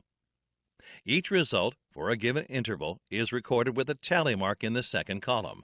The tally marks for each interval are added, and the sum is entered in the frequency column. The frequency table allows viewing distribution of data across a set of values at a glance. In the following screen, we will look at cumulative frequency distribution. A cumulative frequency distribution table is similar to the frequency distribution table, only more detailed. There are additional columns for cumulative frequency, percentage, and cumulative percentage. In the cumulative frequency column, the cumulative frequency, or the previous row or rows, is added to the current row. The percentage is calculated by dividing the frequency by the total number of results and multiplying by 100. The cumulative percentage is calculated similar to the cumulative frequency. Let us look at an example for cumulative frequency distribution. The ages of all the participants in a chess tournament are recorded. The lowest age is 37, and the highest is 91. Keeping intervals of 10, the lowest interval starts with the lower limit as 35 and the upper limit as 44. Similar intervals are created until an upper limit of 94. In the frequency column, the number of times a result appears in a particular interval is recorded. In the cumulative frequency column, the cumulative frequency of the previous row is added to the frequency of the current row. For the first row, the cumulative frequency is the same as the frequency. In the second row, the cumulative frequency is 1 plus 2, which is 3, and so on. In the percentage column, the percentage of the frequency is listed by dividing the frequency by the total number of results, which is 10, and multiplying the value by 100. For instance, in the first row, the frequency is 1 and the number of results is 10. Therefore, the percentage is 10. The final column is the cumulative percentage column. In this column, the cumulative frequency is divided by the total number of results, which is 10, and the value is multiplied by 100. Note that the last number in this column should be equal to 100. In this example, the cumulative frequency is 1 and the total number of results is 10. Therefore, the cumulative percentage of the first row is 10. Let us look at the stem and leaf plots, which is one of the graphical methods of understanding distribution. Graphical methods are extremely useful tools to understand how data is distributed. Sometimes, merely by looking at the data distribution, errors in a process can be identified. The stem and leaf method is a convenient method of manually plotting data sets. It is used for presenting data in a graphical format to assist visualizing the shape of a given distribution. In the example on the screen, the temperatures in Fahrenheit for the month of May are given. To collate this information in a stem and leaf plot, all the tens digits are entered in the stem column, and all the units digits against each tens digit are entered in the leaf column. To start with, the lowest value is considered. In this case, the lowest temperature is 51. In the first row, 5 is entered in the stem column and 0 in the leaf column. The next lowest temperature is 58. 8 is entered in the leaf column, corresponding to 5 in the stem. The next number is 59. All the temperatures falling in the 50s are similarly entered. In the next row, the same process is repeated for temperatures in the 60s. This is continued till all the temperature values are entered in the table. Let us understand another graphical method in the next screen: box and whisker plots. A box and whisker graph based on medians or quartiles is used to display a data set in a way that allows viewing the distribution of the data points easily. Consider the following example. The lengths of 13 fish caught in a lake were measured and recorded. The data set is given on the screen. The first step to draw a box and whisker plot is, therefore, to arrange the numbers in increasing order. Next, find the median. As there is an odd number of data entries, the median is the number in the middle of the data set, which, in this case, is 12. The next step is to find the lower median or quartile. This is the median of the lower 6 numbers. The middle of these numbers is halfway between 8 and 9, which would be 8.5. Similarly, the upper median or quartile is located for the upper 6 numbers to the right of the median. The upper median is halfway between the two values 14 and 14. Therefore, the upper median is 14.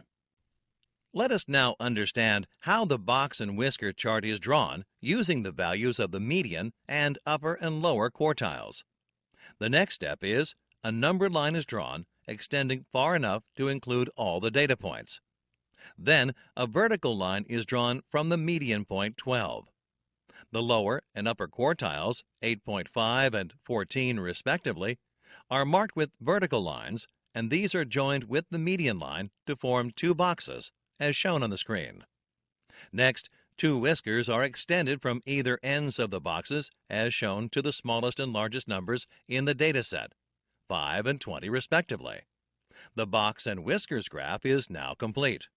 The following inferences can be drawn from the box and whisker plot. The lengths of the fish range from 5 to 20.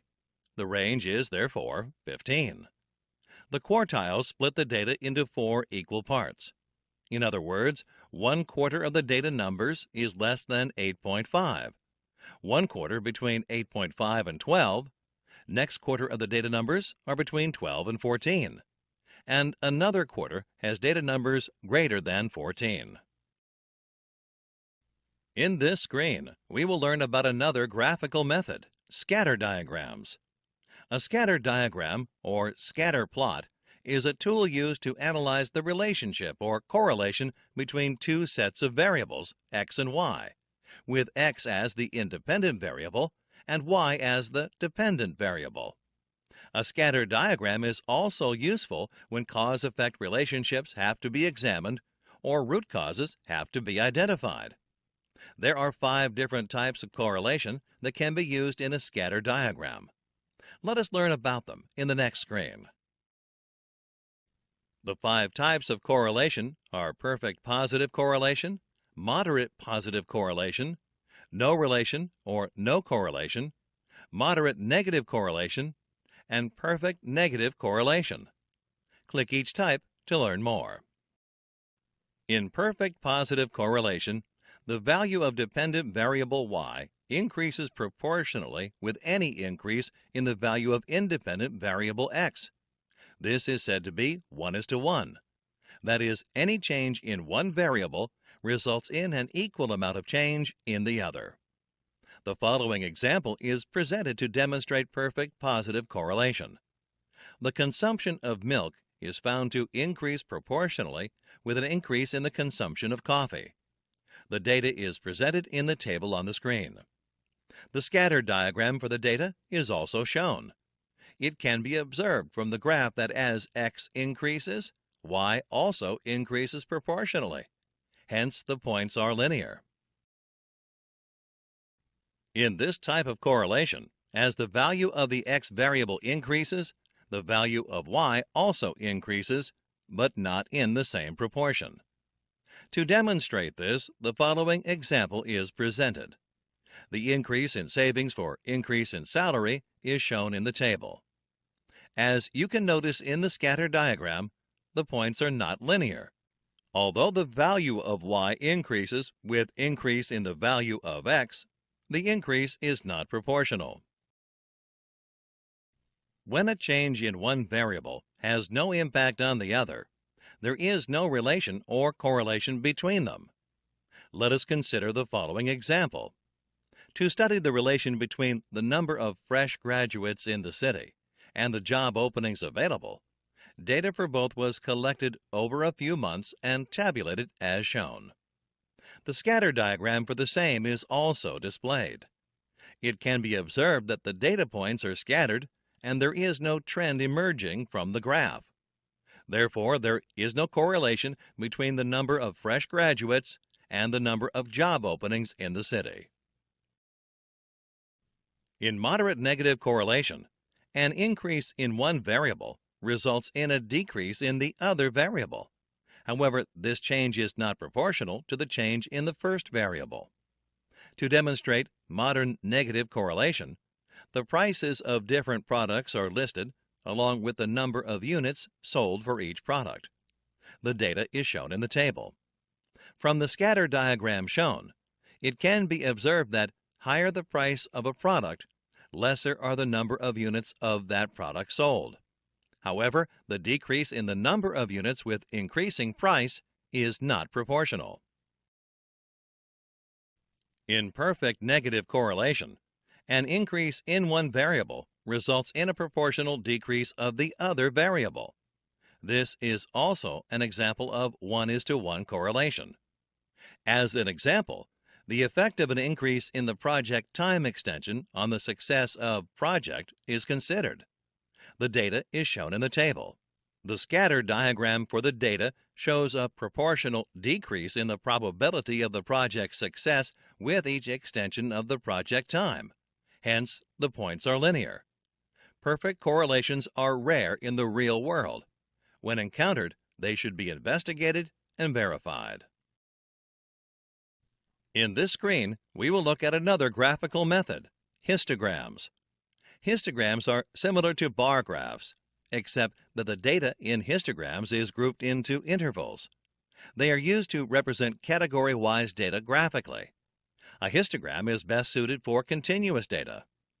The following example illustrates how a histogram is used to represent data. Data on the number of hours spent by a group of 15 people on a special project in 1 week is collected. This data is then divided into intervals of 2, and the frequency table for the data is created. The histogram for the same data is also displayed. Looking at the histogram, it can be observed at a glance that most of the team members spent between 2 to 4 hours on the project. In the following screen, we will look at the next graphical method, normal probability plots. Normal probability plots are used to identify if a sample has been taken from a normal distributed population. When sample data from a normal distributed population is represented as a normal probability plot, it forms a straight line. The following example is presented to illustrate normal probability plots. A sampling of diameters from a drilling operation is done and the data is recorded. The data set is given. To create a normal probability plot, the first step is to construct a cumulative frequency distribution table. This is followed by calculating the mean rank probability by dividing the cumulative frequency by the number of samples plus 1 and multiplying the answer by 100. The fully populated table for mean rank probability estimation is shown on the screen. Please take a look at the same. In the next step, a graph is plotted on log paper or with Minitab using this data. Minitab is a statistical software used in Six Sigma. Minitab normal probability plot instructions are also given on the screen. The completed graph is shown on the screen. From the graph, it can be seen that the random sample forms a straight line, and therefore the data is taken from a normally distributed population. Hey there learners, check out our Certified Lean Six Sigma Green Belt Certification Training course and earn a Green Belt certification. To learn more about this course, you can click the course link in the description box below. Let us proceed to the next topic of this lesson. In this topic, we will discuss Measurement System Analysis, or MSA, in detail. Let us understand what MSA is in the following screen. Throughout the DMAIC process, the output of the measurement system, MS, is used for metrics, analysis, and control efforts. An error-prone measurement system will only lead to incorrect data. Incorrect data leads to incorrect conclusions. It is important to set right the MS before collecting the data. Measurement System Analysis, or MSA, is a technique that identifies measurement error or variation and sources of that error in order to reduce the variation. It evaluates the measuring system to ensure the integrity of data used for analysis. MSA is therefore one of the first activities in the measure phase.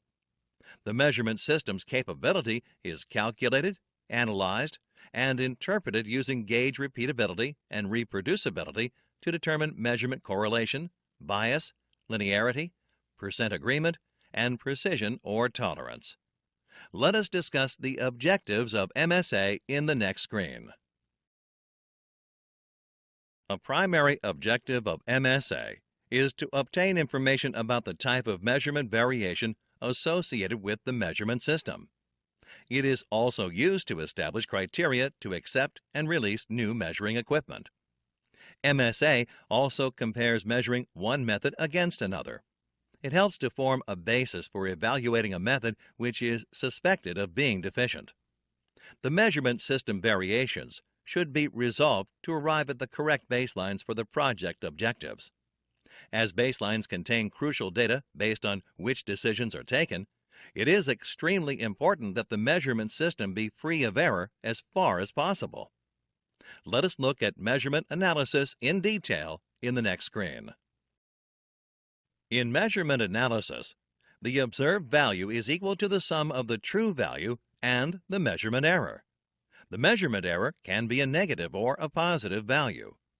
Measurement error refers to the net effect of all sources of measurement variability that cause an observed value to deviate from the true value. True variability is the sum of the process variability and the measurement variability. Process variability and measurement variability must be evaluated and improved together. Measurement variability should be addressed before looking at process variability. If process variability is corrected before resolving measurement variability, then any improvements to the process cannot be trusted to have taken place owing to a faulty measurement system. In the following screen, we will identify the types of measurement errors. The two types of measurement errors are measurement system bias and measurement system variation. Click each type to know more. Measurement system bias involves calibration study. In the calibration study, the total mean is given by the sum of the process mean and the measurement mean. The statistical notation is shown on the screen. Measurement system variation involves gauge repeatability and reproducibility, or GRR study. In the GRR study, the total variance is calculated by adding the process variance with the measurement variation. The statistical notation is shown on the screen. In this screen, we will discuss the sources of variation. The chart on the screen lists the different sources of variation. Observed process variation is divided into two: actual process variation and measurement variation. Actual process variation can be divided into long-term and short-term process variations. In a gauge RR study, process variation is often called part variation. Measurement variation can be divided into variations caused by operators and variations due to the gauge. The variation due to operators is owing to reproducibility. Variation due to gauge is owing to repeatability. Both actual process variation and measurement variation have a common factor, that is, variation within a sample. Let us understand gauge repeatability and reproducibility, or GRR, in the next screen. Gauge repeatability and reproducibility, or GRR, is a statistical technique to assess if a gauge or gauging system will obtain the same reading each time a particular characteristic or parameter is measured. Gauge repeatability is the variation in measurement when one operator uses the same gauge to measure identical characteristics of the same part repeatedly. Gauge reproducibility is the variation in the average of measurements when different operators use the same gauge to measure identical characteristics of the same part. The figures on the screen illustrate gauge repeatability and reproducibility. In the next screen, we will discuss the components of GRR study.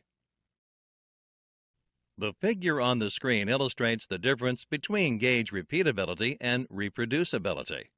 The figure shows the repeatability and reproducibility for 6 different parts represented by the numbers 1 to 6 for 2 different trial readings by 3 different operators. As can be observed, a difference in reading for part 1, indicated by the color green, by 3 different operators is known as reproducibility error. A difference in reading of part 4, indicated by red, by the same operator in 2 different trials is known as the repeatability error. In the following screen, we will look at some guidelines for gauge repeatability and reproducibility studies. The following should be kept in mind while carrying out gauge repeatability and reproducibility, or GRR studies. GRR studies should be performed over the range of expected observations. Care should be taken to use actual equipment for GRR studies. Written procedures and approved practices should be followed as would have been in actual operations. The measurement variability should be represented as is, not the way it was designed to be. After GRR, the measurement variability is separated into casual components, sorted according to priority, and then targeted for action. In the following screen, let us look at some more concepts associated with GRR. Bias is the distance between the sample mean value and the sample true value. It is also called accuracy. Bias is equal to mean minus reference value. Process variation is equal to 6 times the standard deviation. The bias percentage is calculated as bias divided by the process variation. The next term is linearity. Linearity refers to the consistency of bias over the range of the gauge. Linearity is given by the product of slope and process variation. Precision is the degree of repeatability or closeness of data. Smaller the dispersion in the dataset, better the precision. The variation in the gauge is the sum of variation due to repeatability and the variation due to reproducibility. In the following screen, we will understand measurement resolution. Measurement resolution is the smallest detectable increment that an instrument will measure or display. The number of increments in the measurement system should extend over the full range for a given parameter. Some examples of wrong gauges or incorrect measurement resolution are given here. A truck weighing scale is used for measuring the weight of a T-pack. A caliper capable of measuring differences of 0.1 millimeters is used to show compliance when the tolerance limits are plus or minus 0.07 millimeters. Thus, the measurement system that matches the range of the data should only be used. An important prerequisite for GRR studies is that the gauge has an acceptable resolution. In the next screen, we will look at examples for repeatability and reproducibility. Repeatability is also called equipment variation, or EV. It occurs when the same technician or operator repeatedly measures the same part or process under identical conditions with the same measurement system. The following example illustrates this concept. A 36 km/h pace mechanism is timed by a single operator over a distance of 100 meters on a stopwatch, and 3 readings are taken. Trial 1 takes 9 seconds, Trial 2 takes 10 seconds, and Trial 3 takes 11 seconds. The process is measured with the same equipment in identical conditions by the same operator. Assuming no operator error, the variation in the 3 readings is known as repeatability or equipment variation. Reproducibility is also called appraiser variation, or AV. It occurs when different technicians or operators measure the same part or process under identical conditions using the same measurement system. Let us extend the example for repeatability to include data measured by 2 operators. The readings are displayed on the slide. The difference in the readings of both operators is called reproducibility, or appraiser variation. It is important to resolve equipment variation before appraiser variation. If appraiser variation is resolved first, the results will still not be identical due to variation in the equipment itself. In this screen, we will learn about data collection in GRR. There are some important considerations for data collection in GRR studies. There are usually 3 operators and around 10 units to measure. General sampling techniques must be used to represent the population, and each unit must be measured 2 to 3 times by each operator. It is important that the gauge be calibrated accurately. It should also be ensured that the gauge has an acceptable resolution.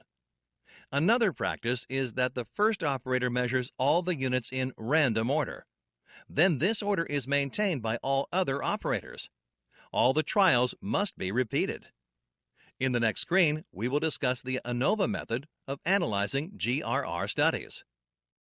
The ANOVA method is considered to be the best method for analyzing GRR studies. This is because of 2 reasons. The first being, ANOVA not only separates equipment and operator variation, but also provides insight on the combined effect of the 2. Second, ANOVA uses standard deviation instead of range as a measure of variation, and therefore gives a better estimate of the measurement system variation. The one drawback of using ANOVA is the considerations of time, resources, and cost.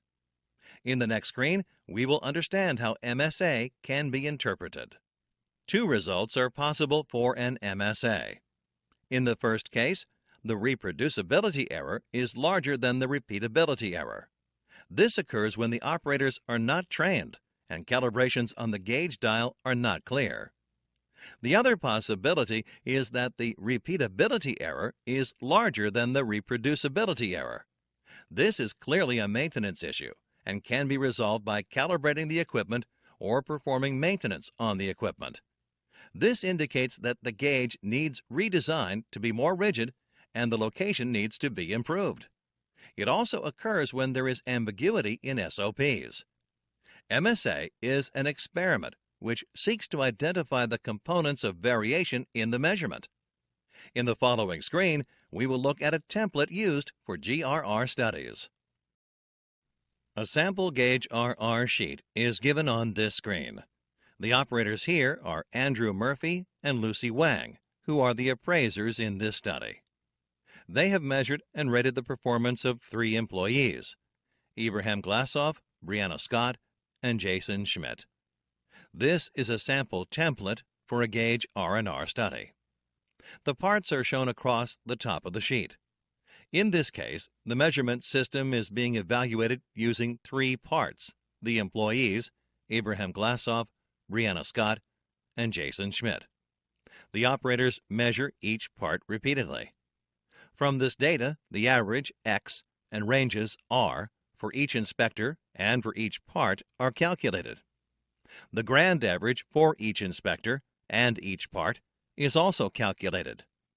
In this example, a control limit, UCL, in the sheet was compared with the difference in averages of the two inspectors to identify if there is a significant difference in their measurements. Their difference is 0.111, which is outside the UCL of 0.108, given the R average of 0.042. In the next screen, we will look at the results page for this GRR study. The sheet on the screen displays the results for the data entered in the template in the previous screen.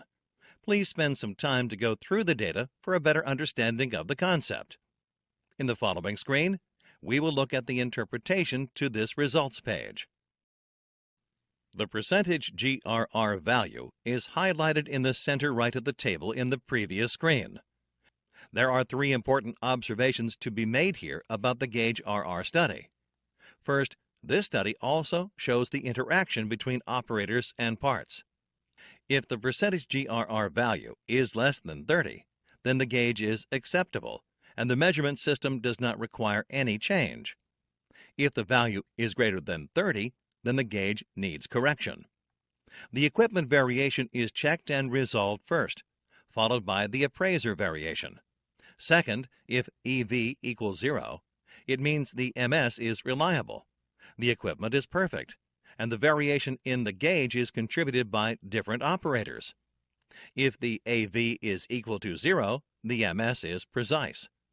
Third, if EV is equal to 0 and there is AV, the operators have to be trained to ensure all operators follow identical steps during measurement and the AV is minimal. The interaction between operators and parts can also be studied under GRR using part variation. The trueness and precision cannot be determined in a GRR if only one gauge or measurement method is evaluated, as it may have an inherent bias that would go undetected merely by varying operators and parts. Let us proceed to the next topic of this lesson in the following screen.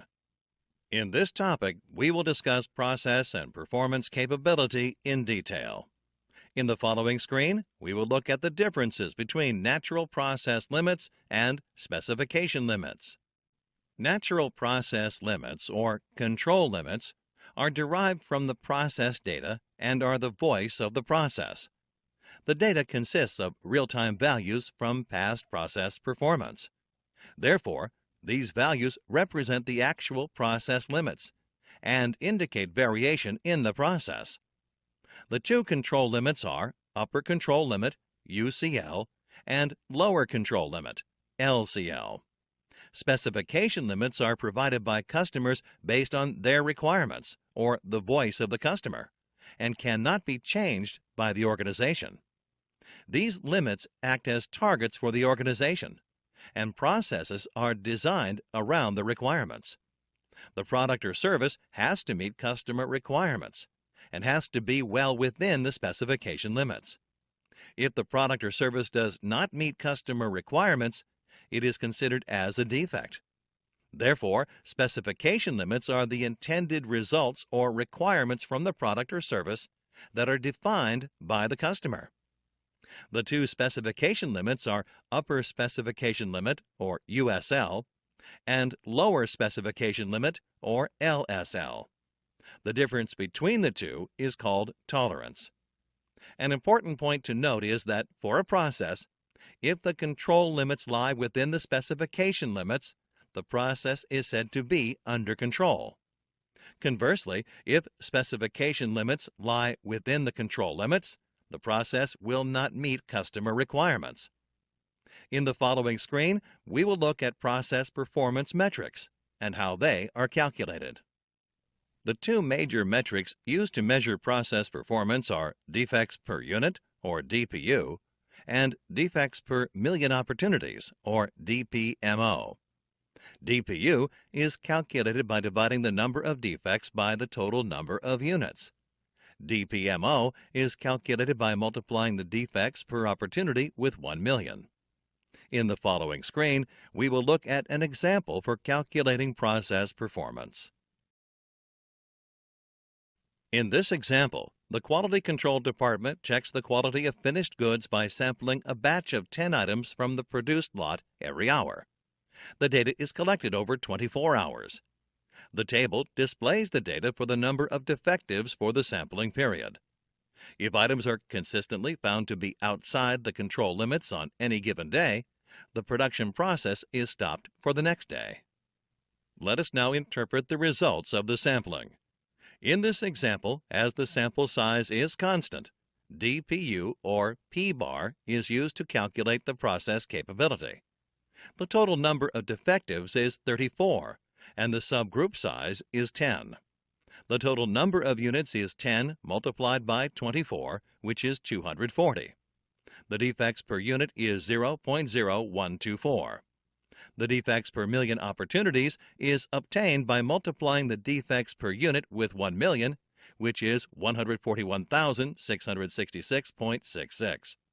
Therefore, by looking at the DPMO table, it can be said that the process is currently working at 2.6 sigma or 86.4% yield. We will learn about process stability studies in this screen. The activities carried out in the measure phase are MSA, collection of data, statistical calculations, and checking for accuracy and validity. This is followed by a test for stability, as changes cannot be made to an unstable process. With a set of data believed to be accurate, the process is checked for stability. This is important because if a process is unstable, no changes can be implemented. Why does a process become unstable? A process can become unstable due to special causes of variation. Multiple special causes of variation lead to instability. A single special cause leads to an out-of-control condition.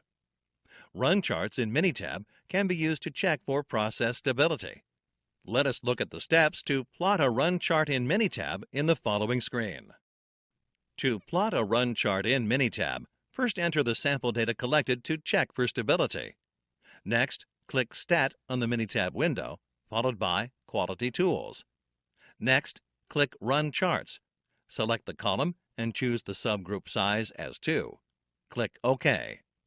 The graph shown on the screen is interpreted by looking at the last 4 values. If any of the P values is less than 0.05, the presence of special causes of variation can be validated. This means there is a good chance that the process will become unstable. In the following screen, we will look at process stability studies, causes of variation. Variation can be due to 2 types of causes: common causes of variation and special causes of variation. Click each type to learn more. Common causes of variation are the many sources of variation within a process which have a stable and repeatable distribution over a period. They contribute to a state of statistical control where the output is predictable. Some other factors which do not always act on the process can also cause variation. These are special causes of variation. These are external to the process and are irregular in nature. When present, the process distribution changes and the process output is not stable over a period. Special causes may result in defects and need to be eliminated to bring the process under control. Run charts indicate the presence of special causes of variation in the process. If special causes are detected, the process has to be brought to a stop and a root cause analysis has to be carried out. If the root cause analysis reveals the special cause to be undesirable, corrective actions are taken to remove the special cause. We will learn about verifying process stability and normality in this screen. Based on the type of variation a process exhibits, it can be verified if the process is in control. If there are special causes of variation, the process output is not stable over time. The process cannot be said to be in control. Conversely, if there are only common causes of variation in a process, The output forms a distribution that is stable and predictable over time. A process being in control means the process does not have any special causes of variation. Once a process is understood to be stable, the control chart data can be used to calculate the process capability indices. In the following screen, we will discuss process capability studies. Process capability is the actual variation in the process specification. To carry out a process capability study, first plan for data collection. Next, collect the data. Finally, plot and analyze the results. Obtaining the appropriate sampling plan for the process capability study depends on the purpose and whether there are any customer or standard requirements for the study. For new processes or a project proposal, the project capability can be estimated by a pilot run. Let us look at the objectives of process capability studies in the next screen. The objectives of a process capability study are to establish a state of control over a manufacturing process and then maintain the state of control over a period of time. On comparing the natural process limits or the control limits within the specification limits, any of the following outcomes is possible.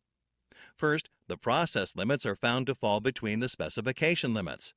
This shows the process is running well and no action is required. The second possibility is that the process spread and the specification spread are approximately the same. In this case, the process is centered by making an adjustment to the centering of the process. This would bring the batch of products within the specifications. The third possibility is that the process limits fall outside the specification limits. In this case, reduce the variability by partitioning the pieces of batches to locate and target the largest offender. A design experiment can be used to identify the primary source of variation. In the following screen, we will learn about identifying characteristics in process capability. Process capability deals with the ability of the process to meet customer requirements. Therefore, it is crucial that the characteristic selected for a process capability study indicates a key factor in the quality of the product or process. Also, it should be possible to influence the value of the characteristic by adjusting the process. The operating conditions that affect the characteristic should also be defined and controlled. Apart from these requirements, other factors determining the characteristics to be measured are customer purchase order requirements or industry standards. In the following screen, we will look at identifying specifications or tolerances in process capability. The process specification or tolerances are defined either by industry standards based on customer requirements or by the organization's engineering department in consultation with the customer.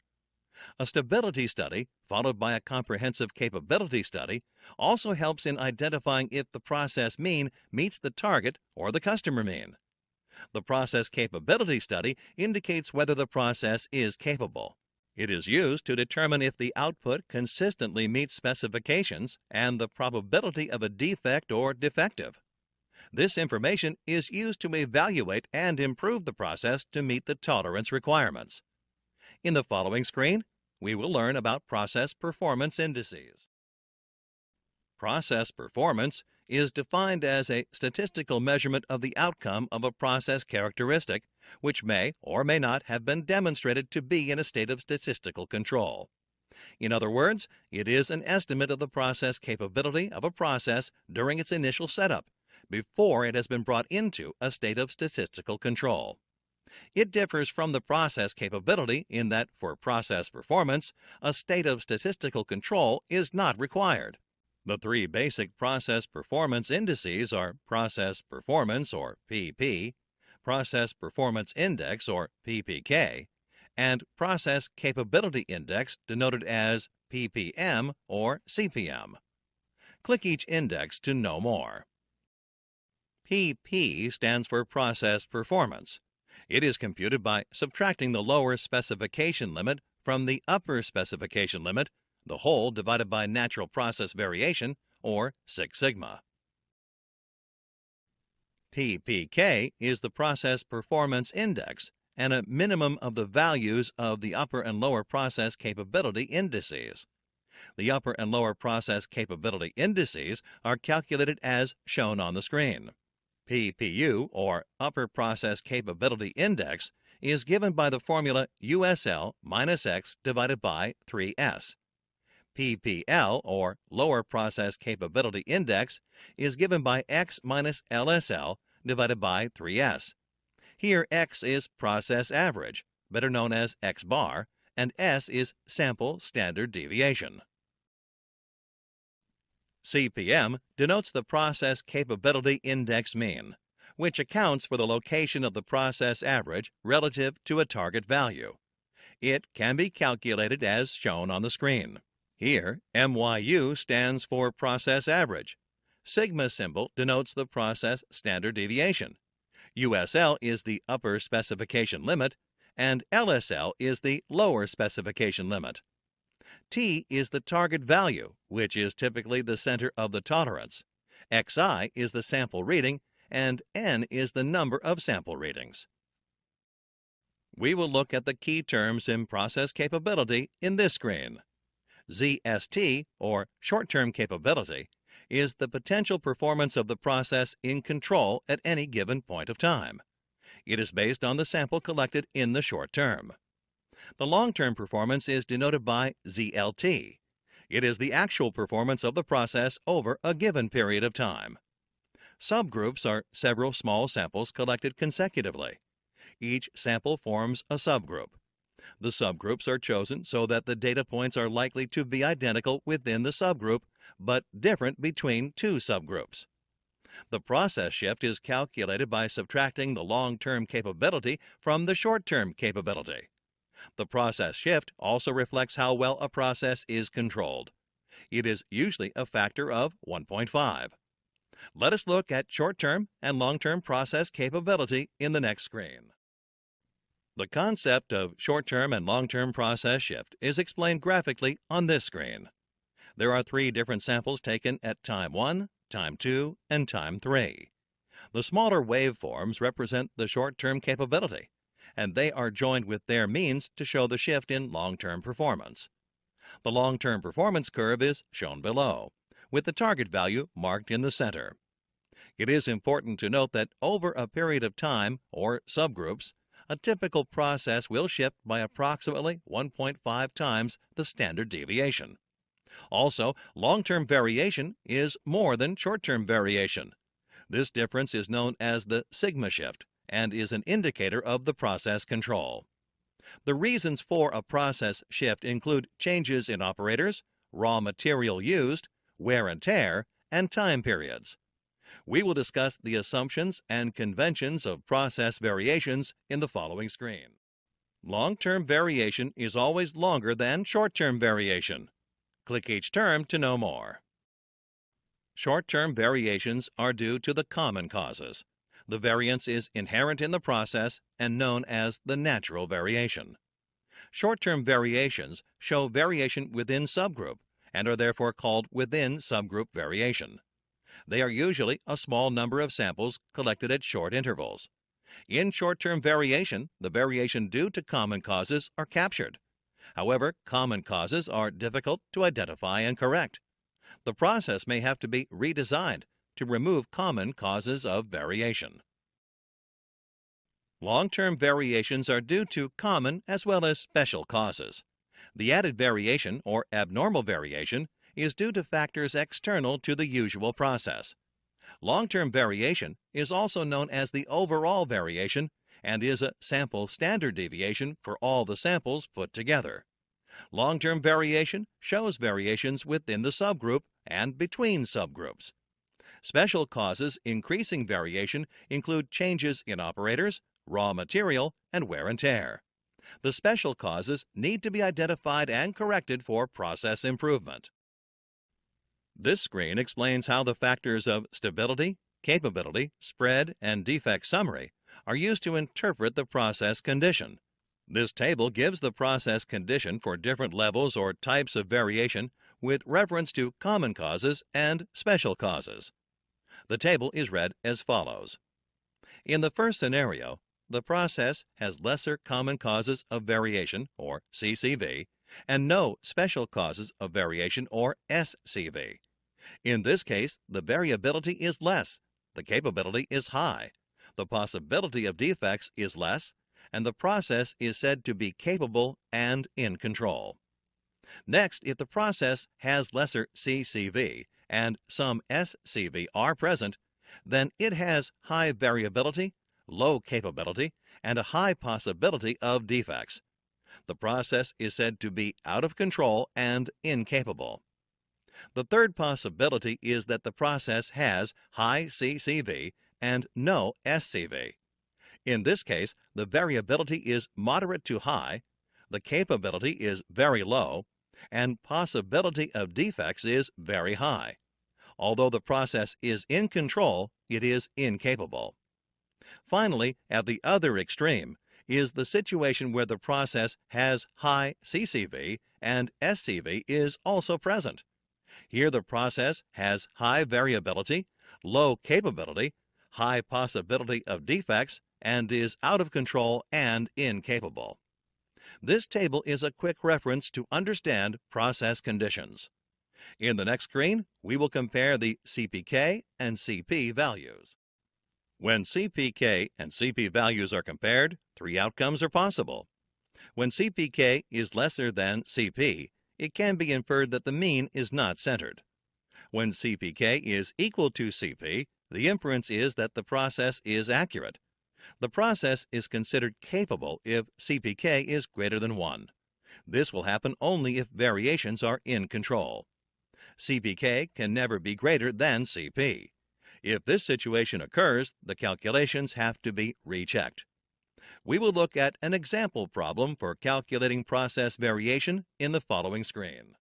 The table on this screen shows data for customer complaint resolution time over a period of 3 weeks. Each week's data forms a subgroup. For example, the resolution time is 48 hours for a particular case in week 1. In week 2, the case takes up 50 hours, and in week 3, it takes about 49 hours. The subgroup size is 10. Let us understand how to calculate long-term and short-term standard deviations are calculated for this data.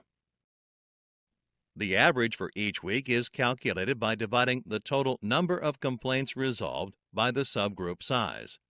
A grand average is also calculated for all the 3 weeks. The variations within subgroups and between subgroups for each week are calculated. This is followed by calculating the total variations within and between subgroups. Overall variation is given by the sum of total variation within subgroups and total variation between subgroups.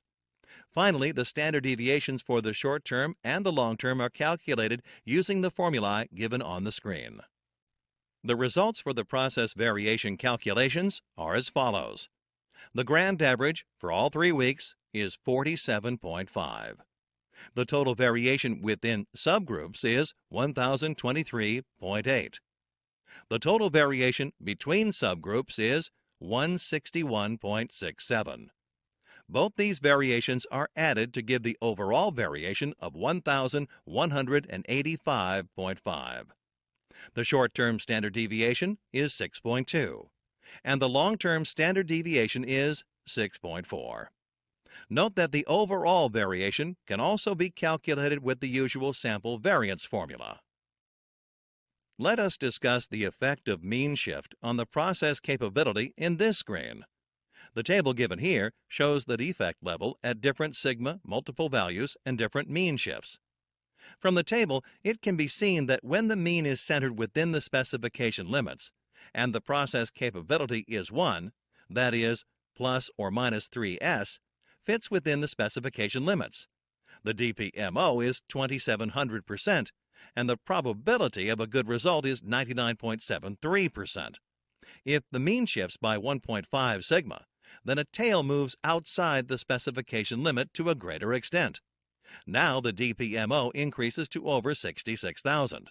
This is almost a 2,500% increase in defects.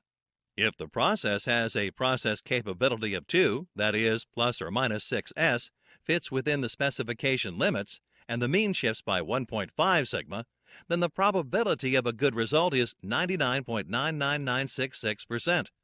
This is the same as a process with a capability of 1.5, that is, plus or minus 4.5s, fitting within the specification limits and no shift in the mean. The long-term and short-term capability table shows the variations in capabilities. For the purposes of Six Sigma, the assumption is that the long-term variability will have a 1.5s difference from the short-term variability. As seen in statistical process control, this assumption can be challenged if control charts are used and these kinds of shifts are detected quickly.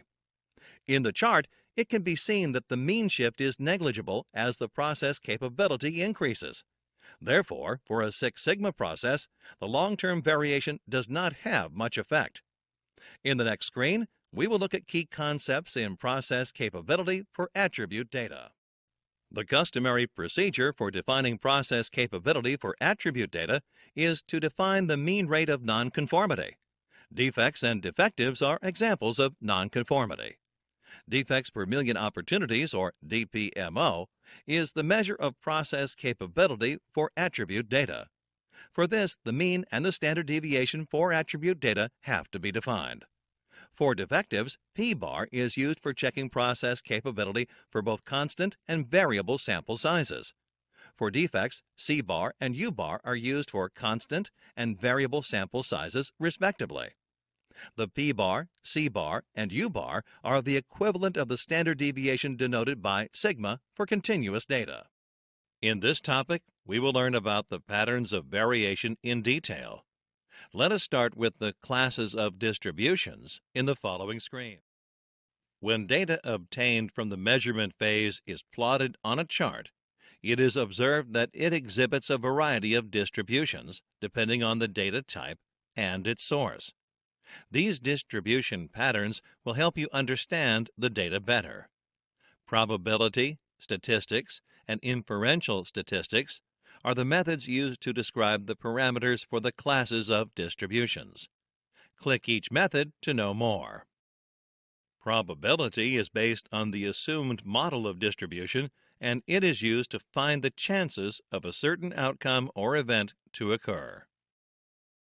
Statistics uses the measured data to determine a model to describe the data used. Inferential statistics describe the population parameters based on the sample data using a particular model. In this screen, we will discuss the types of distributions. There are two types of distributions: discrete distribution and continuous distribution.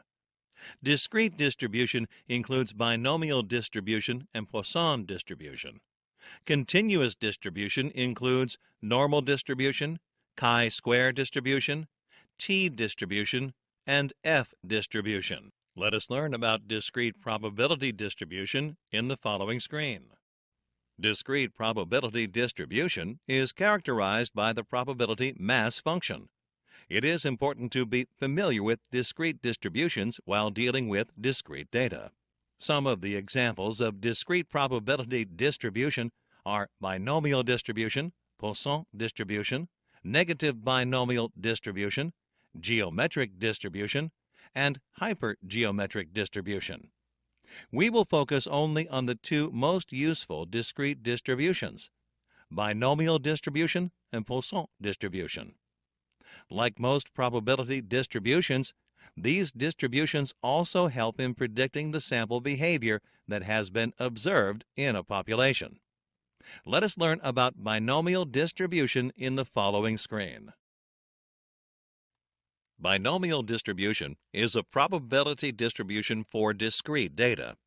Named after the Swiss mathematician Jacob Bernoulli, it is an application of popular knowledge to predict the sample behavior. Binomial distribution also describes the discrete data as a result of a particular process, like the tossing of a coin for a fixed number of times, and the success or failure in an interview. A process is known as Bernoulli's process when the process output has only two possible values like defective or OK, pass or fail, and yes or no. Binomial distribution is used to deal with defective items. Defect is any non-compliance with a specification. Defective is a product or service with at least one defect. Binomial distribution is most suitable when the sample size is less than 30 and less than 10% of the population. It is the percentage of non-defective items, provided the probability of creating a defective item remains the same over a period. Let us look at the equation. The probability of exactly R successes out of a sample size of n is denoted by P of R, which is equal to NCR whole multiplied by P to the power of R and 1 minus P whole to the power of n minus R. In the equation, P is the probability of success, R is the number of successes desired, and n is the sample size. To continue discussing the binomial distribution, let us look at some of its key calculations in the following screen. The mean of a binomial distribution is denoted by mu and is given by n multiplied by p. The standard deviation of a binomial distribution is denoted by sigma, which is equal to n multiplied by p multiplied by 1 minus p. The method of calculating factorials, say factorial of 5, is the product of 5, 4, 3, 2, and 1, which is equal to 120. Similarly, factorial of 4 is the product of 4, 3, 2, and 1, which is equal to 24. Let us look at an example of calculating binomial distribution in the next screen. Suppose you wish to know the probability of getting heads 5 times in 8 coin tosses. You can use the binomial equation for the same. Click the Answer button to see how this is done.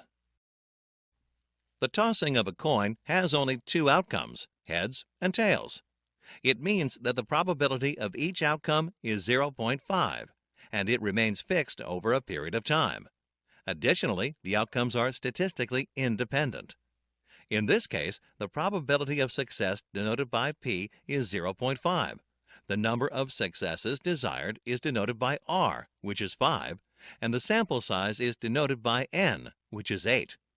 Therefore, the probability of 5 heads is equal to factorial of 8 CR, which is 8 divided by factorial of 5, and factorial of 8 minus 5, whole multiplied by 0.5 to the power of 5, multiplied by 1 minus 0.5, whole to the power of 8 minus 5. This calculation gives a result of 0.2187, which is equal to 21.87%. Let us learn about Poisson distribution in this screen. Poisson distribution is named after Simeon Denis Poisson and is also used for discrete data. Poisson distribution is an application of the population knowledge to predict the sample behavior. It is generally used for describing the probability distribution of an event with respect to time or space. Some of the characteristics of Poisson distribution are as follows. Poisson distribution describes the discrete data resulting from a process like the number of calls received by a call center agent or the number of accidents at a signal. Unlike binomial distribution, which deals with binary discrete data, Poisson distribution deals with integers, which can take any value. Poisson distribution is suitable for analyzing situations wherein the number of trials, similar to the sample size in binomial distribution, is large and tends towards infinity. Additionally, it is used in situations where the probability of success in each trial is very small, almost tending toward 0. This is the reason why Poisson distribution is applicable for predicting the occurrence of rare events like plane crashes, car accidents, etc., and is therefore widely used in the insurance sector. Poisson distribution can be used for predicting the number of defects as well, given a low defect occurrence rate. Let us look at the formula for calculating Poisson distribution in the next screen. The Poisson distribution for a probability of exactly x occurrences is given by P of x equals to lambda to the power of x multiplied with log e to the power of minus lambda whole divided by factorial of x. In this equation, lambda is the mean number of occurrences during the interval, x is the number of occurrences desired, and e is the base of natural logarithm, which is equal to 2.71828. The mean of the Poisson distribution is given by the lambda, and the standard deviation of a Poisson distribution is given by sigma, which is the square root of lambda. Let us look at an example to calculate Poisson distribution in the next screen. The past records of a road junction which is accident-prone show a mean number of 5 accidents per week at this junction. Assume that the number of accidents follows a Poisson distribution, and calculate the probability of any number of accidents happening in a week. Click the button to know the answer. Given the situation, you know that the value of lambda, or mean, is 5. So P of 0, that is, the probability of 0 accidents per week, is calculated as 5 to the power of 0 multiplied by e to the power of minus 5 whole divided by factorial of 0. The answer is 0.006. Applying the same formula, the probability of 1 accident per week is 0.03. The probability of more than 2 accidents per week is 1 minus the sum of probabilities of 0, 1, and 2 accidents, which is 0.884. In other words, the probability is 88.4%. Let us learn about continuous probability distribution in this screen.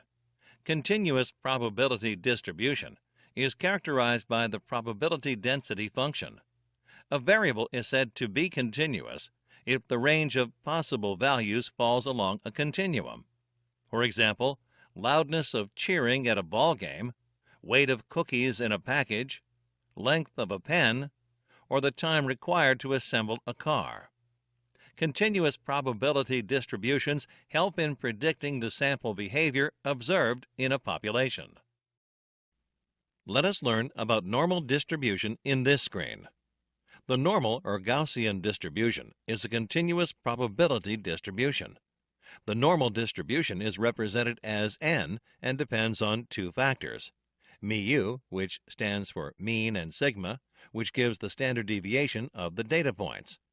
Normal distribution normally has a higher frequency of values around the mean and lesser occurrences away from it.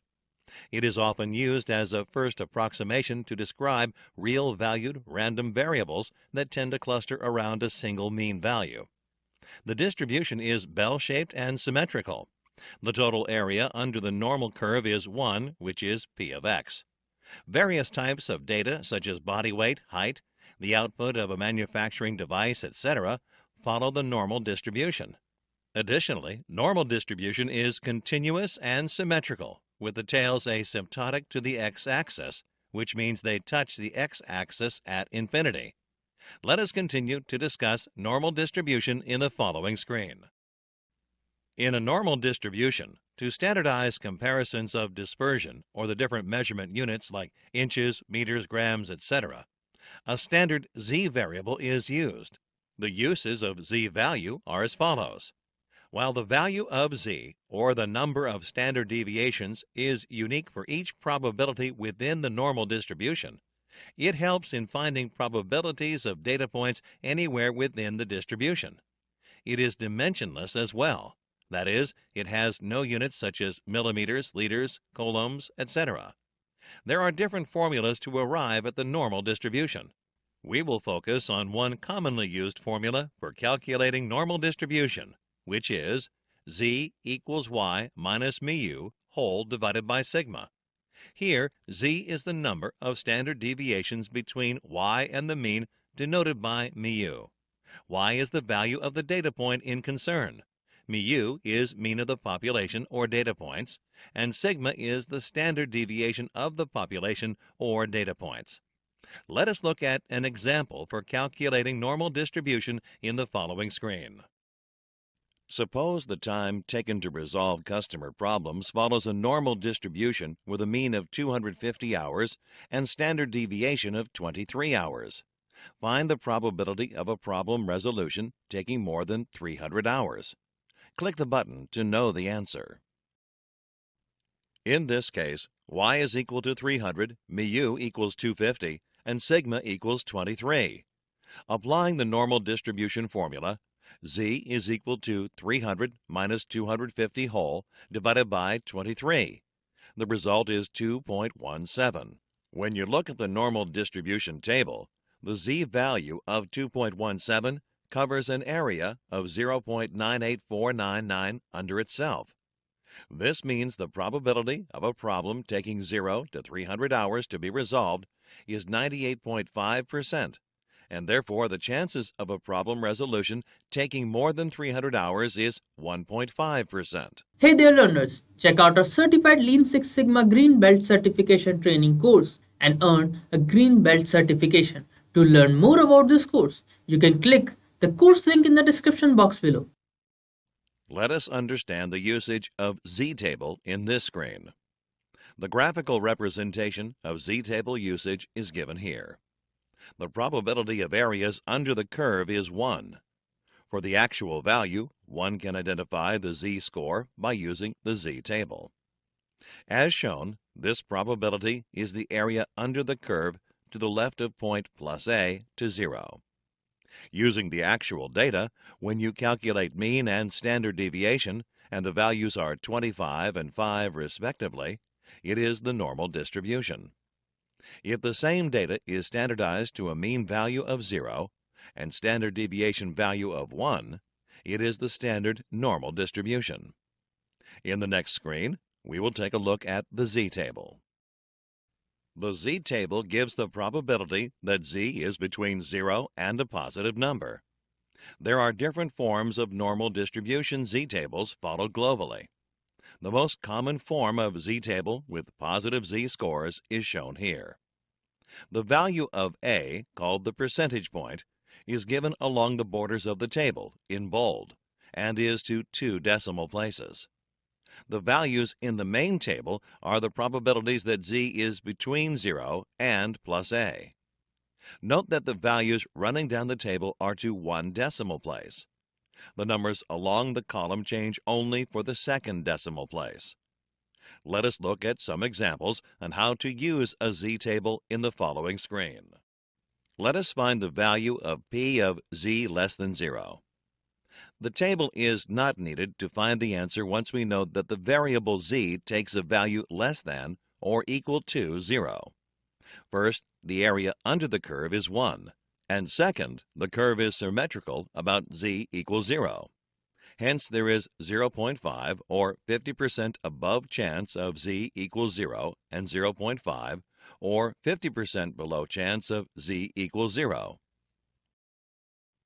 Let us find the value of P of Z greater than 1.12. In this case, the chance of Z is greater than a number, in this case 1.12. You can find this by using the following fact. The opposite or complement of an event of A is the event of not A. That is, the opposite or complement of event A occurring is the event A not occurring. Its probability is given by P of not A equals 1 minus P of A. In other words, P of Z greater than 1.12 is 1 minus the opposite, which is P of Z lesser than 1.12. Using the table, P of Z less than 1.12 equals 0.5 plus P of 0 less than Z less than 1.12 equals 0.5 plus 0.3686. which is 0.8686. Hence, the answer is P of Z greater than 1.12 equals 1 minus 0.8686, which is 0.1314. Note the answer is less than 0.5. Let us find the value of P of Z lies between 0 and 1.12. In this case, where Z falls within an interval, the probability can be read straight off the table. P of Z lies between 0 and 1.12 equals 0.3686. We will learn about chi-square distribution in this screen. Chi-square distribution is also known as chi-squared or chi-square distribution. Chi-squared with k1 degrees of freedom is the distribution of a sum of the squares of k independent standard normal random variables. The chi-square distribution is one of the most widely used probability distributions in inferential statistics. It is also known as hypothesis testing, and the distribution is used in hypothesis tests.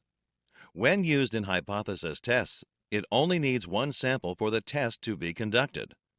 Conventionally, degree of freedom is K1, where K is the sample size. Click the button to view the chi-square distribution formula. Chi-square calculated, or sigma, or the chi-square index equals f of O minus f of E, the whole squared divided by f of E. Here, f of O stands for an observed frequency, and f of E stands for an expected frequency, determined through a contingency table. We will learn about the chi-square distribution in detail in the later part of this lesson. Let us proceed to the next screen to discuss t-distribution. The t-distribution method is the most appropriate method to be used in the following situations. When you have a sample size of less than 30, when the population standard deviation is not known, when the population is approximately normal. Unlike the normal distribution, a t-distribution is lower at the mean and higher at the tails as seen in the image. T-distribution is used for hypothesis testing. Also, as seen in the image, the t-distribution is symmetrical in shape, but flatter than the normal distribution. As the sample size increases, the t-distribution approaches normality. For every possible sample size or degrees of freedom, there is a different t-distribution. Let us learn about f-distribution in the following screen. The f-distribution is a ratio of two chi-square distributions. A specific f-distribution is denoted by the ratio of the degrees of freedom for the numerator chi-square and the degrees of freedom for the denominator chi-square. The f-test is performed to calculate and observe if the standard deviations or variances of two processes are significantly different. The project teams are usually concerned about reducing the process variance. As per the formula, f calculated equals s1 square divided by s2 square, where s1 and s2 are the standard deviations of the two samples. If the f calculated is 1, it implies there is no difference in the variance. If s1 is greater than s2, then the numerator must be greater than the denominator.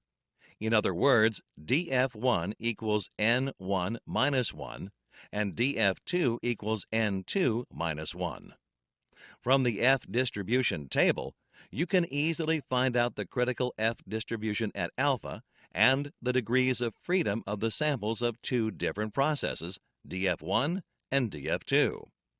Let us proceed to the next topic of this lesson in the following screen. In this topic, we will discuss exploratory data analysis in detail. Let us learn about multivariate studies in the following screen. Multivariate studies or multivariable studies are used to analyze variation in a process. Analyzing variation helps in investigating the stability of a process. More stable the process, less is the variation. Multivariate studies also help in identifying areas to be investigated. Finally, they help in breaking down the variation into components to make the required improvements. Multivariate studies classify variation sources into three major types: positional, cyclical, and temporal. Click each type to learn more. Positional variation occurs within a single piece or a product. Variation in pieces of a batch is also an example of positional variation. In positional variation, measurements at different locations of a piece would produce different values.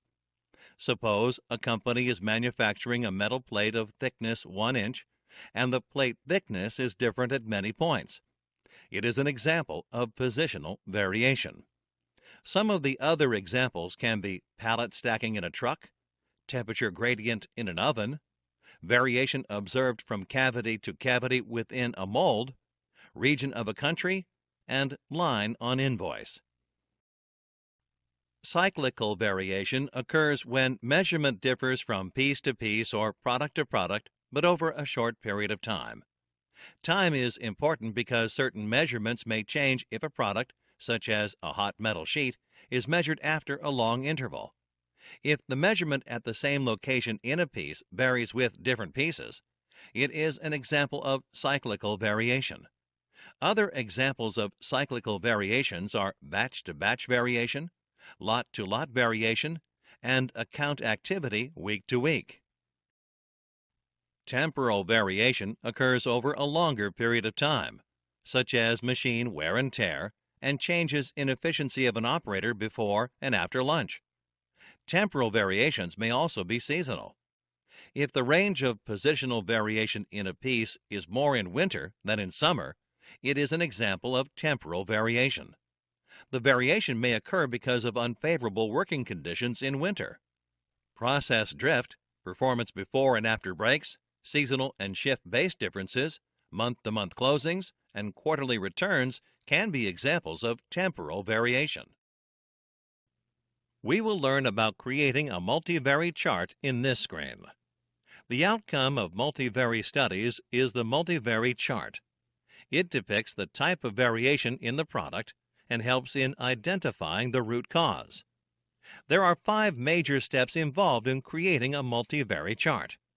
They are select process and characteristics, decide sample size, create a tabulation sheet, plot the chart, and link the observed values. Click each step to learn more. The first step is to select the process and the relevant characteristics to be investigated.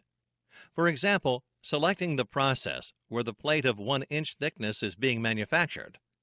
In this process, 4 equipment numbered 1 to 4 produce the 1-inch plates. The characteristic to be measured is the thickness of the plate, ranging from 0.95 inch to 1.05 inches. Any plate thickness outside this range is a defect. The second step is to decide the sample size and the frequency of data collection. In this example, the sample size is 5 pieces per equipment, and the frequency of collecting data is every 2 hours starting from 8 in the morning to 2 in the afternoon. Then the tabulation sheet is created where the data will be recorded. So one should measure the thickness of the plate being produced by the 4 equipment at a data collection frequency of 2 hours. The third step is to create a tabulation sheet. In this example, the tabulation sheet with data records contains the columns with time, equipment number, and thickness as headers. The fourth step is to plot the chart. In this example, a chart can be plotted with time on the x-axis and plate thickness on the y-axis. The last step is to link the observed values. In this example, the observed values can be linked by appropriate lines. We will continue to learn about creating a multivariate chart in this screen. The path to create a multivariate chart in Minitab is by selecting Stat, then Quality Tools, followed by Multivariate Chart. The multivariate chart created from the data recorded is shown here. The upper specification limit of 1.05 inches and the lower specification limit of 0.95 inches has been marked by green lines. Data outside these lines are defects. The blue dots show the positional variation. The dots are the measurements of pieces in a batch of any single equipment. The black lines join the mean of the data recorded from the equipment. The mean of the data recorded from the products of equipment number 3 is much below the similar mean of other equipment. This shows that equipment number 3 is producing more defects than the other equipment. The red line is the mean of the data recorded at a particular time. The red line rises toward the right, which means the data points shift up after 12 p.m. This may be because of the change in operator efficiency after a lunch break at 12 p.m. Multivariate chart helps us visually depict the variations and establish the root causes of variations. In the next screen, we will learn about simple linear correlation. Correlation means association between variables. Simple linear regression and multiple regression techniques are very important, as they help in validating the association of X with Y. The coefficient correlation shows the strength of the relationship between Y and X. To associate Y with a single X and statistically validate the relationship, correlation is used. In Excel, use equals correl, open bracket, close bracket, function to calculate correlation coefficient. The dependent variable Y may depend on many independent variables, X, but correlation is used to find the behavior of Y as one of the X's changes. Correlation helps us to predict the direction of movement in values in Y when X changes. Statistical significance of this movement is denoted by correlation coefficient R. It is also known as Pearson's coefficient of correlation. In any correlation, the value of the correlation coefficient is always between -1 and +1. Positive value of R denotes the direction of movement in both variables is the same. As X increases, Y also increases, and vice versa. Negative value of R denotes that the direction of movement in both variables is in inverse fashion. As X increases, Y decreases, and as X decreases, Y increases. When the value of R is 0, it means that there is no correlation between the two variables. Higher the absolute value of R, stronger the correlation between Y and X. Absolute value of a number is its value without the sign. +4 has an absolute value of 4, and -4 again has an absolute value of 4. An R value of greater than +0.85 or lesser than -0.85 indicates a strong correlation. Hence, R value of -0.95 shows a stronger correlation than the R value of -0.74. The next screen will elaborate on correlation with the help of an example and illustrations through scatter plots. The 4 graphs on the screen are scatter plots displaying 4 different levels of correlation. Correlation measures the linear association between the dependent variable or output variable Y and one independent or input variable X. As can be deduced from the graphs, a definite pattern emerges as the absolute value of correlation coefficient R increases. It is easy to see a pattern in R value of 0.9 and above than to see a pattern in R value of 0.07. It is difficult to find a pattern below correlation coefficient of 0.5. Click the Example button to know more. To understand how correlation helps, let us consider an example. A correlation test was performed on the scores of a set of students from their first grade, high school, and undergraduation. The undergraduation score was the dependent variable and first grade score the independent variable. The value of correlation coefficient R was calculated to be 0.29, and the correlation between undergraduation scores and high school scores was 0.45. This means the high school scores have higher correlation compared to the first grade scores.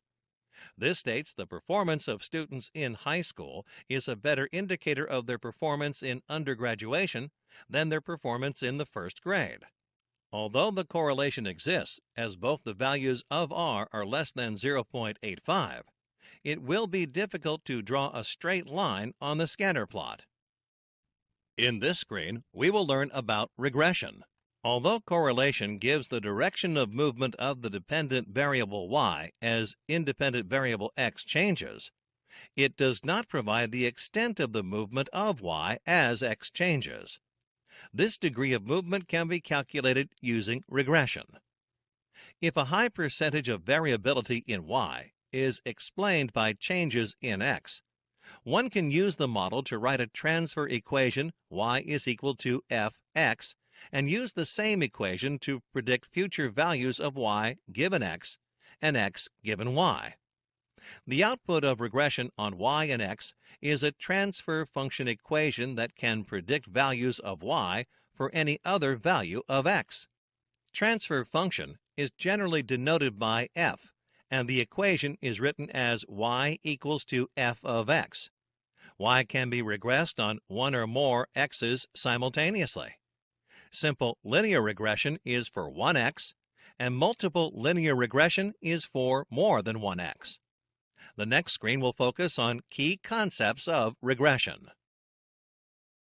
There are two key concepts of regression: transfer function to control y and vital x. Click each concept to learn more. The output of regression is a transfer function f of x.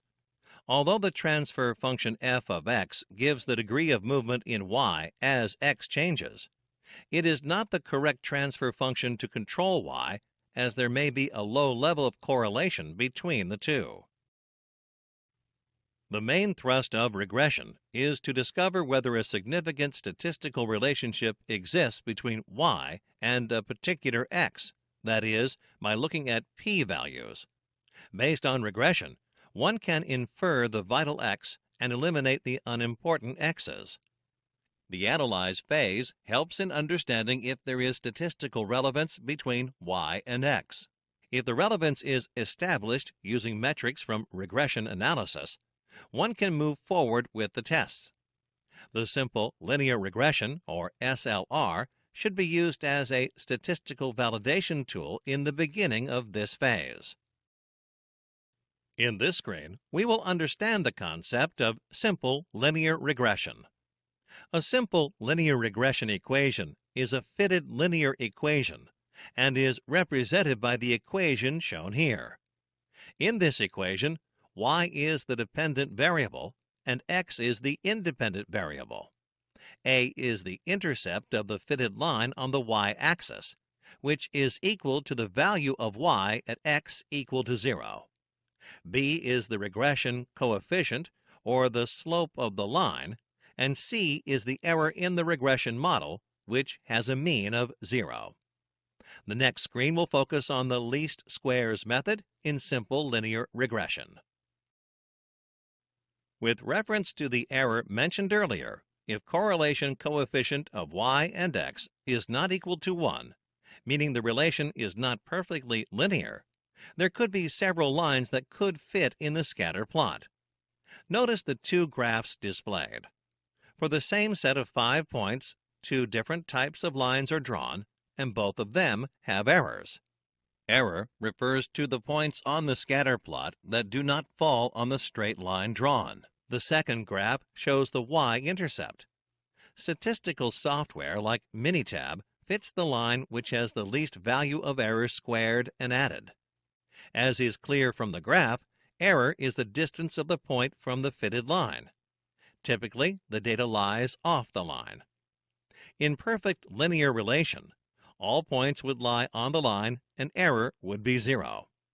The distance from the point to the line is the error distance used in the SSE calculations. Let's understand SLR with the help of an example in the next screen. Consider the following example. Suppose a farmer wishes to predict the relationship between the amount spent on fertilizers and the annual sales of his crops. He collects the data shown here for the last few years and determines his expected revenue if he spends $8 annually on fertilizers. He has targeted sales of $31 this year. The steps to perform simple linear regression in MS Excel are as follows. Copy the data table on an Excel worksheet. Select all the data from B1 to C6. This is assuming the years table appears in cells A1 to A6. Click Insert and choose the plain scatter chart. It is titled Scatter with only markers. The basic scatter chart will appear as shown on the screen.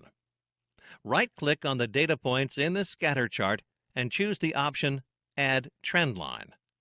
Then choose the option Linear and select the boxes titled display r-squared value, and display equation.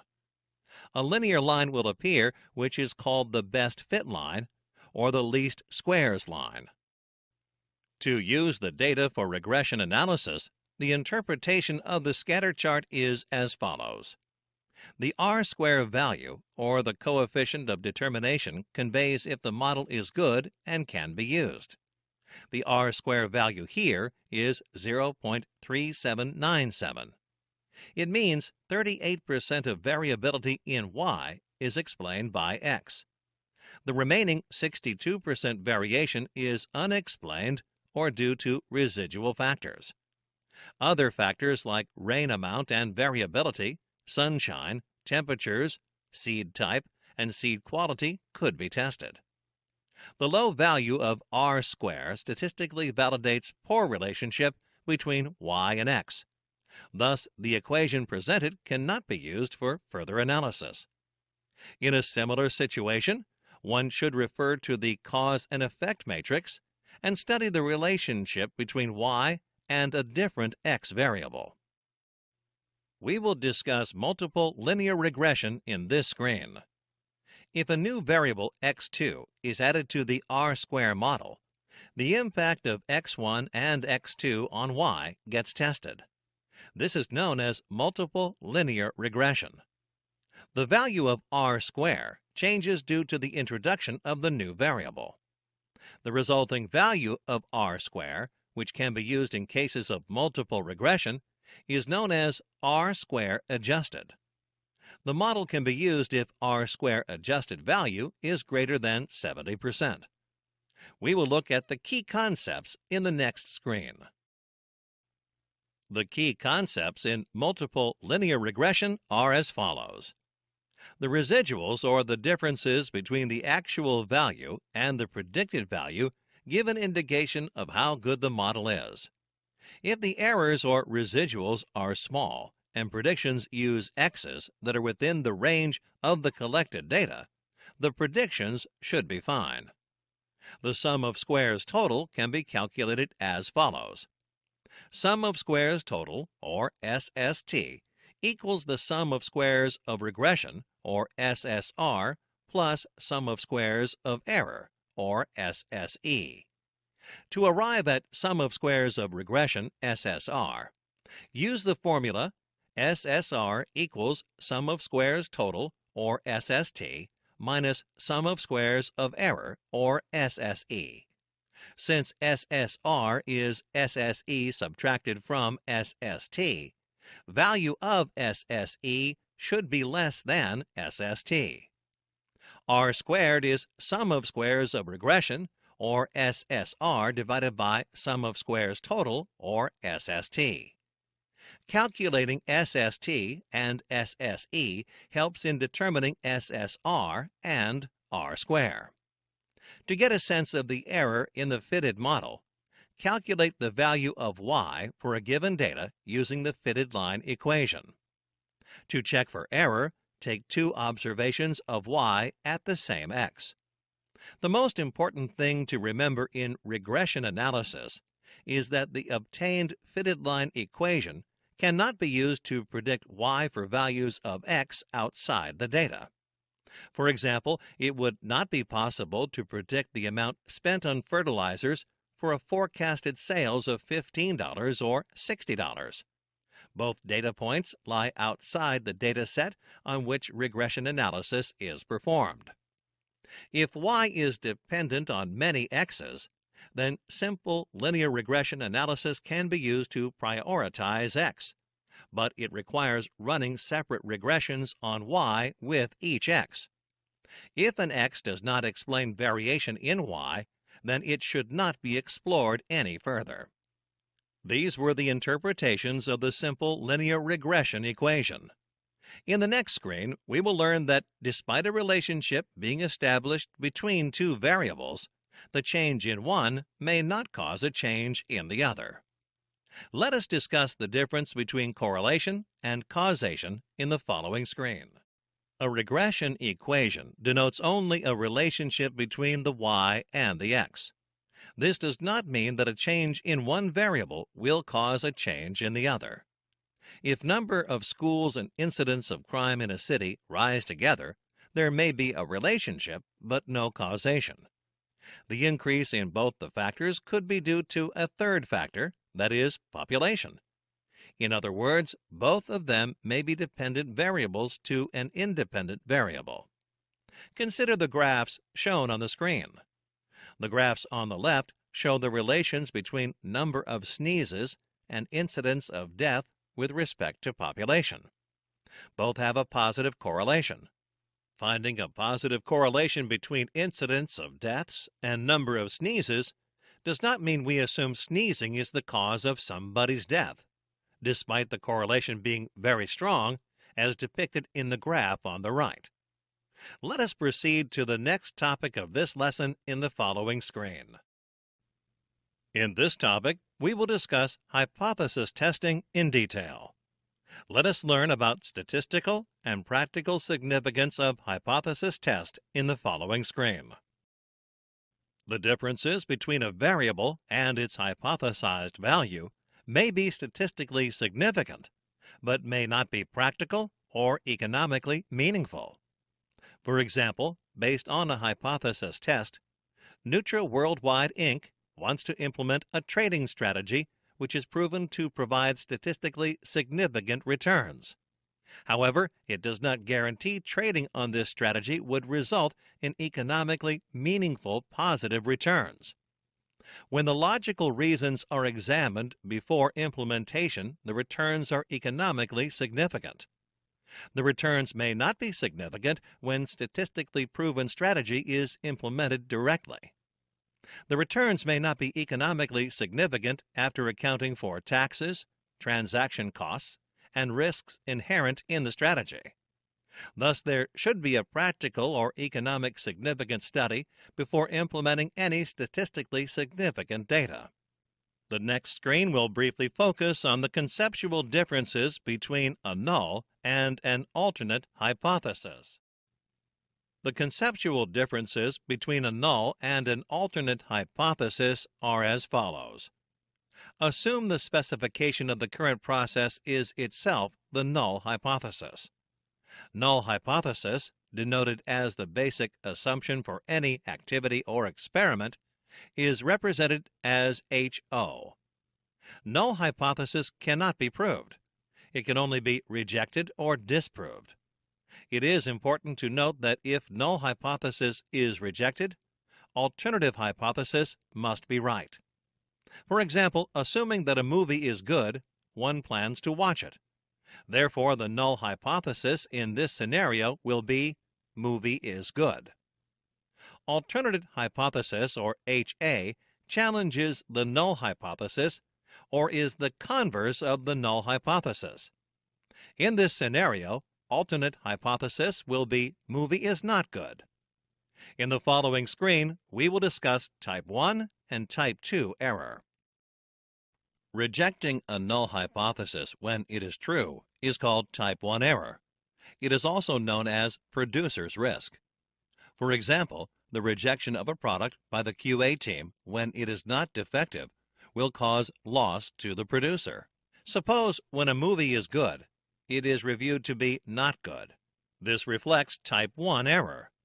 In this case, the null hypothesis is rejected when it is actually true.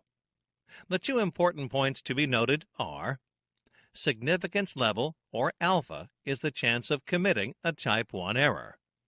The value of alpha is 0.05 or 5%. Accepting a null hypothesis when it is false is called type 2 error.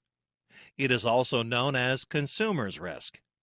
For example, the acceptance of a defective product by the quality analyst of an organization will cause loss to the consumer who buys it. Minimizing type 2 error requires acceptance criteria to be very strict. Suppose when a movie is not good, it is reviewed to be good. This reflects type 2 error. In this case, the alternate hypothesis is rejected when it was actually true. The two important points to be noted are beta is the chance of committing a type 2 error. The value of beta is 0.2 or 20%. Any experiment should have as less beta value as possible. The next screen will cover the key points to remember about Type 1 and Type 2 error. As you start dealing with the two types of errors, keep the following points in mind. The probability of making one type of error can be reduced when one is willing to accept a higher probability of making the other type of error. Suppose the management of a company producing pacemakers wants to ensure no defective pacemaker reaches the consumer. So the quality assurance team makes stringent guidelines to inspect the pacemakers. This would invariably decrease the beta error or type 2 error. But this will also increase the chance that a non-defective pacemaker is declared defective by the quality assurance team. Thus, alpha error or type 1 error increases. If all null hypotheses are accepted to avoid rejecting true null hypothesis, it will lead to type 2 error. Typically, alpha is set at 0.05, which means that the risk of committing a type 1 error is 1 out of 20 experiments.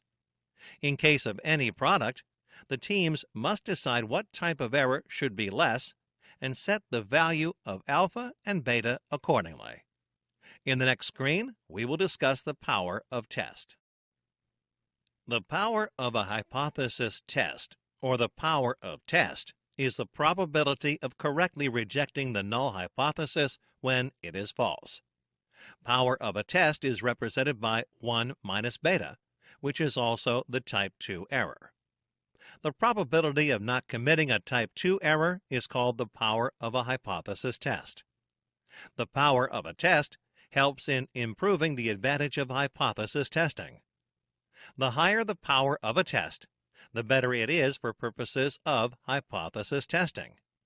Given a choice of tests, the one with the highest power should be preferred.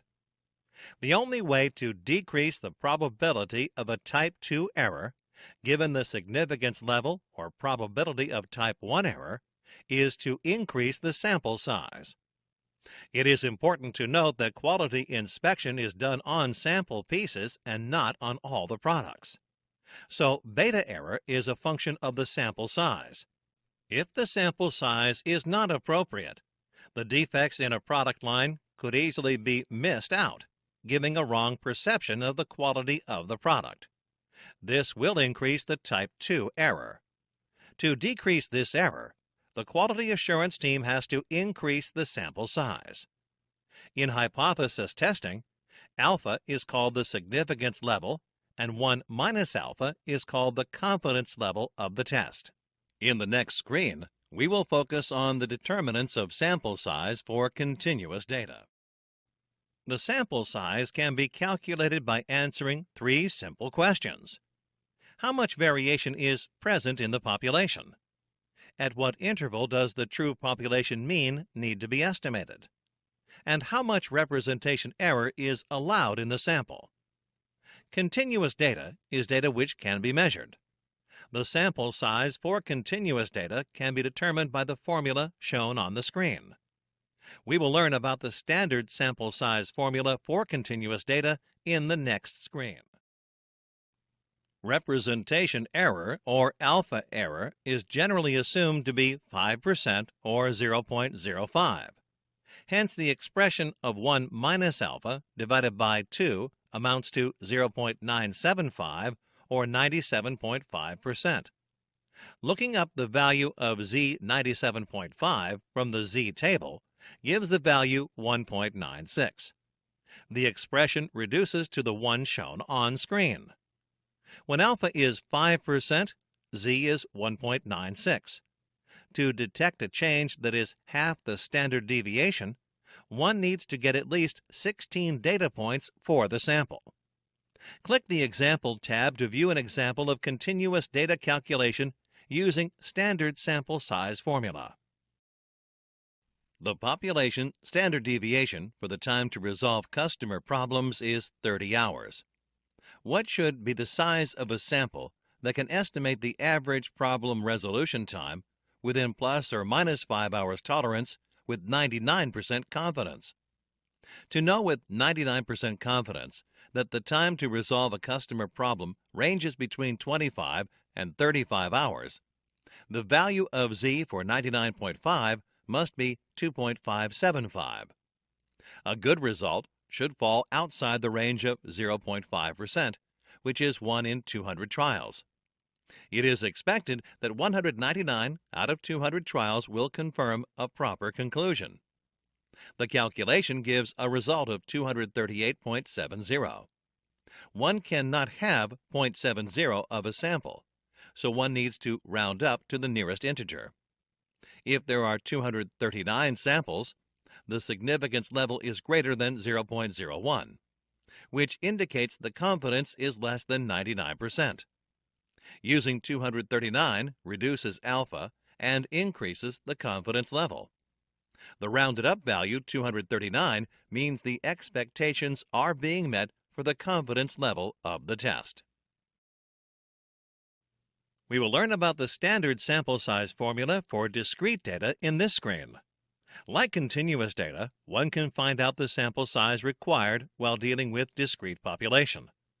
If the average population proportion non-defective is P, then population standard deviation can be calculated by using the expression shown on the screen. The expression for sample size is present. It is important to note that in this expression, the interval or tolerance is in percentage. Click the Example tab to view an example of discrete data calculation using standard sample size formula. The non-defective population proportion for pen manufacturing is 80%. What should be the sample size to draw a sample that can estimate the proportion of compliant pens within plus or minus 5% with an alpha of 5%? Consider calculating the sample size for discrete data, for which the population proportion, non-defective, is 80%, and the tolerance limit is within plus or minus 5%. Substituting the values, it is found the sample size should be 246.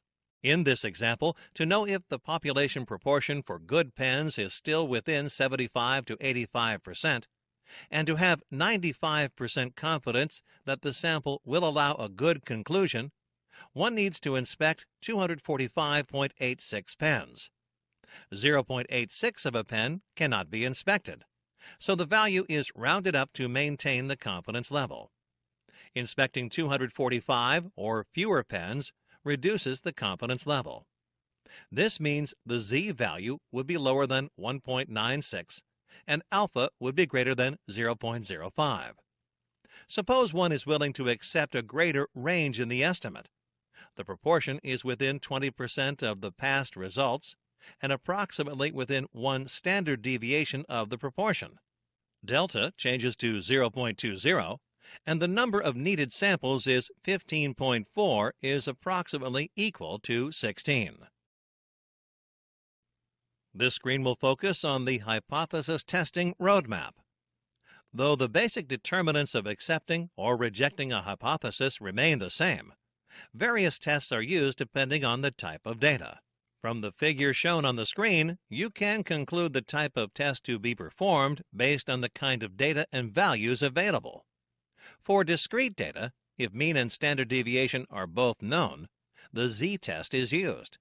And if mean is known but standard deviation is unknown, the t-test is used. If the standard deviation is unknown, and if the sample size is less than 30, it is preferable to use the t-test. If variance is known, one should go for chi-squared test. If mean and standard deviation are known for a set of continuous data, it is recommended to go for the z-test. For mean comparison of two with standard deviation unknown, go for t-test, and for mean comparison of many with standard deviation unknown, go for f-test. Also, if the variance is known for continuous data, go for f-test. The next few screens will discuss in detail the tests for mean, variance, and proportions. Let us understand hypothesis test for means theoretical through an example in the next screen. The examples of hypothesis testing based on the types of data and values available are discussed here. The value of alpha can be assumed to be 5%, or 0.05. Suppose you want to check for the average height of a population. North American males are selected as the population here. From the population, 117 men are gathered as the sample, and the readings of their height are taken. The null hypothesis is that the average height of North American males is 165 centimeters, and the alternate hypothesis is that the height is lesser or greater than 165 centimeters. Consider the sample size n as 117 for z-test and sample size n as 25 for t-test. Sample average, or x-bar, is 164.5 centimeters. Using the data given, let us calculate the z-calc value and t-calc value. The population height is 165 centimeters with a standard deviation of 5.2 centimeters, and the average height of the sample group is 164.5 centimeters. The test for significant difference should be conducted. First, let us compute z-calc value using the formula given on the screen. Hence, the z-calc is 1.04, which is less than 1.96 or t-critical. Therefore, the null hypothesis cannot be rejected. Since z 0.05 equals 1.96, the null hypothesis is not rejected at 5% level of significance. The statistical notation is shown on the screen. Thus, a conclusion based on the sample collected is that the average height of North American males is 165 centimeters. If the population standard deviation is not known, a t-test is used. It is similar to the z-test. Instead of using the population parameter, or sigma, the sample statistic standard deviation, or S, is used. In this example, the S value is 5.0. Let us now compute t value using the formula given on the screen. The statistical notation to reject null hypothesis is shown on the screen. The t-critical value is 2.064, and we know the t-calc value is 0.5, which is less than 2.064. Therefore, the null hypothesis cannot be rejected at 5% level of significance. Thus, a conclusion based on the sample collected is that the average height of North American males is 165 centimeters. The conclusion of not rejecting the null hypothesis is based on the assumption that the 25 males are randomly selected from all males in North America. Null and alternative hypotheses are same for both z-test and t-test. In both the examples, the null hypothesis is not rejected. In the next screen, we will understand the hypothesis test for variance with an example. In hypothesis test for variance, chi-square test is used. In the case of a chi-square test, the null and alternate hypotheses are defined, and the values of chi-square critical and chi-square are calculated. To understand this concept with an example, click the button given on the screen. The null hypothesis is that the proportion of wins in Australia or abroad is independent of the country played against. The alternate hypothesis is that the proportion of wins in Australia or abroad is dependent on the country played against. Chi-square critical is 6.251, and chi-square calculated is 1.36. Since the calculated value is less than the critical value, the proportion of wins of the Australia hockey team is independent of the country played or place. In this screen, we will discuss hypothesis test for proportions with an example. The hypothesis test on population proportion can be performed. To understand this with an example, click the button given on the screen. Let us perform hypothesis test on population proportion. The null hypothesis is that the proportion of smokers among males in a place named R is 0.10, represented as P0. The alternative hypothesis is the proportion is different than 0.10. In notation, it is represented as null hypothesis is P equals P0 against alternative hypothesis is P different than P0. A sample of 150 adult males are interviewed, and it is found that 23 of them are smokers. Thus, the sample proportion is 23 divided by 150, which is 0.153. Substituting this value in the expression of Z given on the screen gives the result of 1.80. You can reject the null hypothesis at level of significance alpha if Z is greater than Z alpha. For 5% level of confidence, the Z value should be 1.96. Since the calculated Z value is more than what is required for 5% level of confidence, the null hypothesis is rejected. Hence, it can be concluded that the proportion of smokers in R is greater than 0.10. In this screen, we will focus on comparison of means of two processes. Means of two processes are compared to understand whether the outcomes of the two processes are significantly different. This test is helpful in understanding whether a new process is better than an old process. This test can also determine whether the two samples belong to the same population or different populations. It is especially required for benchmarking to compare an existing process with another benchmarked process. Let us proceed to the next screen to learn about the paired comparison hypothesis test for means. The example of two mean t-test with unequal variances is discussed here. Null and alternate hypotheses are defined. The average heights of men in two different sets of people are compared to see if the means are significantly different. For this test, the sample sizes, means, and variances are required to calculate the value of t.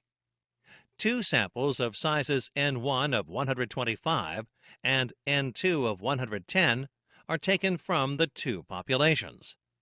The mean value of sample size 1 is 167.3, and sample size 2 is 165.8.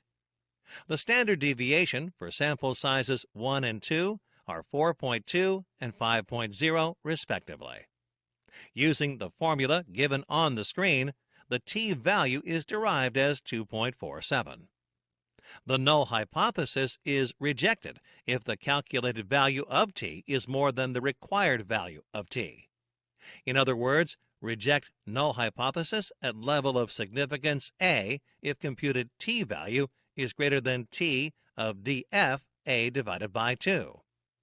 With a t-test, we're comparing two means and the population parameter, sigma, is unknown. Therefore, we're pooling the sample standard deviations in order to calculate t. The variances are weighted by the number of data points in each sample group. Since t223 and 0.025 equals 1.96, the null hypothesis is rejected at 5% level of significance. The test used here is known as the paired t-test and is considered a very powerful test. In the next screen, we will look into the example of the paired comparison hypothesis test for variance of f-test. It is important to understand the different types of tests through an example. Susan is trying to compare the standard deviation of two companies. According to her, the earnings of Company A are more volatile than those of Company B. She has been obtaining earnings data for the past 31 years for Company A and for the past 41 years for Company B.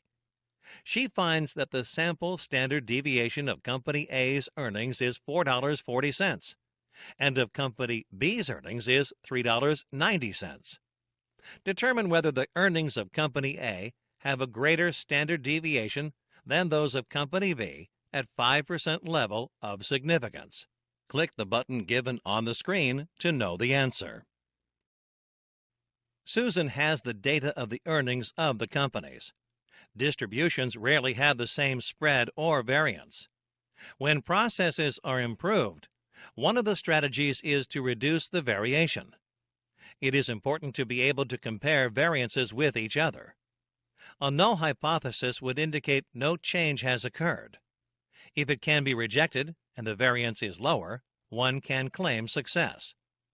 The statistical notation for this example is given on the screen. Suppose one has to compare two sets of company data. Susan has looked at the earnings of two companies. She has been studying the effects of strategy, management styles, and leadership profiles on the earnings of these companies. There are significant differences in these KPIVs. She wants to know if they have an effect on the variance in the earnings. She has sample data over several decades for each company. By the given data, it can be concluded that earnings of Company A have a greater standard deviation than those of Company B. In calculating the F-test statistic, always put the greater variance in the numerator. Let us look at the F-test example of hypothesis test for equality of variance in this screen. The degrees of freedom for Company A and Company B are 30 and 40 respectively. The critical value from F table equals 1.74. The null hypothesis is rejected if the F-test statistic is greater than 1.74. The calculated value of F-test statistic is 1.273, and therefore, at the 5% significance level, the null hypothesis cannot be rejected.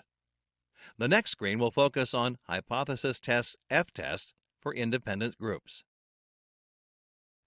A restaurant which wants to explore the recent overuse of avocados suspects there is a difference between two chefs and the number of avocados used to prepare the salads.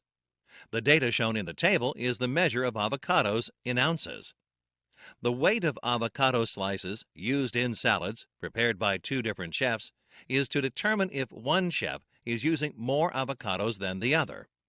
Perhaps the restaurant's expenditures on avocados is greater this month than the average of the past 12 months. This is assuming there is no change in avocado prices or the amount of avocados being used. Click the tab to learn to conduct an F-test in MS Excel.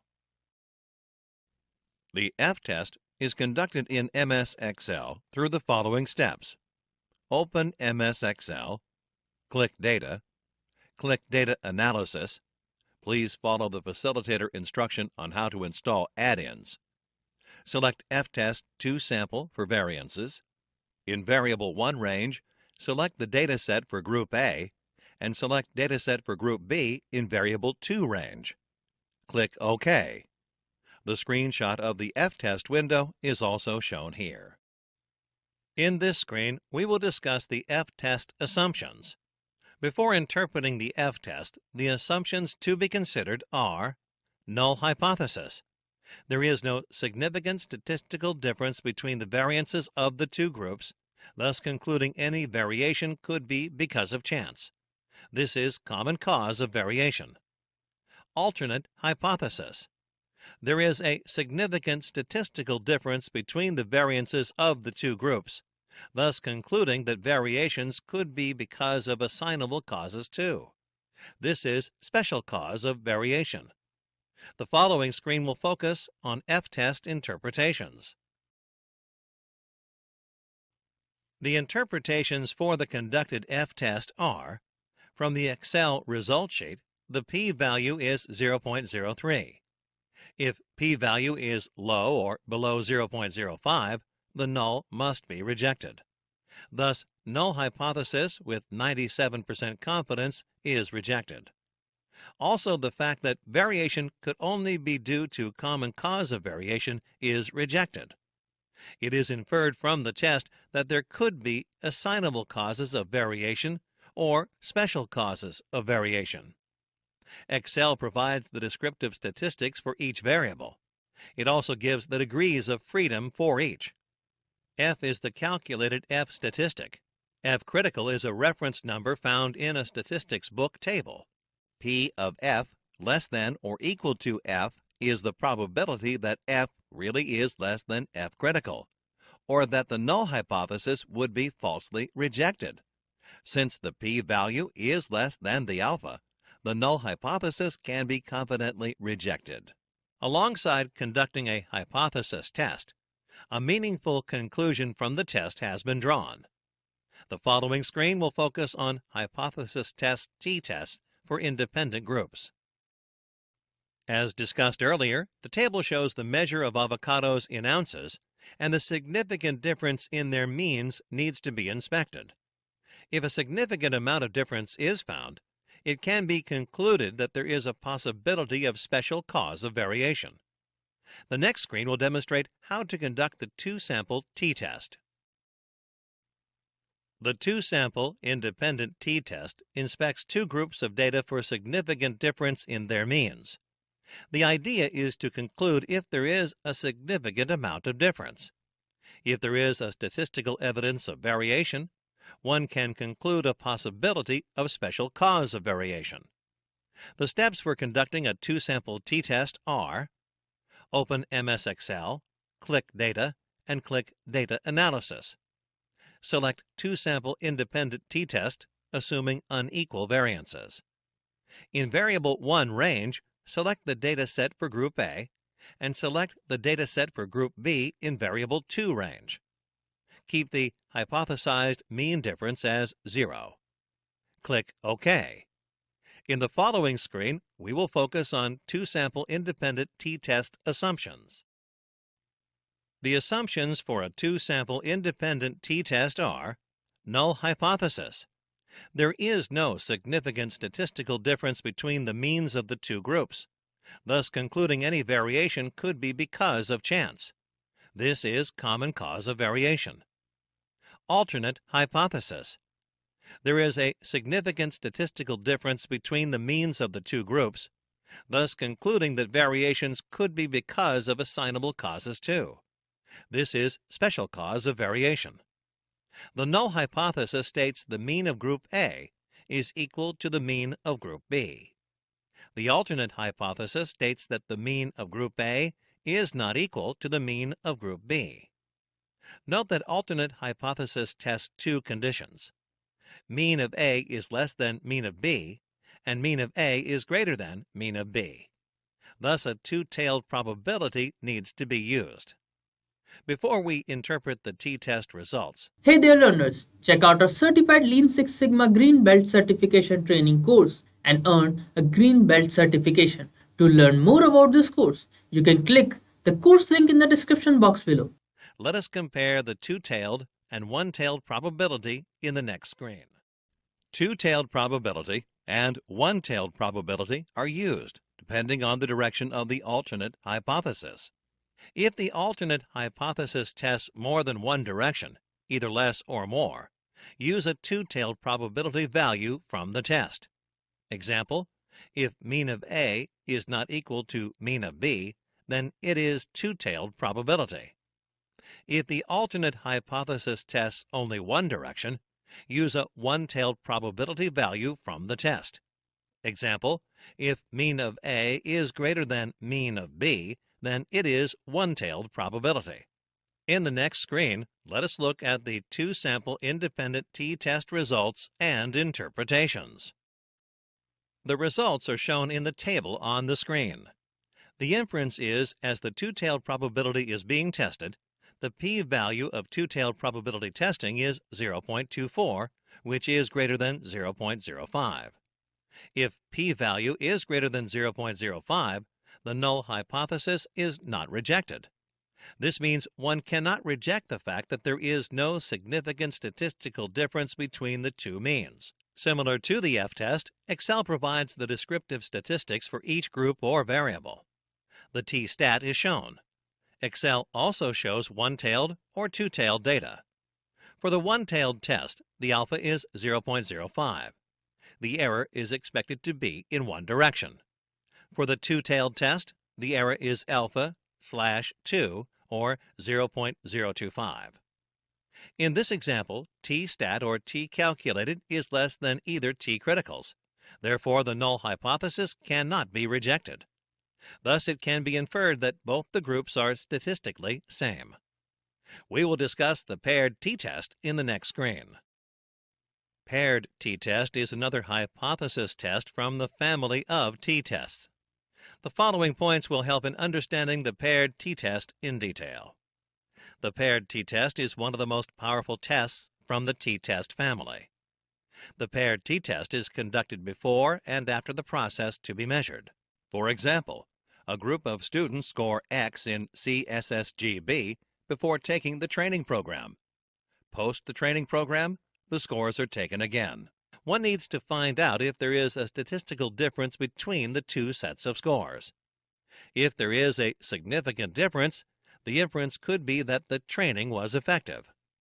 It is important to note that the paired t-test interpretation shows the effectiveness of the improvement measures. This is the main reason why paired t-tests are often used in the improve stage. Let us learn about sample variance in the following screen. Sample variance is defined as the average of the squared differences from the mean.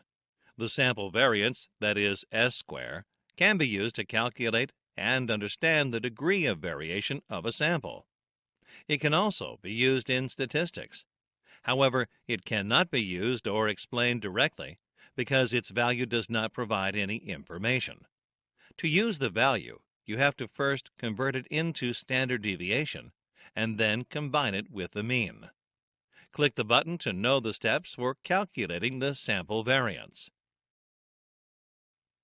Step 1. Calculate the mean or average of the sample. Step 2. Subtract each of the values from the mean. Step 3. Calculate the square value of the results. Step 4. Take the average of the squared differences. Let us understand how to calculate the sample variance with the help of an example in this screen. Consider the sample of weights. The mean value is 140. When you subtract the individual values from the mean, take the square value of the results, and then take the average of the squared differences, you will get 1,936 as the sample variance. This number is not useful as it is. In order to get the standard deviation, take the square root of the sample variance. Square root of 1936 equals 44. The standard deviation, in combination with the mean, will tell you how much the majority of the people weigh. In this example, if your mean is 140 and your variance is 44, you can conclude that the majority of people weigh between 96 pounds, mean minus 44, and 184 pounds, mean plus 44. Let us proceed to the next screen that focuses on the analysis of variance, or ANOVA, which is the comparison of more than two means. A t-test is used for one sample. Two sample tests are used for comparing two means. To compare the means of more than two samples, use the ANOVA method. ANOVA stands for Analysis of Variance. ANOVA does not tell the better mean. It helps in understanding that all the sample means are not equal. The shortlisted samples based on ANOVA output can further be tested. One important aspect of ANOVA is it generalizes the t-test to include more than two samples. Performing multiple two-sample t-tests would increase the chance of committing a type 1 error. Hence, ANOVAs is useful in comparing two or more means. The next screen will help in understanding this concept through an example. As an example, consider the takeaway food delivery time of 3 different outlets. Is there any evidence that the averages for the 3 outlets are not equal? In other words, can the delivery time be benchmarked on the outlet? The null hypothesis will assume that the 3 means are equal. If the null hypothesis is rejected, it would mean that there are at least 2 outlets that are different in their average delivery time. In Minitab, one can perform ANOVA in one of the statistics packages. Ensure that the data of the table is stacked in 2 columns. In the main menu, go to Stat, ANOVA, and then One Way. The left column of the table will have the outlets, and the right column will have the time in minutes. This is similar to the table shown on the screen. In the one-way analysis of variance window, select the response as delivery time and factor as outlet, and click OK. The output of this process is shown here. Notice the p-value, which is much higher than 0.05. The steps to perform ANOVA in Excel are as follows. After entering the data to a spreadsheet, select the ANOVA single factor test from the Data Analysis Tool Pack. Select the array for analysis, designate that the data is in columns, and select an output range. Excel shows the descriptive statistics for each column in the top table. In the second table, the ANOVA analysis shows whether the variation is greater between the groups or within the groups. It shows the sum of squares, or SS, degrees of freedom, DF, means of squares, MS, or sum of squares divided by n-1, or variance, the F statistic, MS between divided by MS within, p-value, and F critical from a reference table. The F and P are calculated for the variation that occurs within each of the groups and between the groups. If the conditions in the groups are significant, it would be expected to see the between groups SS much higher and the MS slightly higher. Let us now interpret the Minitab ANOVA results. Since the p-value is more than 0.05, the null hypothesis is accepted. This means there is no significant difference between means of delivery time for the three outlets. Based on the confidence intervals, it is found that the intervals overlap, which means there is little that separates the means of the three samples. In one-way ANOVA, where there was only one factor to be benchmarked, that is, the outlet of delivery. If there are two factors, you may use the two-way ANOVA. In this screen, we will learn in detail about chi-square distribution. The chi-square distribution is one of the most widely used probability distributions in inferential statistics. It is also known as hypothesis testing, and the distribution is used in hypothesis tests. When used in hypothesis test, needs one sample for the test to be conducted. The chi-square distribution is also known as chi-squared. It has k1 degrees of freedom and is the distribution of a sum of the squares of k independent standard normal random variables.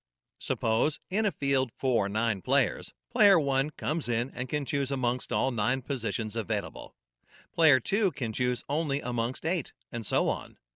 After all the 8 players have chosen their positions, the last player gets to choose the last position left. The 8 players are free to choose in a playing field of 9. 8 is the degree of freedom for this example. Conventionally, degree of freedom is n1, where n is the sample size. For example, if w, x, y, and z are 4 random variables with standard normal distributions, the random variable f, which is the sum of w square, x square, y square, and z square, has a chi-square distribution. The degrees of freedom of the distribution, or the df, equals the number of normally distributed variables used. In this case, df equals 4. The formula for chi-square distribution is shown on the screen. It is important to note that f of O stands for an observed frequency, and f of E stands for an expected frequency. The next screen will explain chi-square test through an example. Suppose the Australian hockey team wishes to analyze its wins at home and abroad against 4 different countries. The data has 2 classifications, and the table is also known as a 2x4 contingency table with 2 rows and 4 columns. The expected frequencies can be calculated assuming there is a relationship. Thus, expected frequency for each of the observed frequency is equal to product of row total and column total divided by overall total.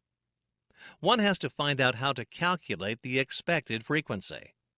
If the observed frequency is 3 wins against South Africa in Australia, then it would convert to total wins at home, which is 21 divided by the total number of wins, or 31, and is the result multiplied by 5. The result is 3.39. Similarly, the expected population parameters for all cases are found. In this step, all the information of the previous screen is combined, and the table is populated.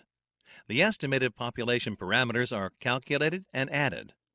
The formula estimates the observed frequency to calculate the final chi-square index, which in this case is 1.36.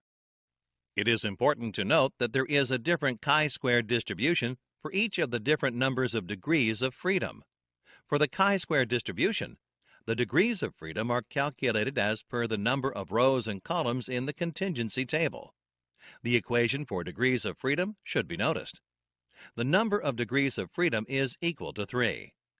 Assuming an alpha of 10%, the chi-square distribution in the chi-square table is noticed, and a critical chi-square index of 6.251 is arrived at. Chi-square calculated value is 1.36. Both the values of the chi-square index should be plotted. The critical chi-square distribution divides the whole region into acceptance and rejection, while the calculated chi-square distribution is based on data and conveys whether the data falls into an acceptance or rejection region. Therefore, as the calculated value is less than the critical value and falls in the acceptance region, the proportion of wins of the Aussie team at home or abroad has nothing to do with the opponent being played against.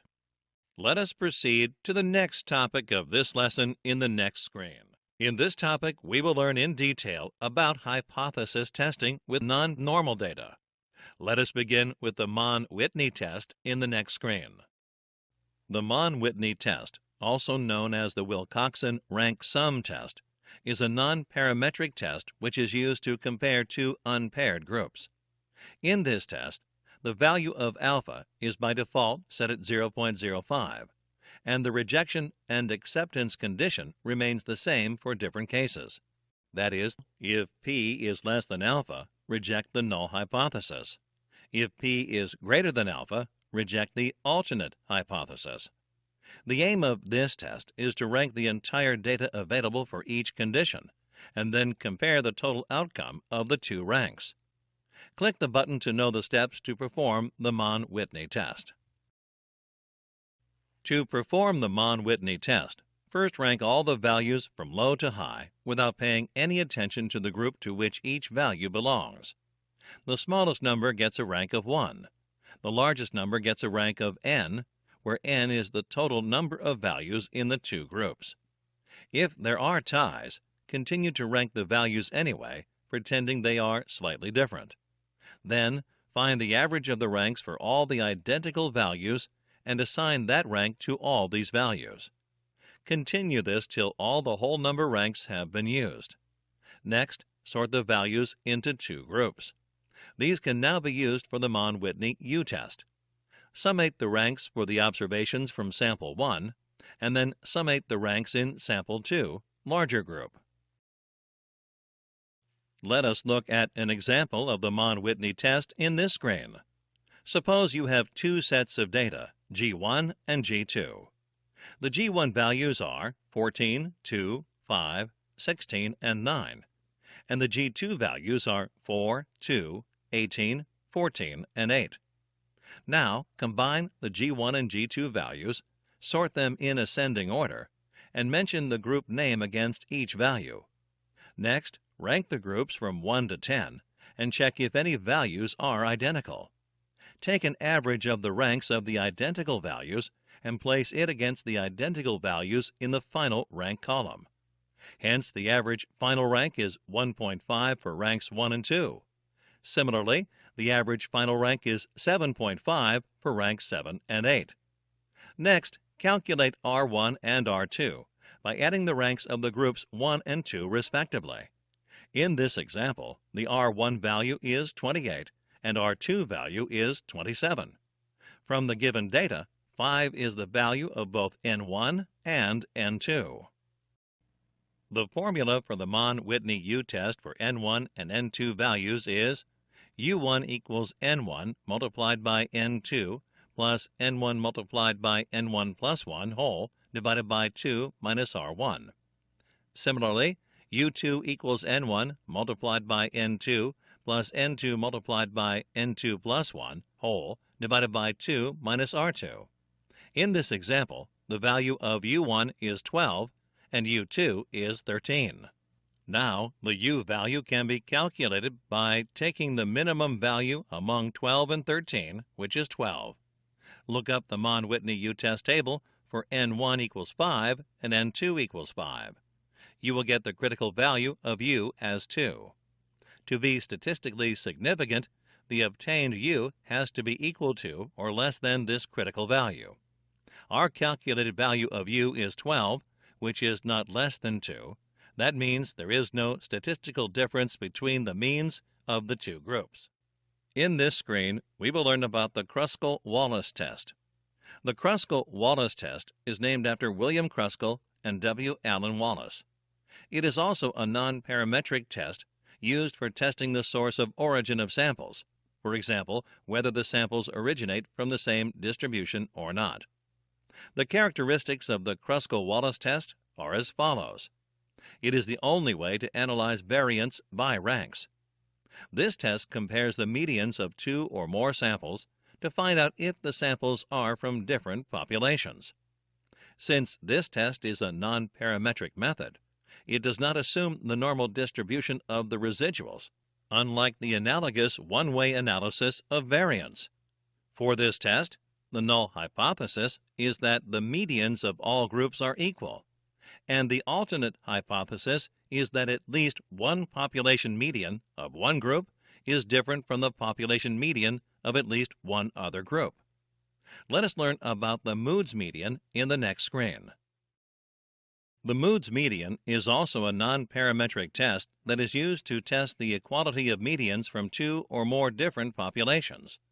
This test works when the output y variable is continuous and discrete ordinal or discrete count, while the input x variable is discrete with two or more attributes. Click the button to view the steps involved in the moods median test. Following are the steps in the moods median test. First, find the median of the combined data set. Next, find the number of values in each sample that are greater than the median and form a contingency table.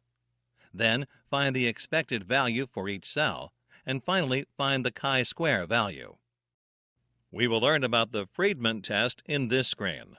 The Friedman test is another form of a non-parametric test.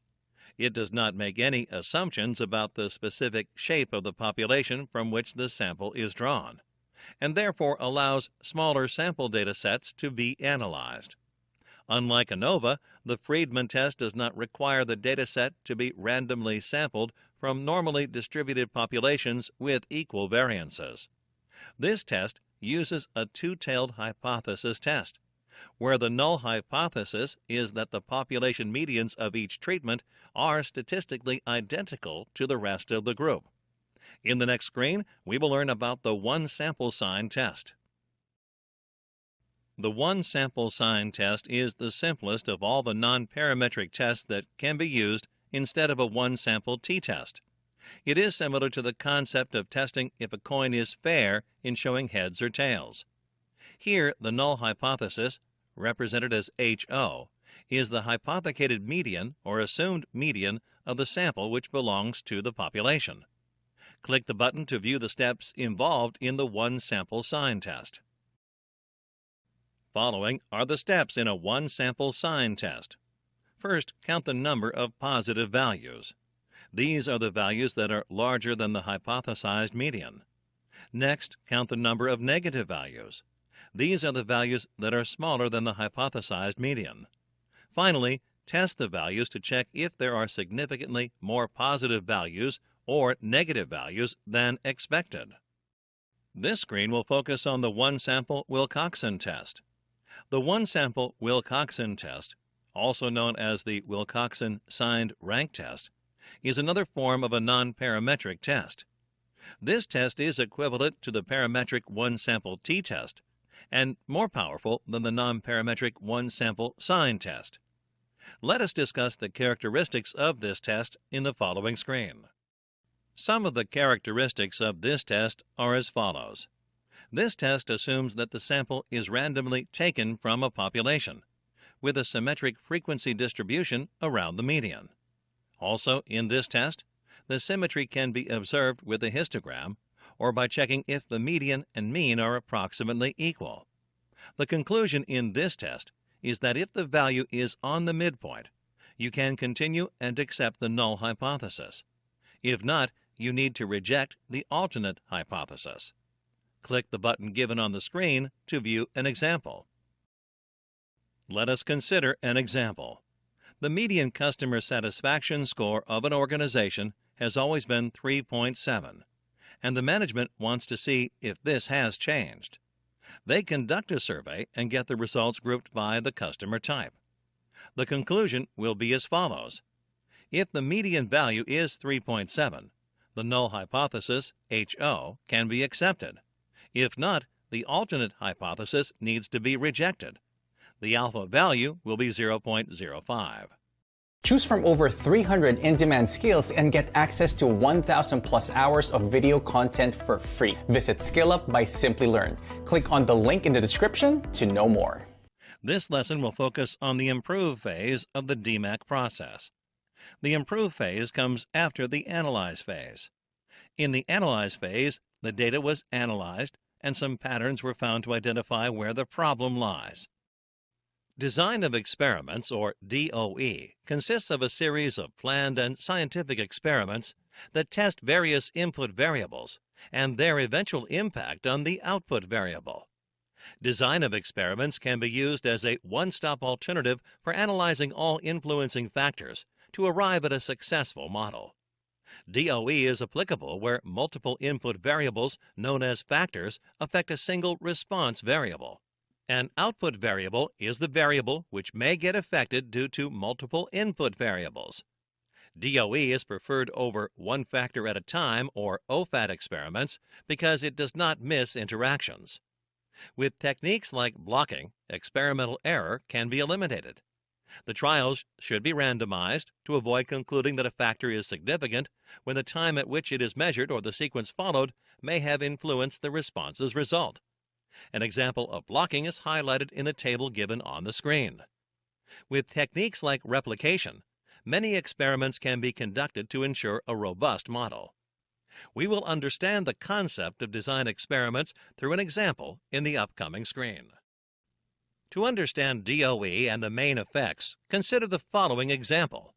Suppose the objective of the experiment is to achieve uniform part dimensions at a particular target value to reduce variations. The inputs, X, or factors that affect the output are cycle time, mold temperature, holding pressure, holding time, and material type. The process is the molding process, and the output or the response of the experiment is the part hardness. The components of the DOE in this example will be described in the next screen. Output response, factors, levels, and interactions are the components of the DOE in the given example. Click each component to learn more. The response variable is the part hardness and is measured as a result of the experiment and is used to judge the effects of factors. Factors of this experimental setup are cycle time, mold temperature, holding pressure, holding time, and material type. Factors can be varied and are called levels. The molding temperature can be set at 600 degrees Fahrenheit or 700 degrees Fahrenheit. Plastic type can be fillers and no fillers, and the material type has two levels of nylon or acetal. Interactions refer to the degree to which factors depend on one another. Some experiments evaluate the effect of interactions. In the molding example, the interaction between cycle time and molding temperature is critical. The best level for time depends on what temperature is set. If the temperature level is higher, the cycle time may have to be decreased to achieve the same response from the experiment. Let us understand full factorial experiments through an example. Full factorial experimental design contains all combinations of all levels of all factors. This experimental design ensures no possible treatment combinations get omitted. Hence, full factorial designs are often preferred over other designs. The table shown here is for a two-way heat treatment experiment. There are two factors, oven time, X2, and the temperature, X1, at which the material is drawn out of the oven. The output, Y, of the experiment is the hardness of the material. Each of the factors has two levels. This example illustrates the concepts of main factor and interaction effects. From the table, it is clear that without repetition, The experiment will have 4 different outcomes based on the changes in levels of factors. Each experimental trial here is repeated to give a total of 8 values. Let us now analyze the mean effect. An analysis of the means helps in understanding how a change in temperature at which the material is drawn creates a difference in the average part hardness. This affects the output and is called the main effect. Analysis of means also tells how a change in oven time creates a difference in the average part hardness. This is also the main effect. Analysis of means explains how interaction between temperature and time affects the average part hardness. This is known as the interaction effect. Let us next understand the concept of main effect. For calculating the main effect, the means have to be calculated. Hence, to calculate the main effect of draw temperature, the mean of the hardness values has to be calculated. The values are populated in the corresponding columns of draw temperatures. The columns have been labeled A1 and A2. The value of the mean of A1 is 91, and of A2 is 82. Plotting the data on a graph shows that changing draw temperatures changes the average hardness. Similarly, we calculate the mean of hardness values in B1 and B2. The values are 87 and 86, which are plotted on a graph. It can be seen that changing the oven time does not affect the average hardness. Now let us understand how the interaction between temperature and time affects the average part hardness. To check how draw temperature and oven time interact, the mean values are calculated by taking the repetition response. Hence, the cell A1B1 has the mean of the values 90 and 87. The cell A2B1 has the mean of the values 84 and 87. After the mean values are calculated, they are plotted on a graph. The graph shows that to reduce interactions, low temperature and high oven time should be selected to have the desired output of high hardness, also called Brunel hardness. If low hardness is the desired output, the experimental setup should have high draw temperature and high oven time. The ideal case is represented by the parallel lines, which give the desired output based on the main effect without being affected by the interaction between the factors. The parallel lines are shown as a dotted line. The mean of the factors are also calculated and shown in the small table. In this, we will introduce the concept of runs in design of experiments. The numbers of experiments in a DOE setting is known as runs. A full factorial experiment without replication on 5 factors and 2 levels is 2 raised to the power of 5, which equals 32 runs. A full factorial experiment with 1 replication on 5 factors and 2 levels is 32 plus 32, which equals 64 runs. A half fractional factorial experiment without replication on 5 factors and 2 levels is 2 raised to the power of 5 minus 1, which equals 16 runs. A half factorial experiment with 1 replication on 5 factors and 2 levels is 16 plus 16, which equals 32 runs. The number of combinations can be determined using the formula L to the power of F, where L is the number of levels and F is the number of factors. Half fractional factorial is calculated using the formula L to the power F minus 1. At 3 levels, 5 factors full factorial experiment would amount to 243 trials, and half factorial experiments would require 81 trials. The difference between full factorial and half fractional factorial experiments can be seen from the number of runs. Let us proceed to the next topic of this lesson in the following screen. In this topic, we will discuss root cause analysis in detail. We will learn about residuals analysis in the following screen. While performing the regression analysis of a linear or nonlinear model, you will get a model with the predicted values. Some of the data might fit within that model, whereas others may be scattered across. The model equation predicts one value for y at level x. However, the actual value for y observed at that level of x is different from the predicted value. This difference between the observed value of the dependent variable y and the predicted value is called residual. The formula to calculate residual is observed value minus predicted value. Residuals are considered to be errors, and each data point has one residual. You can validate the assumptions on random errors as they are independent, exhibit normal distribution, have a constant variance sigma square for all the settings of the independent variables, and finally, have a mean as 0. In the next slide, we will continue to discuss residuals analysis. As discussed in the previous screen, while performing any regression analysis, you will observe that not all the data fits into the linear model, as the linear regression model is not always appropriate for the data. Therefore, you should assess the appropriateness of the model by defining residuals and examining the residual plots. If all assumptions are satisfied, the residuals should randomly vary around 0, and the spread of the residuals should be the same throughout the plot. That is, no systematic patterns are observed. Remember, in residuals analysis, both the sum and the mean of the residuals are 0. Residuals and diagnostic statistics allow you to identify patterns that either poorly fit in the model with a strong influence on the estimated parameters or have a high leverage. It is helpful to interpret these diagnostics together to understand any potential problems with the model. In the next screen, we will learn about data transformation using the Box-Cox method. The available data must be transformed when it does not exhibit the normal distribution. Box and Cox, in the year 1964, developed a procedure for estimating the best transformation to normality within the family of power transformation.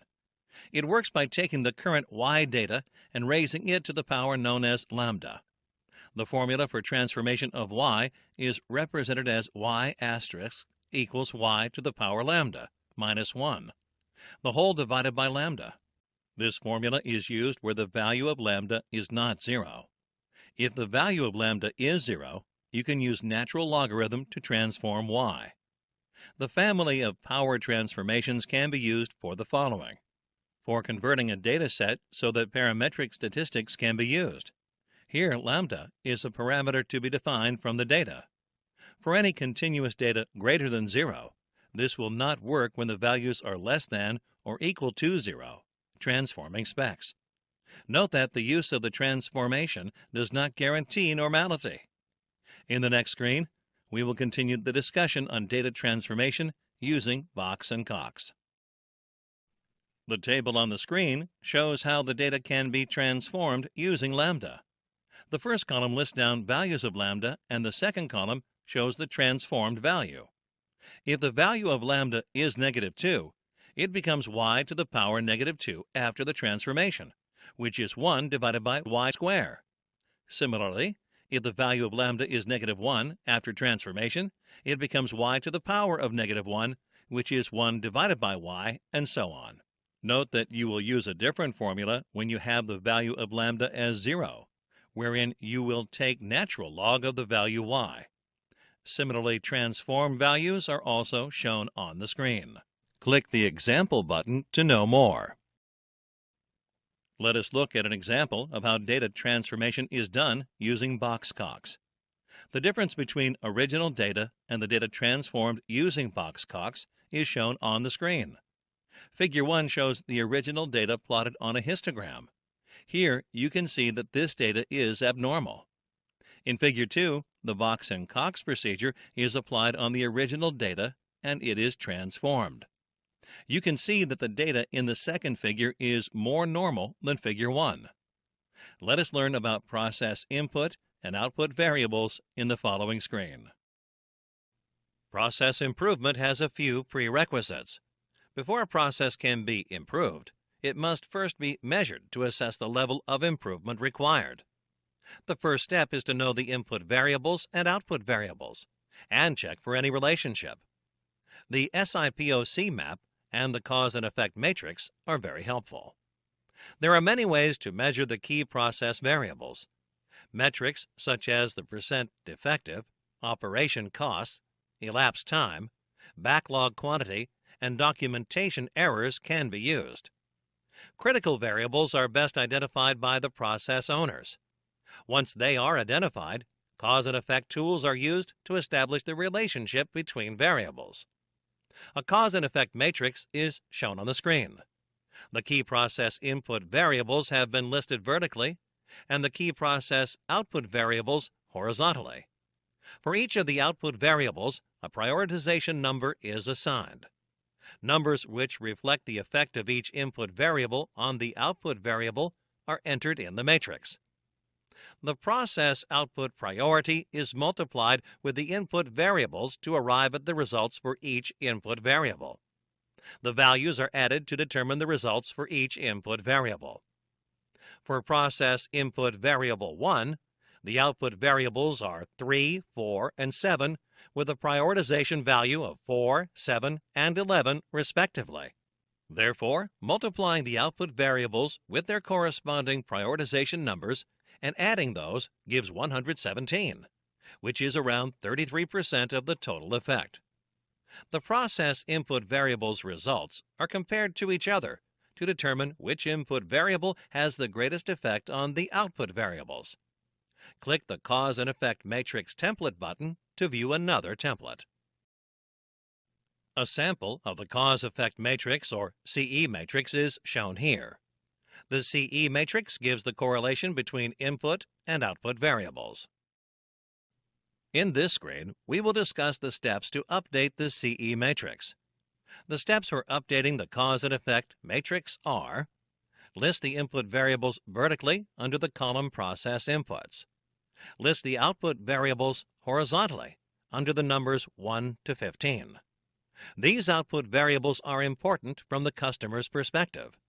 One can refer to either the QFD or the CTQ tree to know the key output variables. Rank the output variables based on customer priority.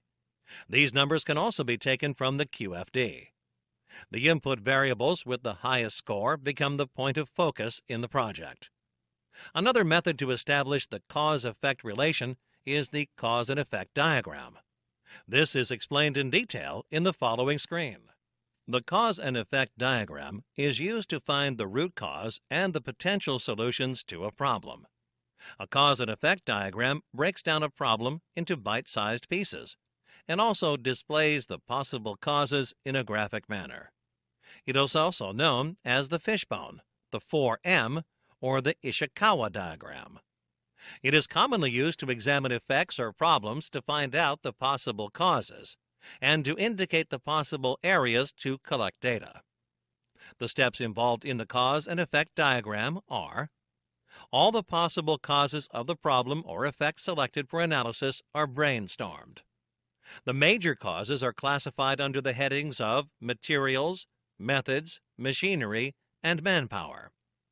The cause and effect diagram is drawn, with the problem at the point of the central access line, and the causes on the diagram are written under the classifications chosen.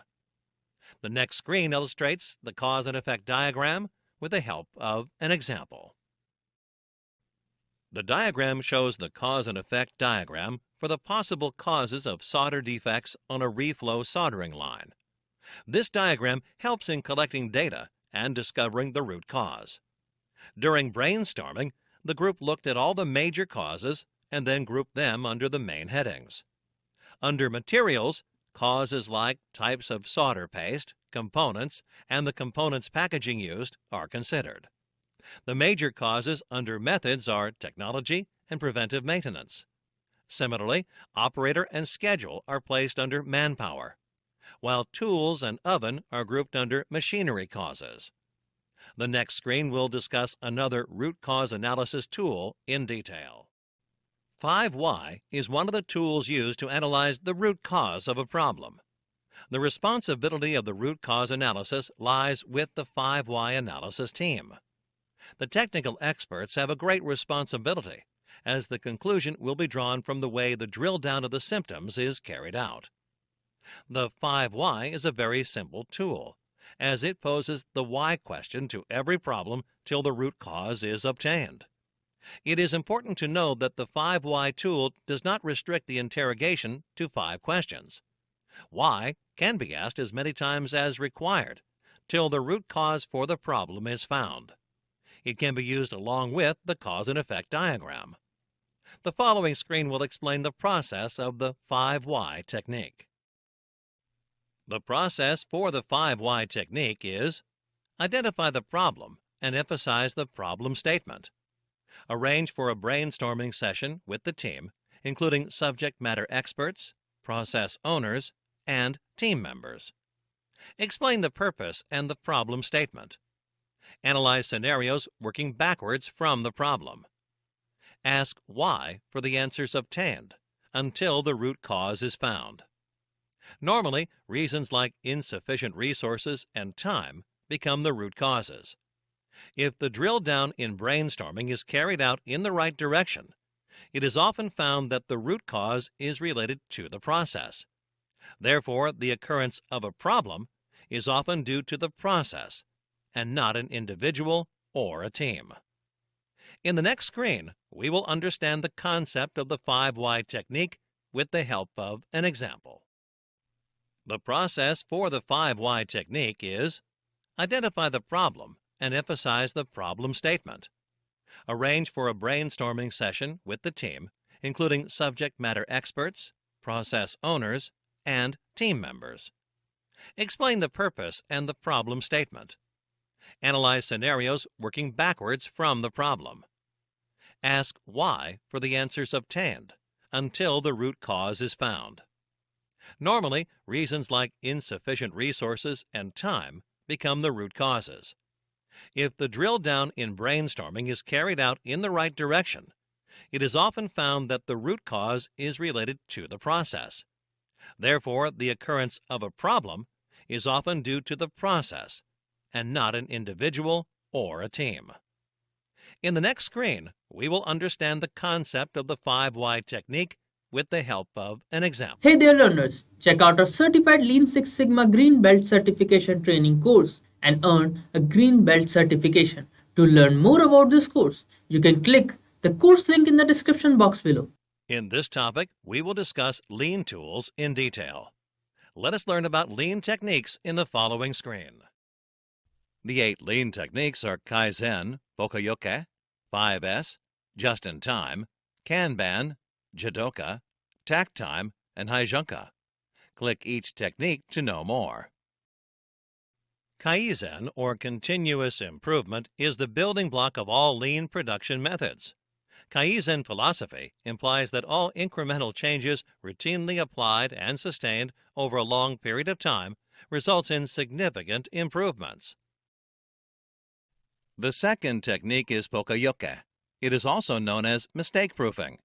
It is good to do it right the first time, and even better to make it impossible to do it wrong the first time. The prompt received to save the Word document before closing it without saving is an example of Bokoyoke. 5S is a set of 5 Japanese words, which translate to sort, set in order, shine, standardize, and sustain. This is a simple and yet powerful tool of lean. The sort principle refers to sorting items according to a rule. The rule could be frequency of use or time of use. After sorting, the objects are set in order. The place for everything is defined, and everything is placed accordingly. Cleaning of the area refers to the shine principle. The 4th step requires formation and circulation of a set of written standards. The last step refers to sustaining the process by following the standards set earlier. 5S is useful as a framework to create and maintain the workplace. Just-in-time, or JIT, is another lean technique. This technique philosophizes about producing the necessary units in the necessary quantity at the necessary time with the required quality. As an item is removed from a shelf of a supermart, the system confirms it and automatically sends a note for replenishment. This kind of technique can be used in an organization to prevent accumulation of inventory. The 5th technique is known as Kanban, which means signboard in Japanese. Kanban utilizes visual display cards to signal movement of material between the steps of a product process. This is one of the examples of visual control in Lean. The next technique is Jiduka. It means automation with human touch and is sometimes known as automation. Jiduka implements supervisory function in the production line and stops the process as soon as a defect is encountered. The process does not start again till the root cause of the defect is eliminated. Takt time is the maximum time in which the customer demands need to be met. For example, a customer needs 100 products, and the company has 420 minutes of available production time. Takt time equals time available divided by demand. In this case, the company has a maximum of 4.2 minutes per product. This will be the target for the production line. The final technique is Haijenka, which means production leveling and smoothing. It is a technique to reduce waste occurring due to fluctuating customer demand. Let us understand the concept of cycle time reduction in this screen. Cycle time reduction refers to the reduction in the time taken for a complete process. Implementing lean techniques reduces cycle time and releases resources faster than any other method. Low cycle time increases productivity and throughput. Lean techniques release resources early, achieving more production with the same machinery. Internal and external waste is reduced, and the operational process is simplified with a decrease in product damage. All these factors help in satisfying the customer and staying ahead in competition. The following screen describes the concept of cycle time reduction through an example. The changes brought by implementing lean techniques on an existing process are illustrated in the given diagram. Things to be noticed are number of operators used, work allocation to the operators, path or the movement in the process, and flow of the process. Notice the changes brought about by implementing lean techniques on the old process. First, the path followed by the material in between the process is considerably reduced. This decreases the cycle time for the entire process. Second, the number of operators is reduced to 3 when compared to 5 in the old process. Operator 1 can now work on Process 1 and Process 4. Similarly, Operator 2 can work on Process 2 and Process 3. Hence, there is an increased productivity of the operators, and the remaining skilled operators can be used in some other process or system. The next screen will introduce the concept of Kaizen and Kaizen Blitz. Kaizen means good change in Japanese. Kaizen is a continuous improvement method to improve the functions of an organization. The improvements could be in process, productivity, quality, technology, and safety. It brings in small incremental changes to the process. Kaizen Blitz is known as Kaizen Event or Kaizen Workshop. If the event is tightly defined and the scope is evident for implementation, processes can be easily changed and improved. Teams could improve processes through creative problem-solving methods in structured workshops over a short timescale. The next screen will provide the differences between Kaizen and Kaizen Blitz. The differences between Kaizen and Kaizen Blitz are: Kaizen is a method that brings continuous improvement in the organization, while Kaizen Blitz is a workshop or an event that brings in change. Kaizen brings in small incremental changes in the organization. There are no major changes made within the processes. Kaizen Blitz is applied when a rapid solution is required. The Kaizen method follows a step-by-step process. It standardizes, measures, and compares the process with the requirement before improving it.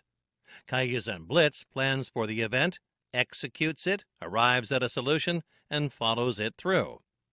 All the people of the organization are involved in Kaizen, whereas Kaizen Blitz is led by the top management and others are invited to participate.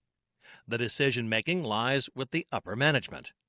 In Kaizen, the process is standardized, and measurements are regularly collected and compared before the decision is taken. This relatively delays the process of decision-making. In Kaizen Blitz, decisions are taken soon, and the process change is wrapped in 3 to 5 days. Kaizen is a continuous improvement method, whereas the Kaizen Blitz is part of the improving process. Kaizen follows PDCA, in essence, plan, do, and check and act for the improvement process. Kaizen Blitz uses PDCA for execution, where the events are planned, conducted, decided, implemented, and followed up. The following screen will elaborate on the concepts of Kaizen and Kaizen Blitz through examples. Kaizen and Kaizen Blitz are practiced in many organizations across the world. The examples of Kaizen and Kaizen Blitz method are shown here. Click each tab to know more. The Toyota production system is known for Kaizen practices. In Toyota, if any issue arises in the production line, the line personnel cease all the production until the issue is resolved.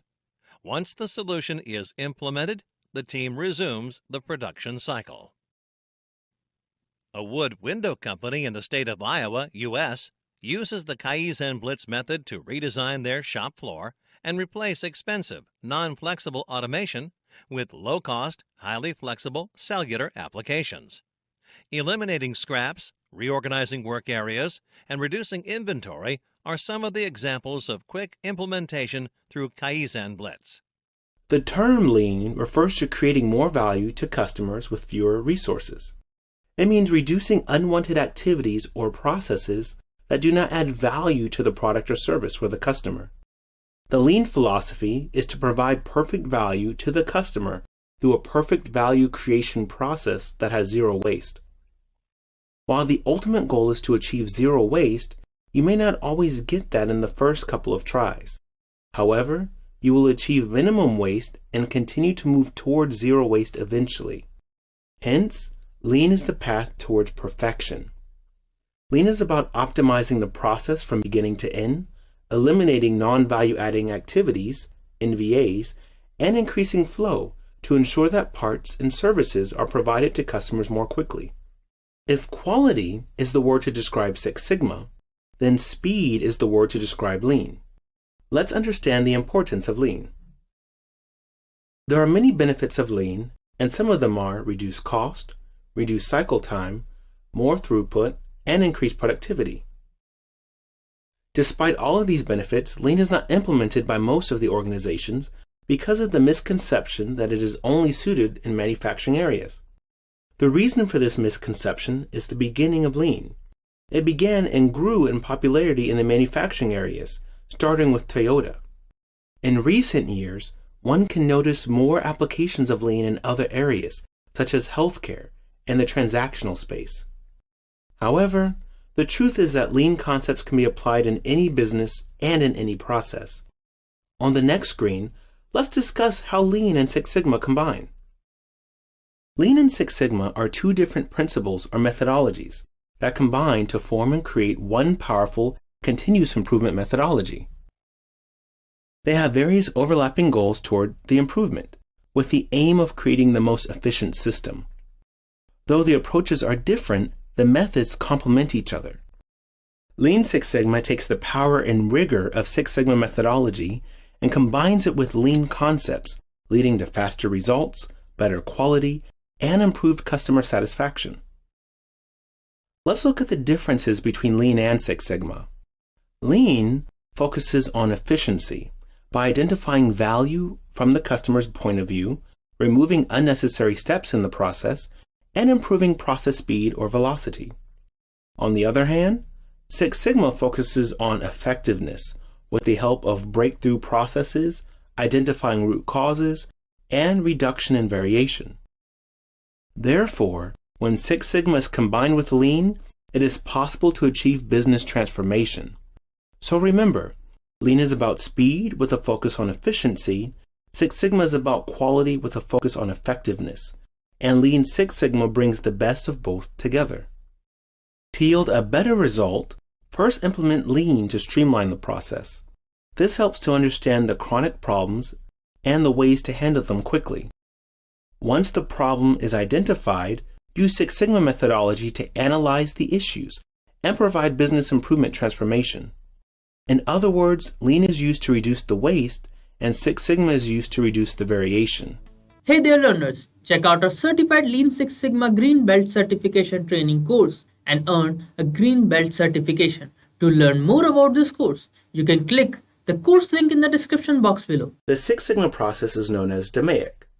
DMAIC comprises 5 phases: define, measure, analyze, improve, and control. These phases are the roadmap to problem solving and improving our processes.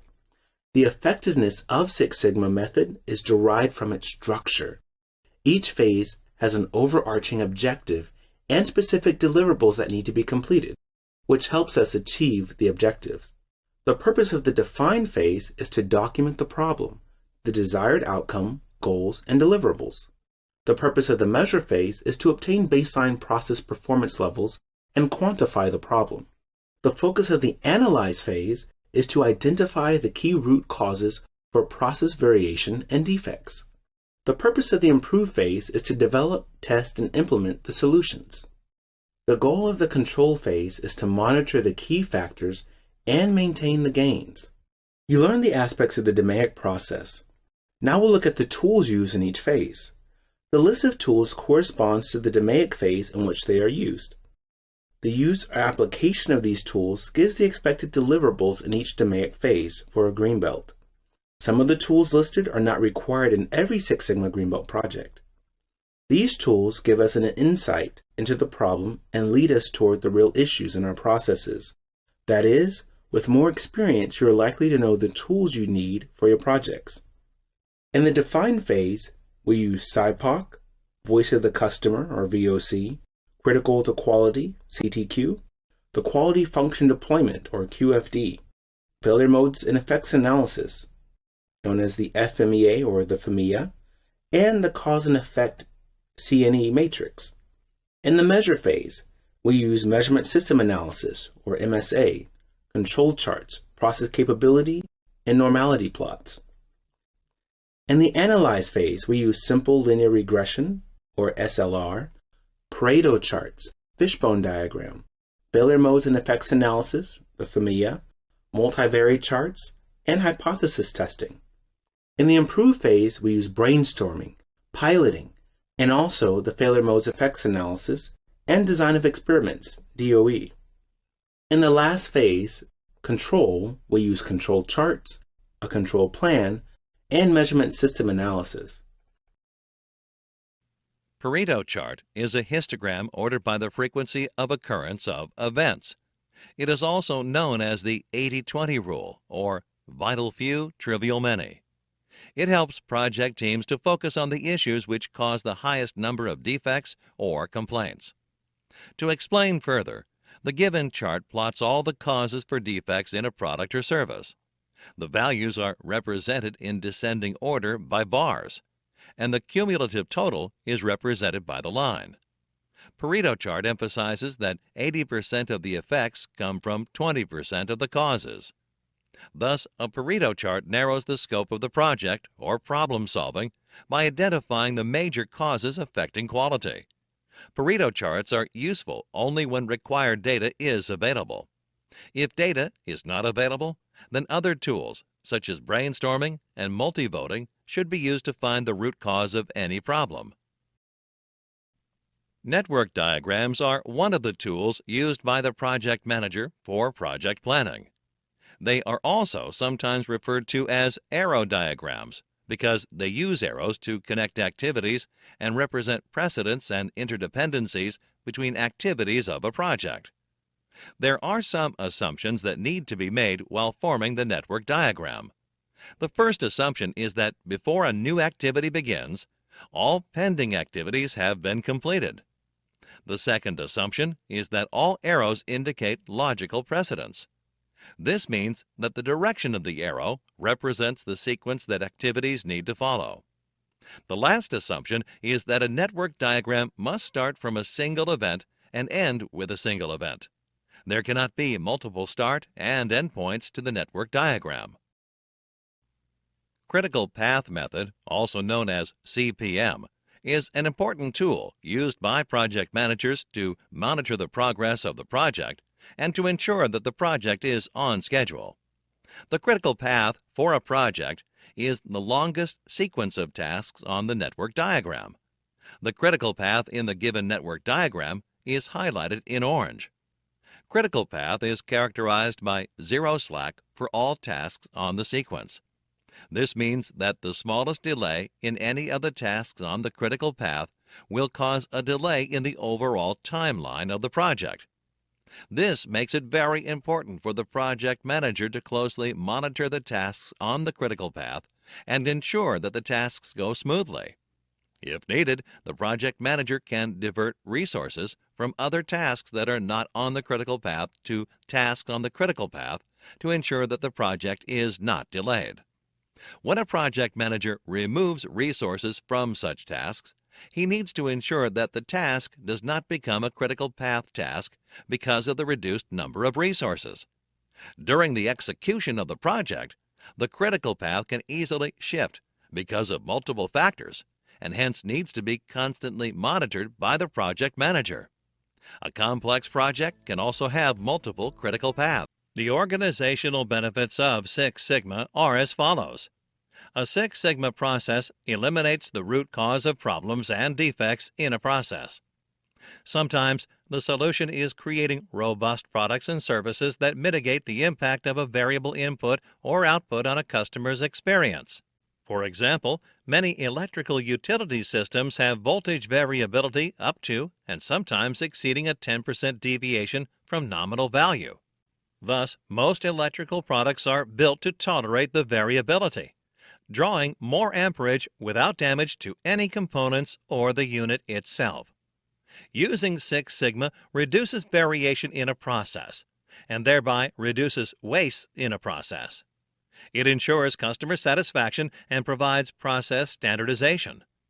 Rework is substantially reduced because one gets it right the very first time. Further, Six Sigma addresses the key business requirement. Six Sigma can also be used by organizations to gain advantage and become world leaders in their respective fields. Ultimately, the whole Six Sigma process is to satisfy customers and achieve organizational goals. Let us understand how Six Sigma works in this screen. Six Sigma is successful because of the following reasons. Six Sigma is a management strategy.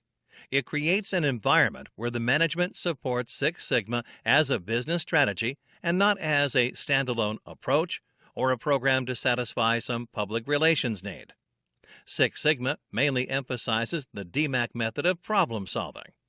Focus teams are assigned well-defined projects that directly influence the organization's bottom line with customer satisfaction and increased quality being byproducts. Six Sigma also requires extensive use of statistical methods. And that's it for this Six Sigma Bootcamp. If you like this session, then like, share and subscribe. If you have any question, then you can drop them in the comment section below. Until next time, stay safe and keep learning.